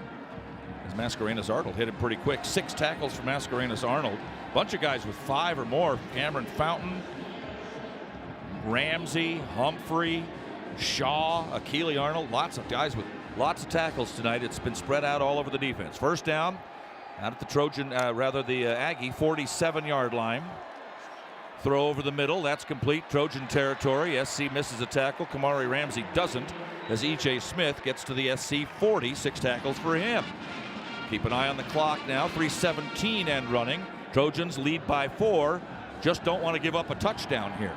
Both teams can stop the clock 3 times. No, the Trojans only 2, plus the 2-minute stoppage. Reed steps up in the pocket, rolls right, might want to run, throws on the run. That's complete to the 28.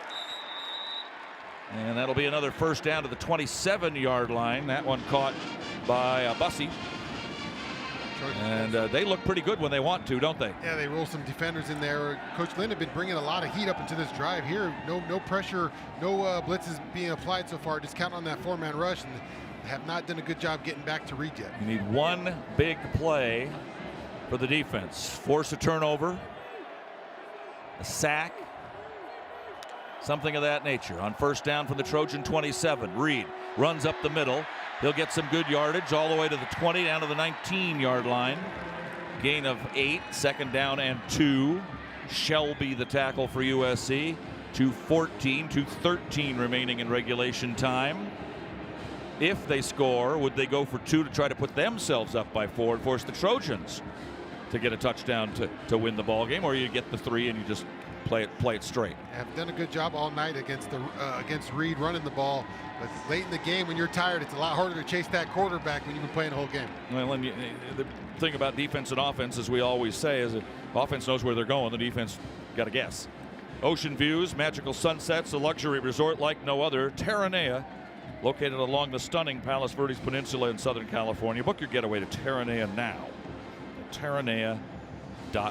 Down to the field, here's Jordan with our DirecTV sideline report. Yeah, it looks to me, guys, like, this is put up or shut up time for Texas A&M, and Marcel Reed wants to run the football. I mean, ultimately, he's taking a look at one read, and then he is out of there. So whether it's pressure, as Shaun talked about, to corral or getting a spy game going, you got to find something else here to force him to beat you with his arm. As the story's been all night, he's been up and down in that area, but right now it looks like he wants to run. Hope you're listening to our Spanish language broadcast from time to time of USC football. Tune in as Harry Ruiz and Alex Naveja Bring our Trojans to you in Spanish. Available on the USC Trojans Game Day app and on the ESPN LA app. PAT by Lance after the last touchdown, brought to you by Terranea Resort, a luxury resort like no other. Trojans played the first ever Rose Bowl. That was their first bowl game back in 1923. 14-3. It wasn't the first ever Rose Bowl, of course. It was the first one played in that stadium. Another famous one, 1939, Duke came in unbeaten, untied, and unscored upon. And Doyle Nave to Antelope Al Kruger in the last minute of the game, and the Trojans ended up winning it 7-3 in the dark and won the national championship with it. Antelope Al? Antelope Al Kruger. I actually got to meet him. He was fairly elderly when I did, but I knew a guy, Dick Danahy, used to be your position. He was a color analyst on the Trojan Network. He played in that game in 1939. Trojans beat Washington in the Rose Bowl in 1944. It was played against a West Coast team because of World War II. Beat Wisconsin 7-0 in 53, the first one between the Big Ten and what turned into the Pac-12, the AAWU.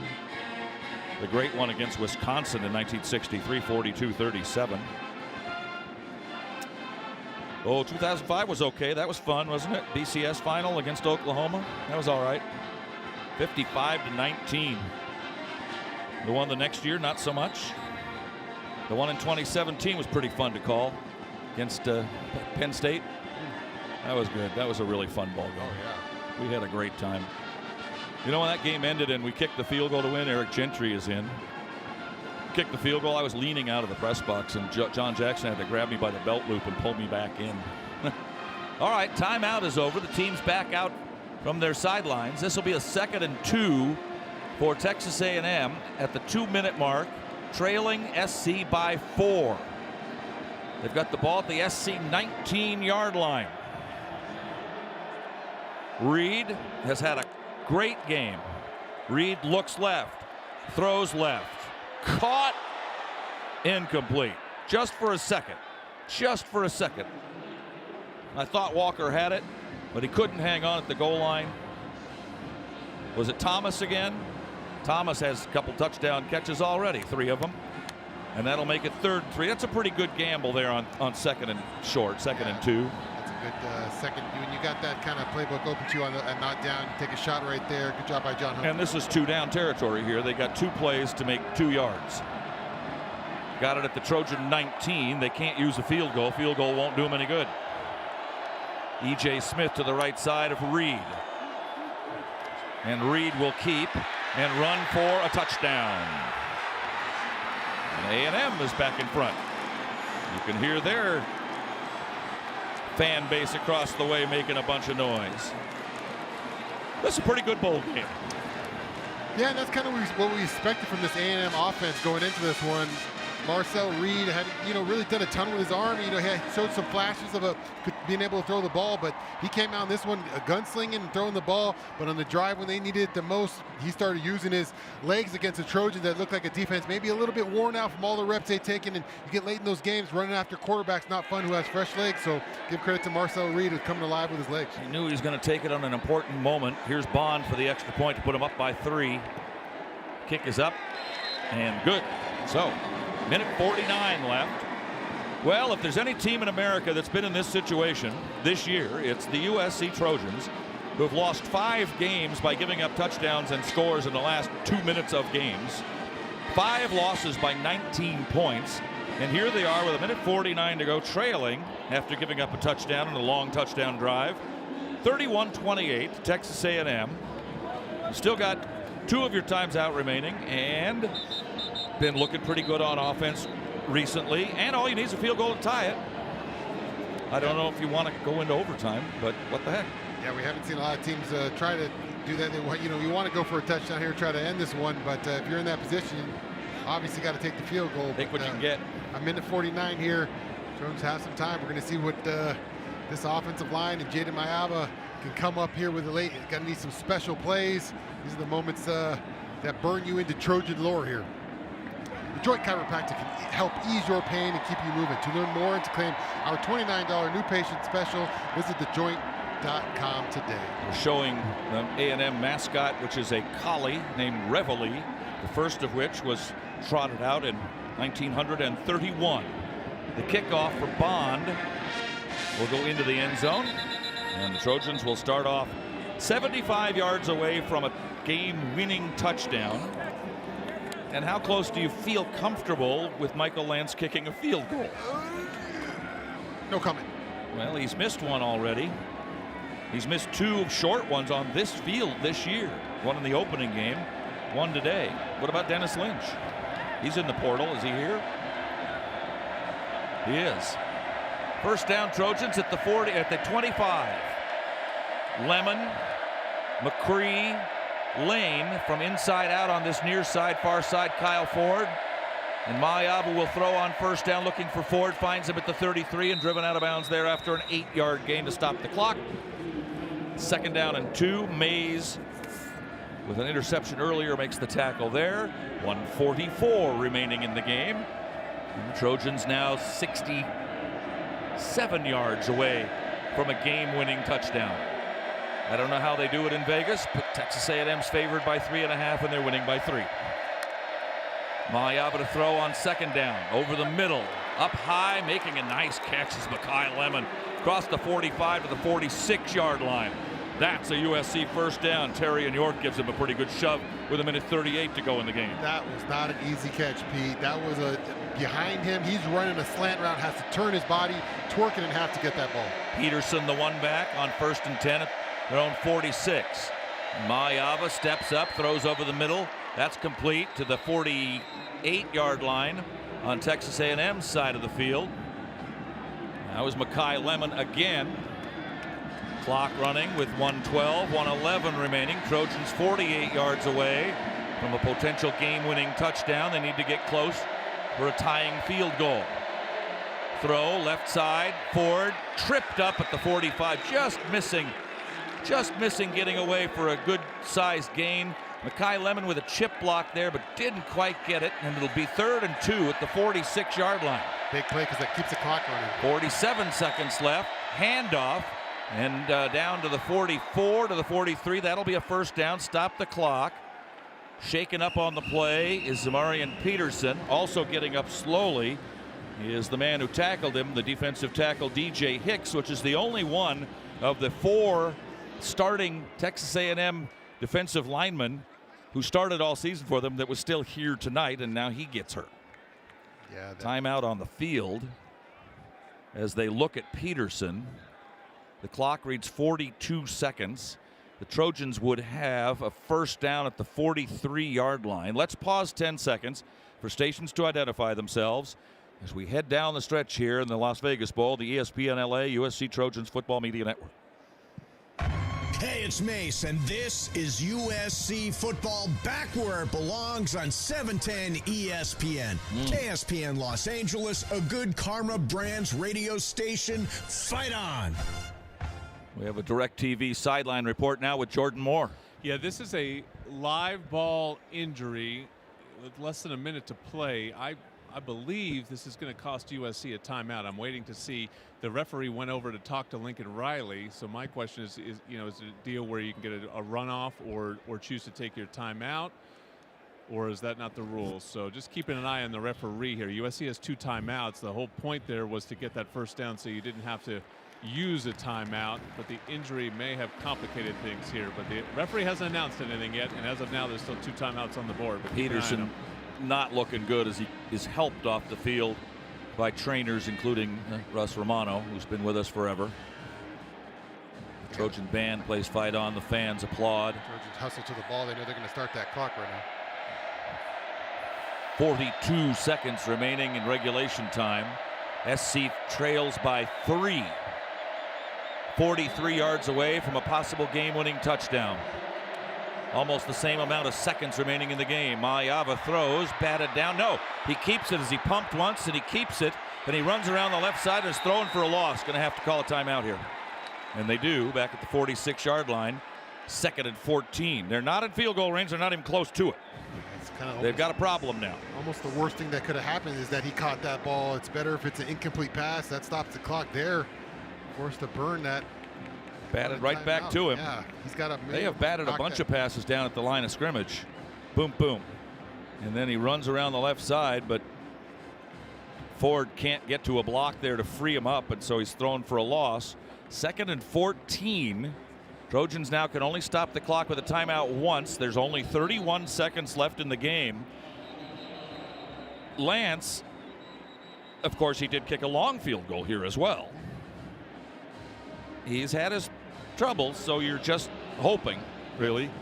And let's say he gets to the 25-yard line and it's a 42-yard field goal try. Let's say they need to get to the 25. Let's just pick that as a marker right now. He's kicked a 54-yarder, but you don't want it to come down to that, I don't think. 2nd and 14. Trojans could only stop the clock one more time. Brian Jackson in the backfield with Mayava off to his right and behind him by a step. Mayava will throw. The rush is coming. The throw is over the head of Kyle Ford.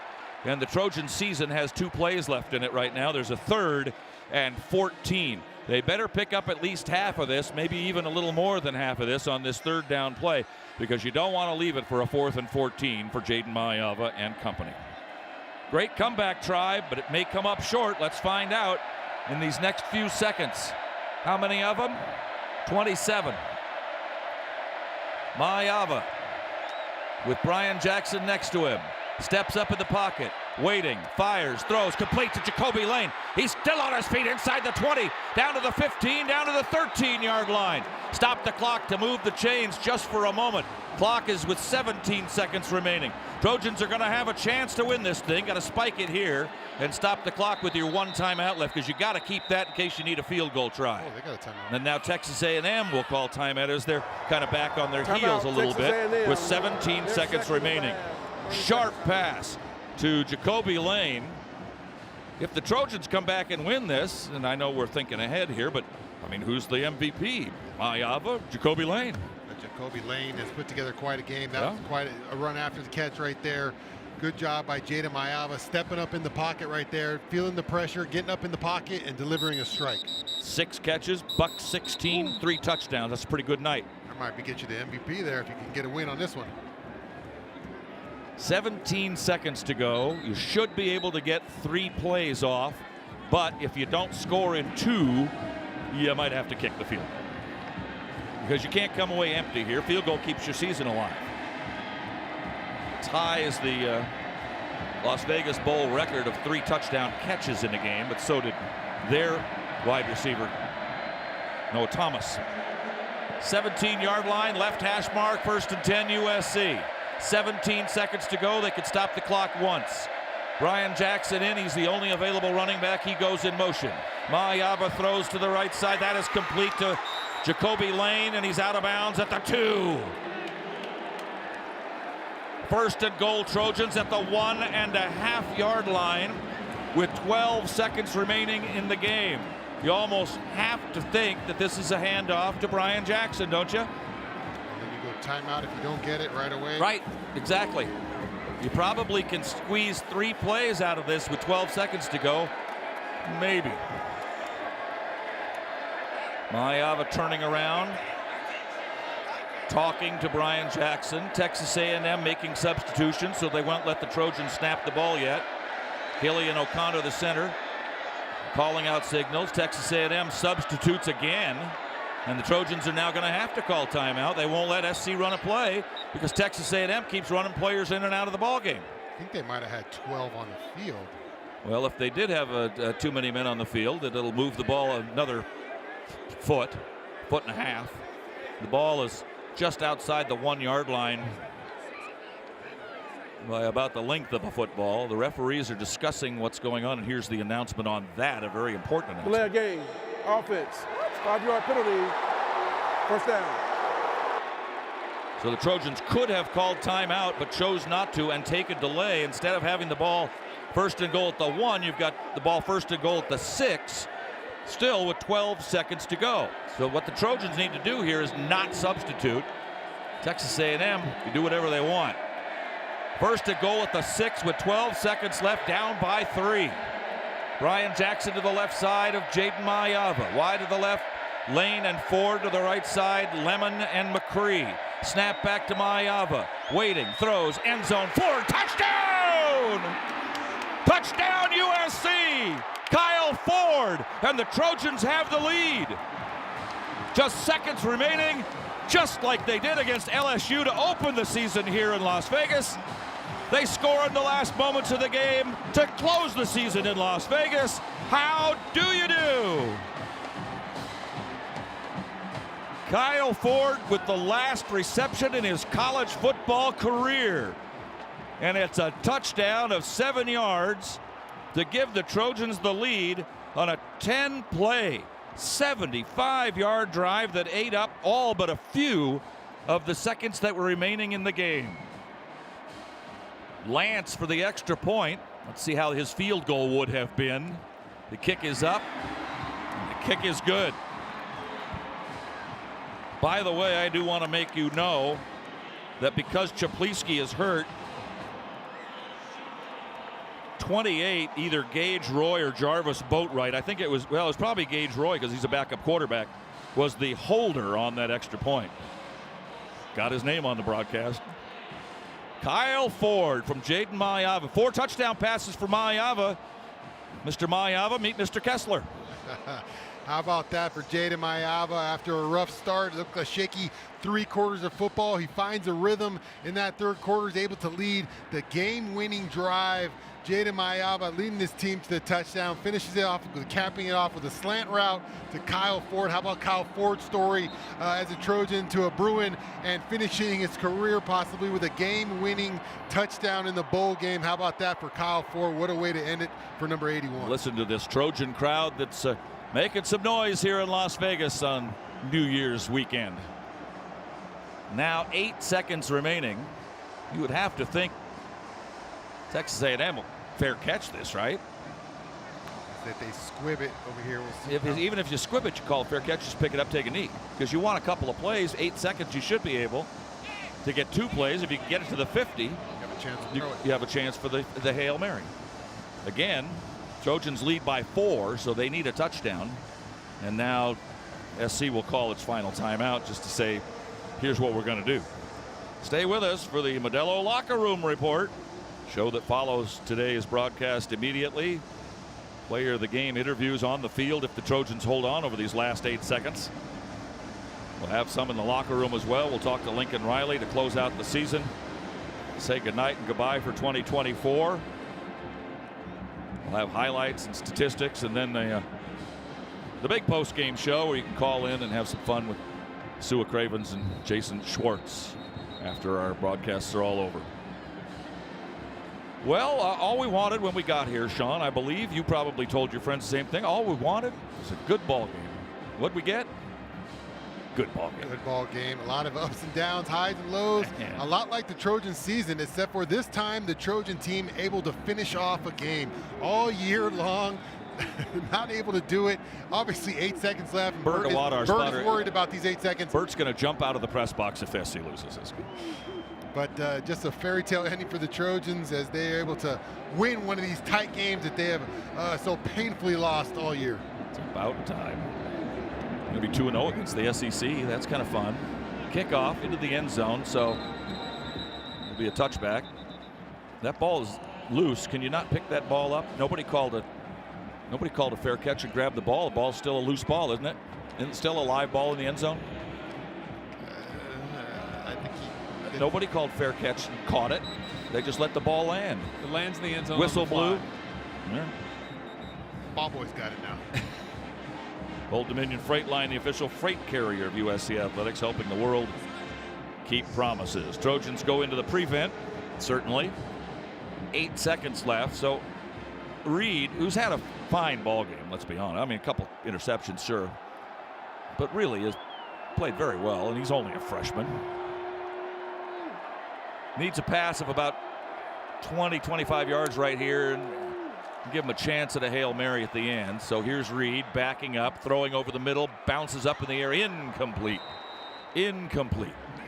2 seconds remaining, 1 play remaining in the 2024 USC college football season, and they'll go 7-6. Now you just got to defend the lateral passes here. They're going to try to get the ball out lateral up the field, and someone's got to make a play to end this one. Looks like the Trojans will win. That was almost caught right there. That might have given a chance for Hail Mary, but not able to come down with that one. And now they're going to be in lateral play. Texas A&M's going to lose 4 of their last 5. It's a tough way to go at the end of the season. We had a tough middle of the season. Reed to throw on the last play of the game. The clock reads 0-0, barring a penalty. That's it. Lateral after the completion. They'll throw it backwards to Reed again. He throws it across the field. A forward pass. Flag is down with a forward pass. E.J. Smith has it. He'll get pushed out of bounds unceremoniously by Kamari Ramsey at the 40. The penalty will be declined, and the Trojans hustle off the field to shake hands with their counterparts from Texas A&M. On a game well played by both teams. Very interesting, very exciting, but the Trojans are bowl champions for the 2nd straight year. How about that for the Trojans, the team that didn't know who they were going to put out there today in a lot of different ways, a lot of different positions, able to find a way to get it done, even though this team so many times this year it just came up a little bit short in some of these games. In the bowl game at the end of the year, able to find a way to win one of those tight ones, and I'm sure that's something Lincoln Riley will preach to his team as this thing marches on into the future. Trojans finished the season 7-6, A&M 8-5, having lost 4 of their last 5. The Trojans have beaten A&M all 4 times they've ever played them, 4-0. Now 5-4 in dome stadiums, 72-49 in season finales in the history of the University of Southern California. And coming from behind, Shaun, remember, with 5:12 to go in the 3rd, Texas A&M led 24-7 after getting that interception down at the 10-yard line and scoring. It was 24-7. We were packing up and going. Oh, yeah, we were down 3 scores here in a bowl game that really, if we're being honest, is that there's no significance to this. I'm sure a lot of fans were feeling like, hey, all right, we lost this game, but able to find a way to find that fight in there. And Jaden Mayava caught a little heat streak at the end of the game, able to get the Trojans back in this one, and they showed a great effort to win this game because, like we said, we battled hard to stay in this one. With the win, Lincoln Riley ties Ted Tollner for 10th on the all-time USC coaching victory list with his 26. Down on the field, Jordan Moore's been down there, and he's got one of our players of the game. I've got the quarterback, Jaden Mayava, who led the comeback. Jaden, boy, you guys were down late in the 3rd quarter. What kicked in, particularly for you? All of a sudden, you found a rhythm and brought us all the way back. Oh, yeah, you stay poised, all to the man above. We just kept our heads down and just kept working. How about your receivers in this one? Start with Jacoby Lane, man. He's out there making play after play for you. What'd you see from him? Oh, phenomenal player. Great hands. You throw it to anywhere in his vicinity, he's going to catch it. Take us through the last drive. Obviously, you got us in front, then you're behind again. What's your mentality going into that final drive? Like I said, just stay poised, believe in the process and trust in God.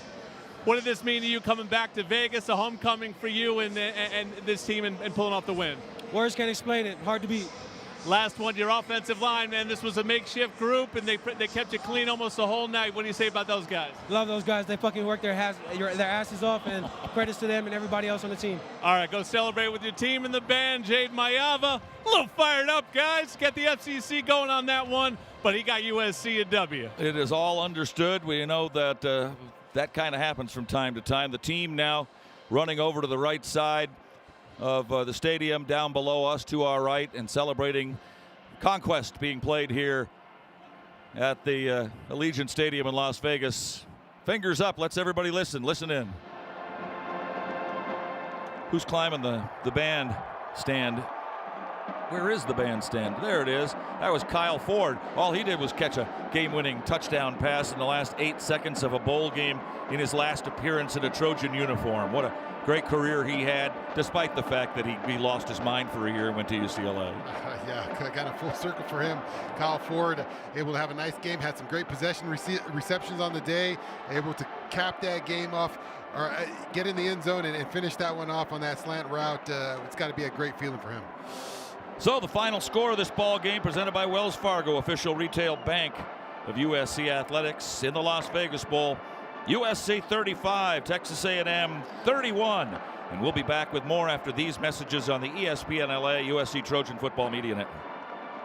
Hey, everybody, it's Cappy, and let's talk about an upsetting issue that many of us have experienced. You're paying your homeowner's insurance premium every month on time. One day you have an incident like water damage. Maybe it's a broken pipe. Could be a toilet overflow. So you open a claim with your homeowner's insurance company to find out that your insurance adjuster is trying to pay you so little you won't even be able to repair the damage. This is the time to call Avner Gatt. Avner Gatt is a public adjuster, and he is on your side. He's looking out for you. You can try and negotiate with the insurance companies yourself, but it is not that simple. The Avner Gatt team has been dealing with insurance companies for many years. It's all they do. They have vast experience in this matter. You don't. When you are represented by Avner Gatt's team, you have the entire team's experience and know-how on your side. No one messes with Avner Gatt and his team. So call Avner Gatt, 818-917-5256. That's 818-917-5256. You can go to avnergatt.com, AVNERGAT, avnergatt.com. He'll answer, and you'll know it's him when you hear, hello. Love staying ahead of the game with the latest tech? Meet Helium Mobile, the first phone carrier powered by the people. Experience coverage from the nation's largest 5G network and a network built by people like you. For just $20 a month, get unlimited talk, text, and data. Plus, earn crypto for contributing to the network, which you can use to pay your phone plan. Whether you're a USC Trojans fan, student, employee, or just trying to save a buck on your phone bill, Helium Mobile is for you. Make the switch today at HelloHelium.com. Fight on.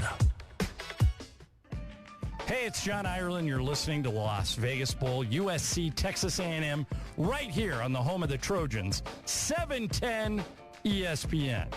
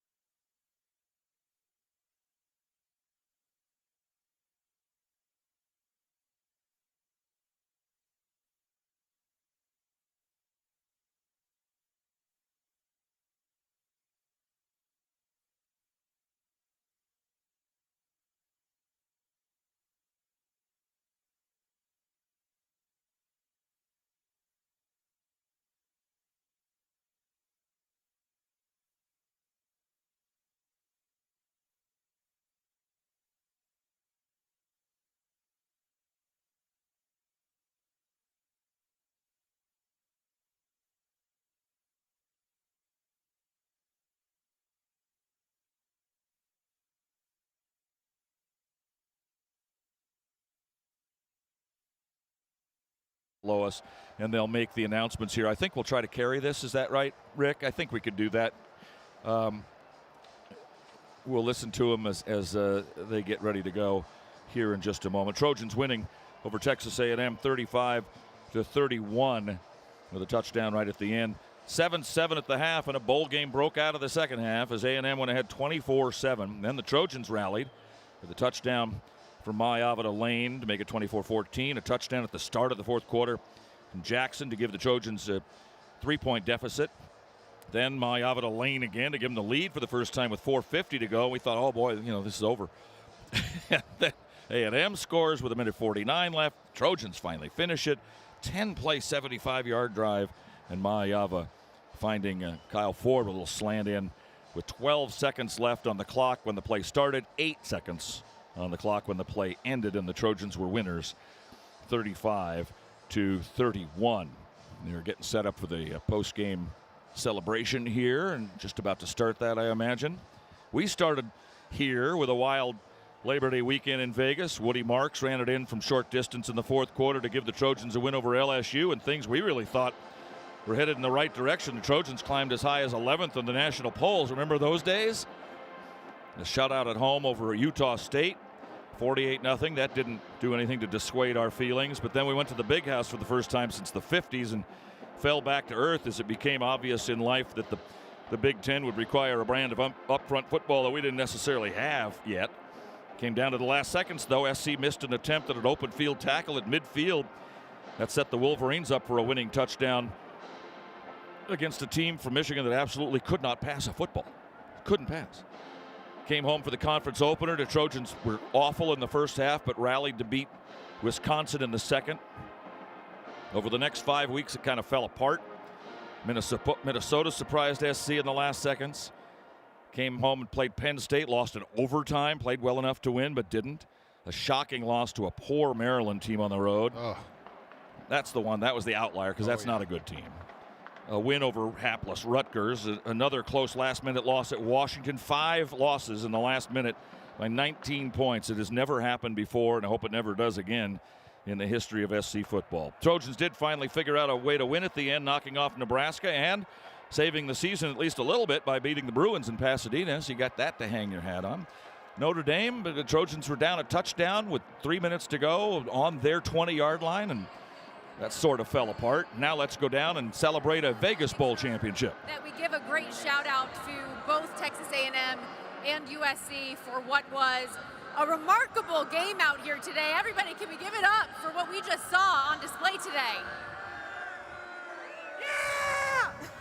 But of course, the reason that we are on the stage is your 2024 SRS Distribution Las Vegas Bowl champion, the USC Trojans. We got some hardware to hand out.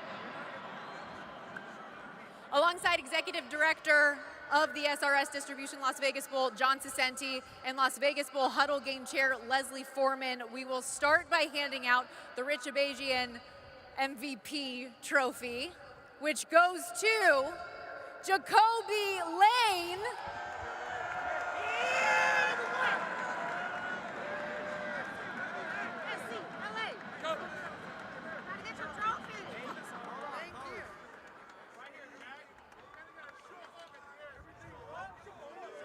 Shut up!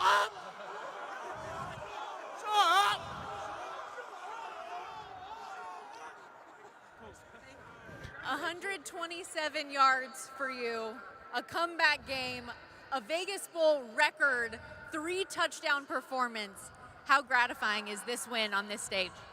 It was fun, but I'm just glad me and my guys got to come out here and showcase everything we've been putting forth. All the work we've been putting in, and just glad we came out with the W. Enjoy this. Let's hear it for Jacoby. And now Las Vegas Bowl Chair Christy Straub has the Rossi Rollencotter Championship Trophy. To present the trophy, President and CEO of SRS Distribution, Dan Tinker. Thanks, Stormy. Hey, let's give it up for the fans tonight here in Las Vegas that stayed here tonight. Thank you so much for supporting this game. What a hard-fought game between 2 historic programs. However, we have to announce the champion of the 2024 Las Vegas Bowl. Coach Riley, congratulations to you and your team, the USC Trojans, champions.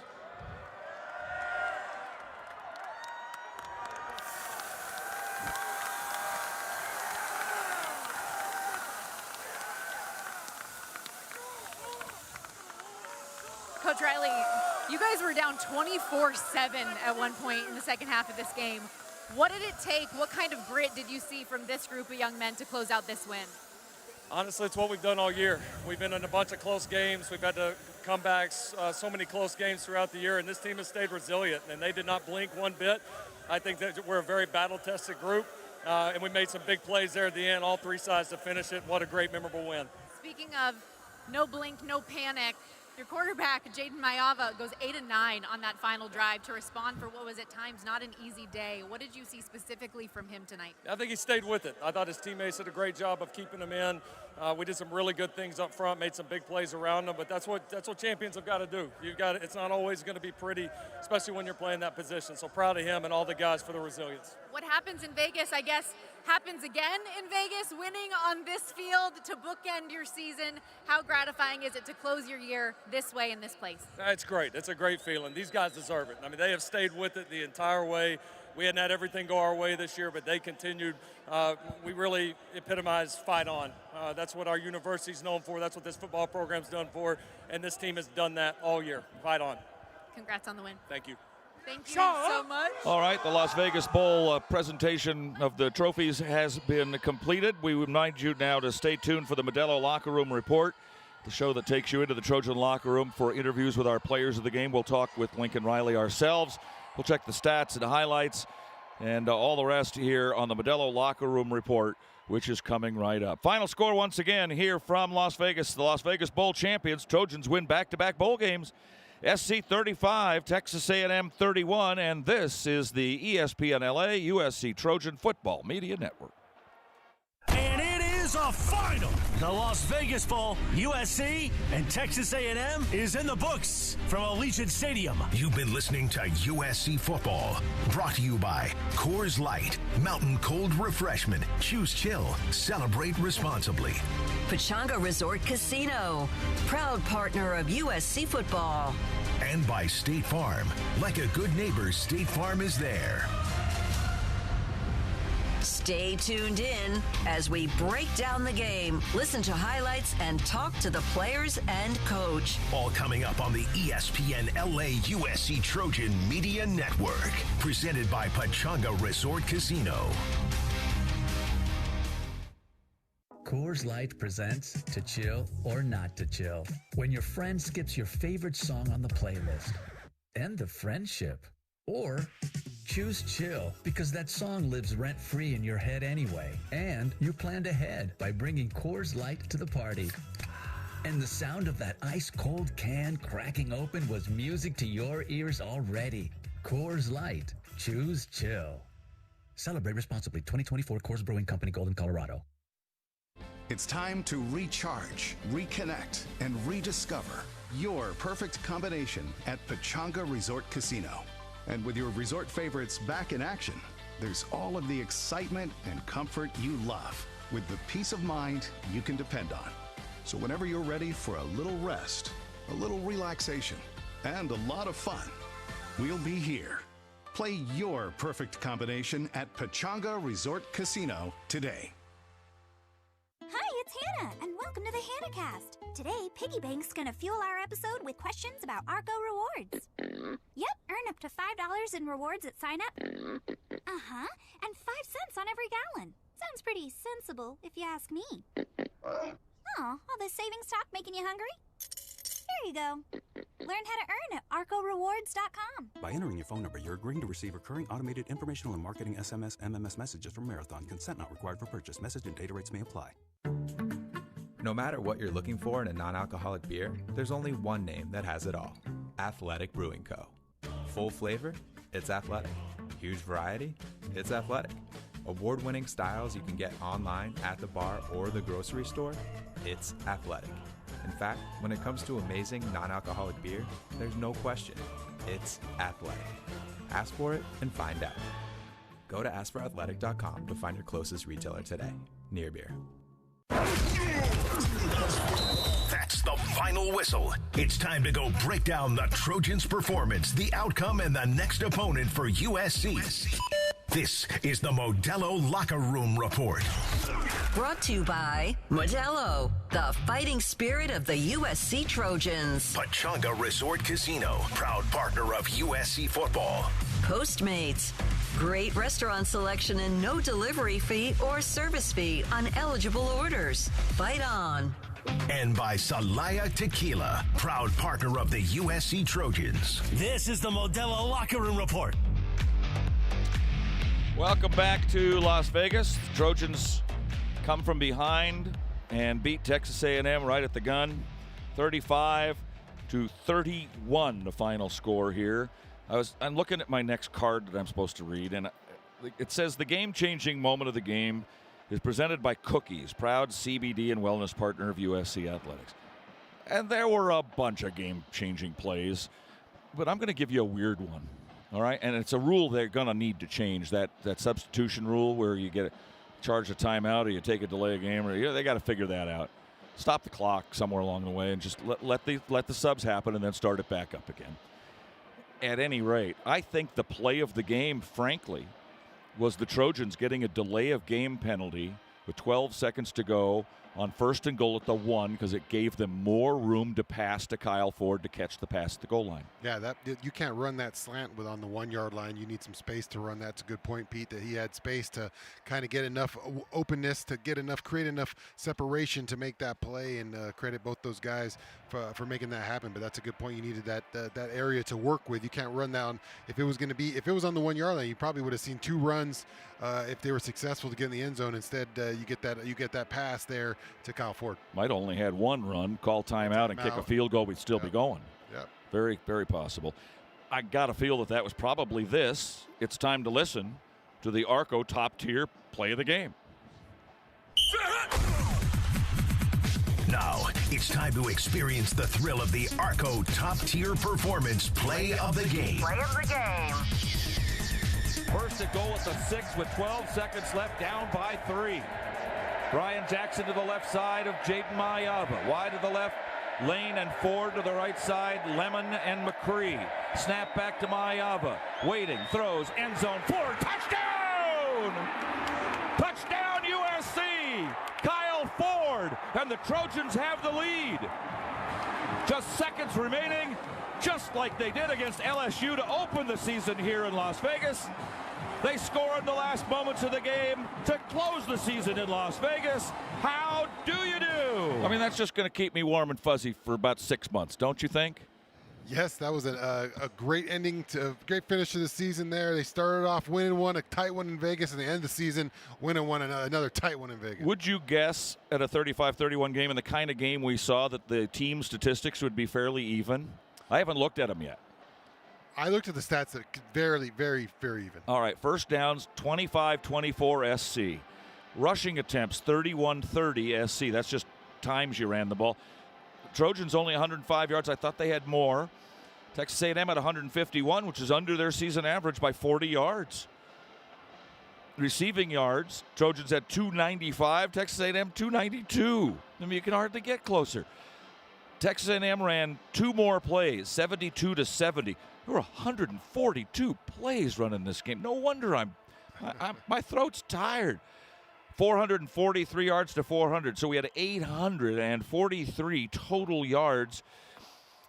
Texas A&M averaged over 6 a play. The Trojans just under 6 a play. Both teams turned the ball over only through the air, but with some regularity. Time of possession was 32-28 A&M.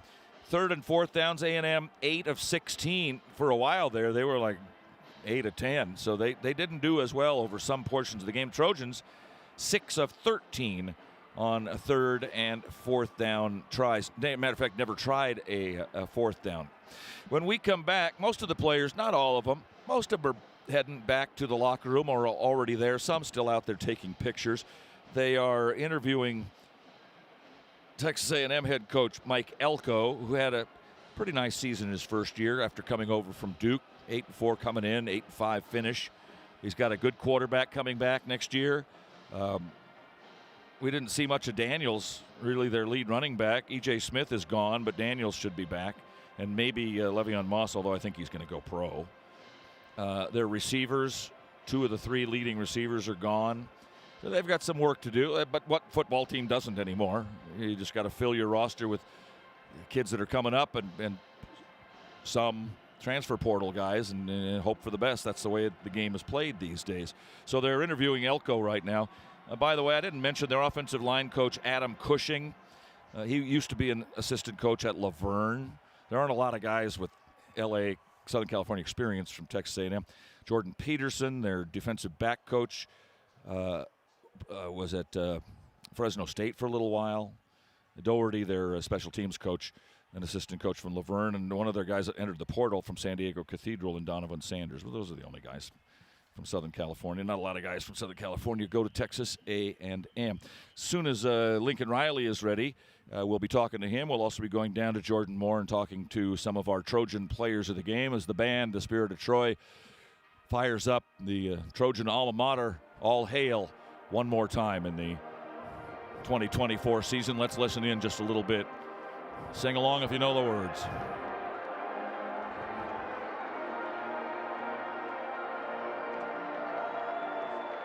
We'll come back and take a look at the SC and Texas A&M offensive and defensive individual statistics for the Trojans to win it 35-31 over Texas A&M in the Las Vegas Bowl. Back after these messages on ESPN LA and the USC Trojans Football Media Network. There's no place like the road home. Anticipation in every mile with presents wrapped and bags packed. The joy of the journey and the glow of your destination in the headlights. There's no feeling like it. Pedal down, volume up.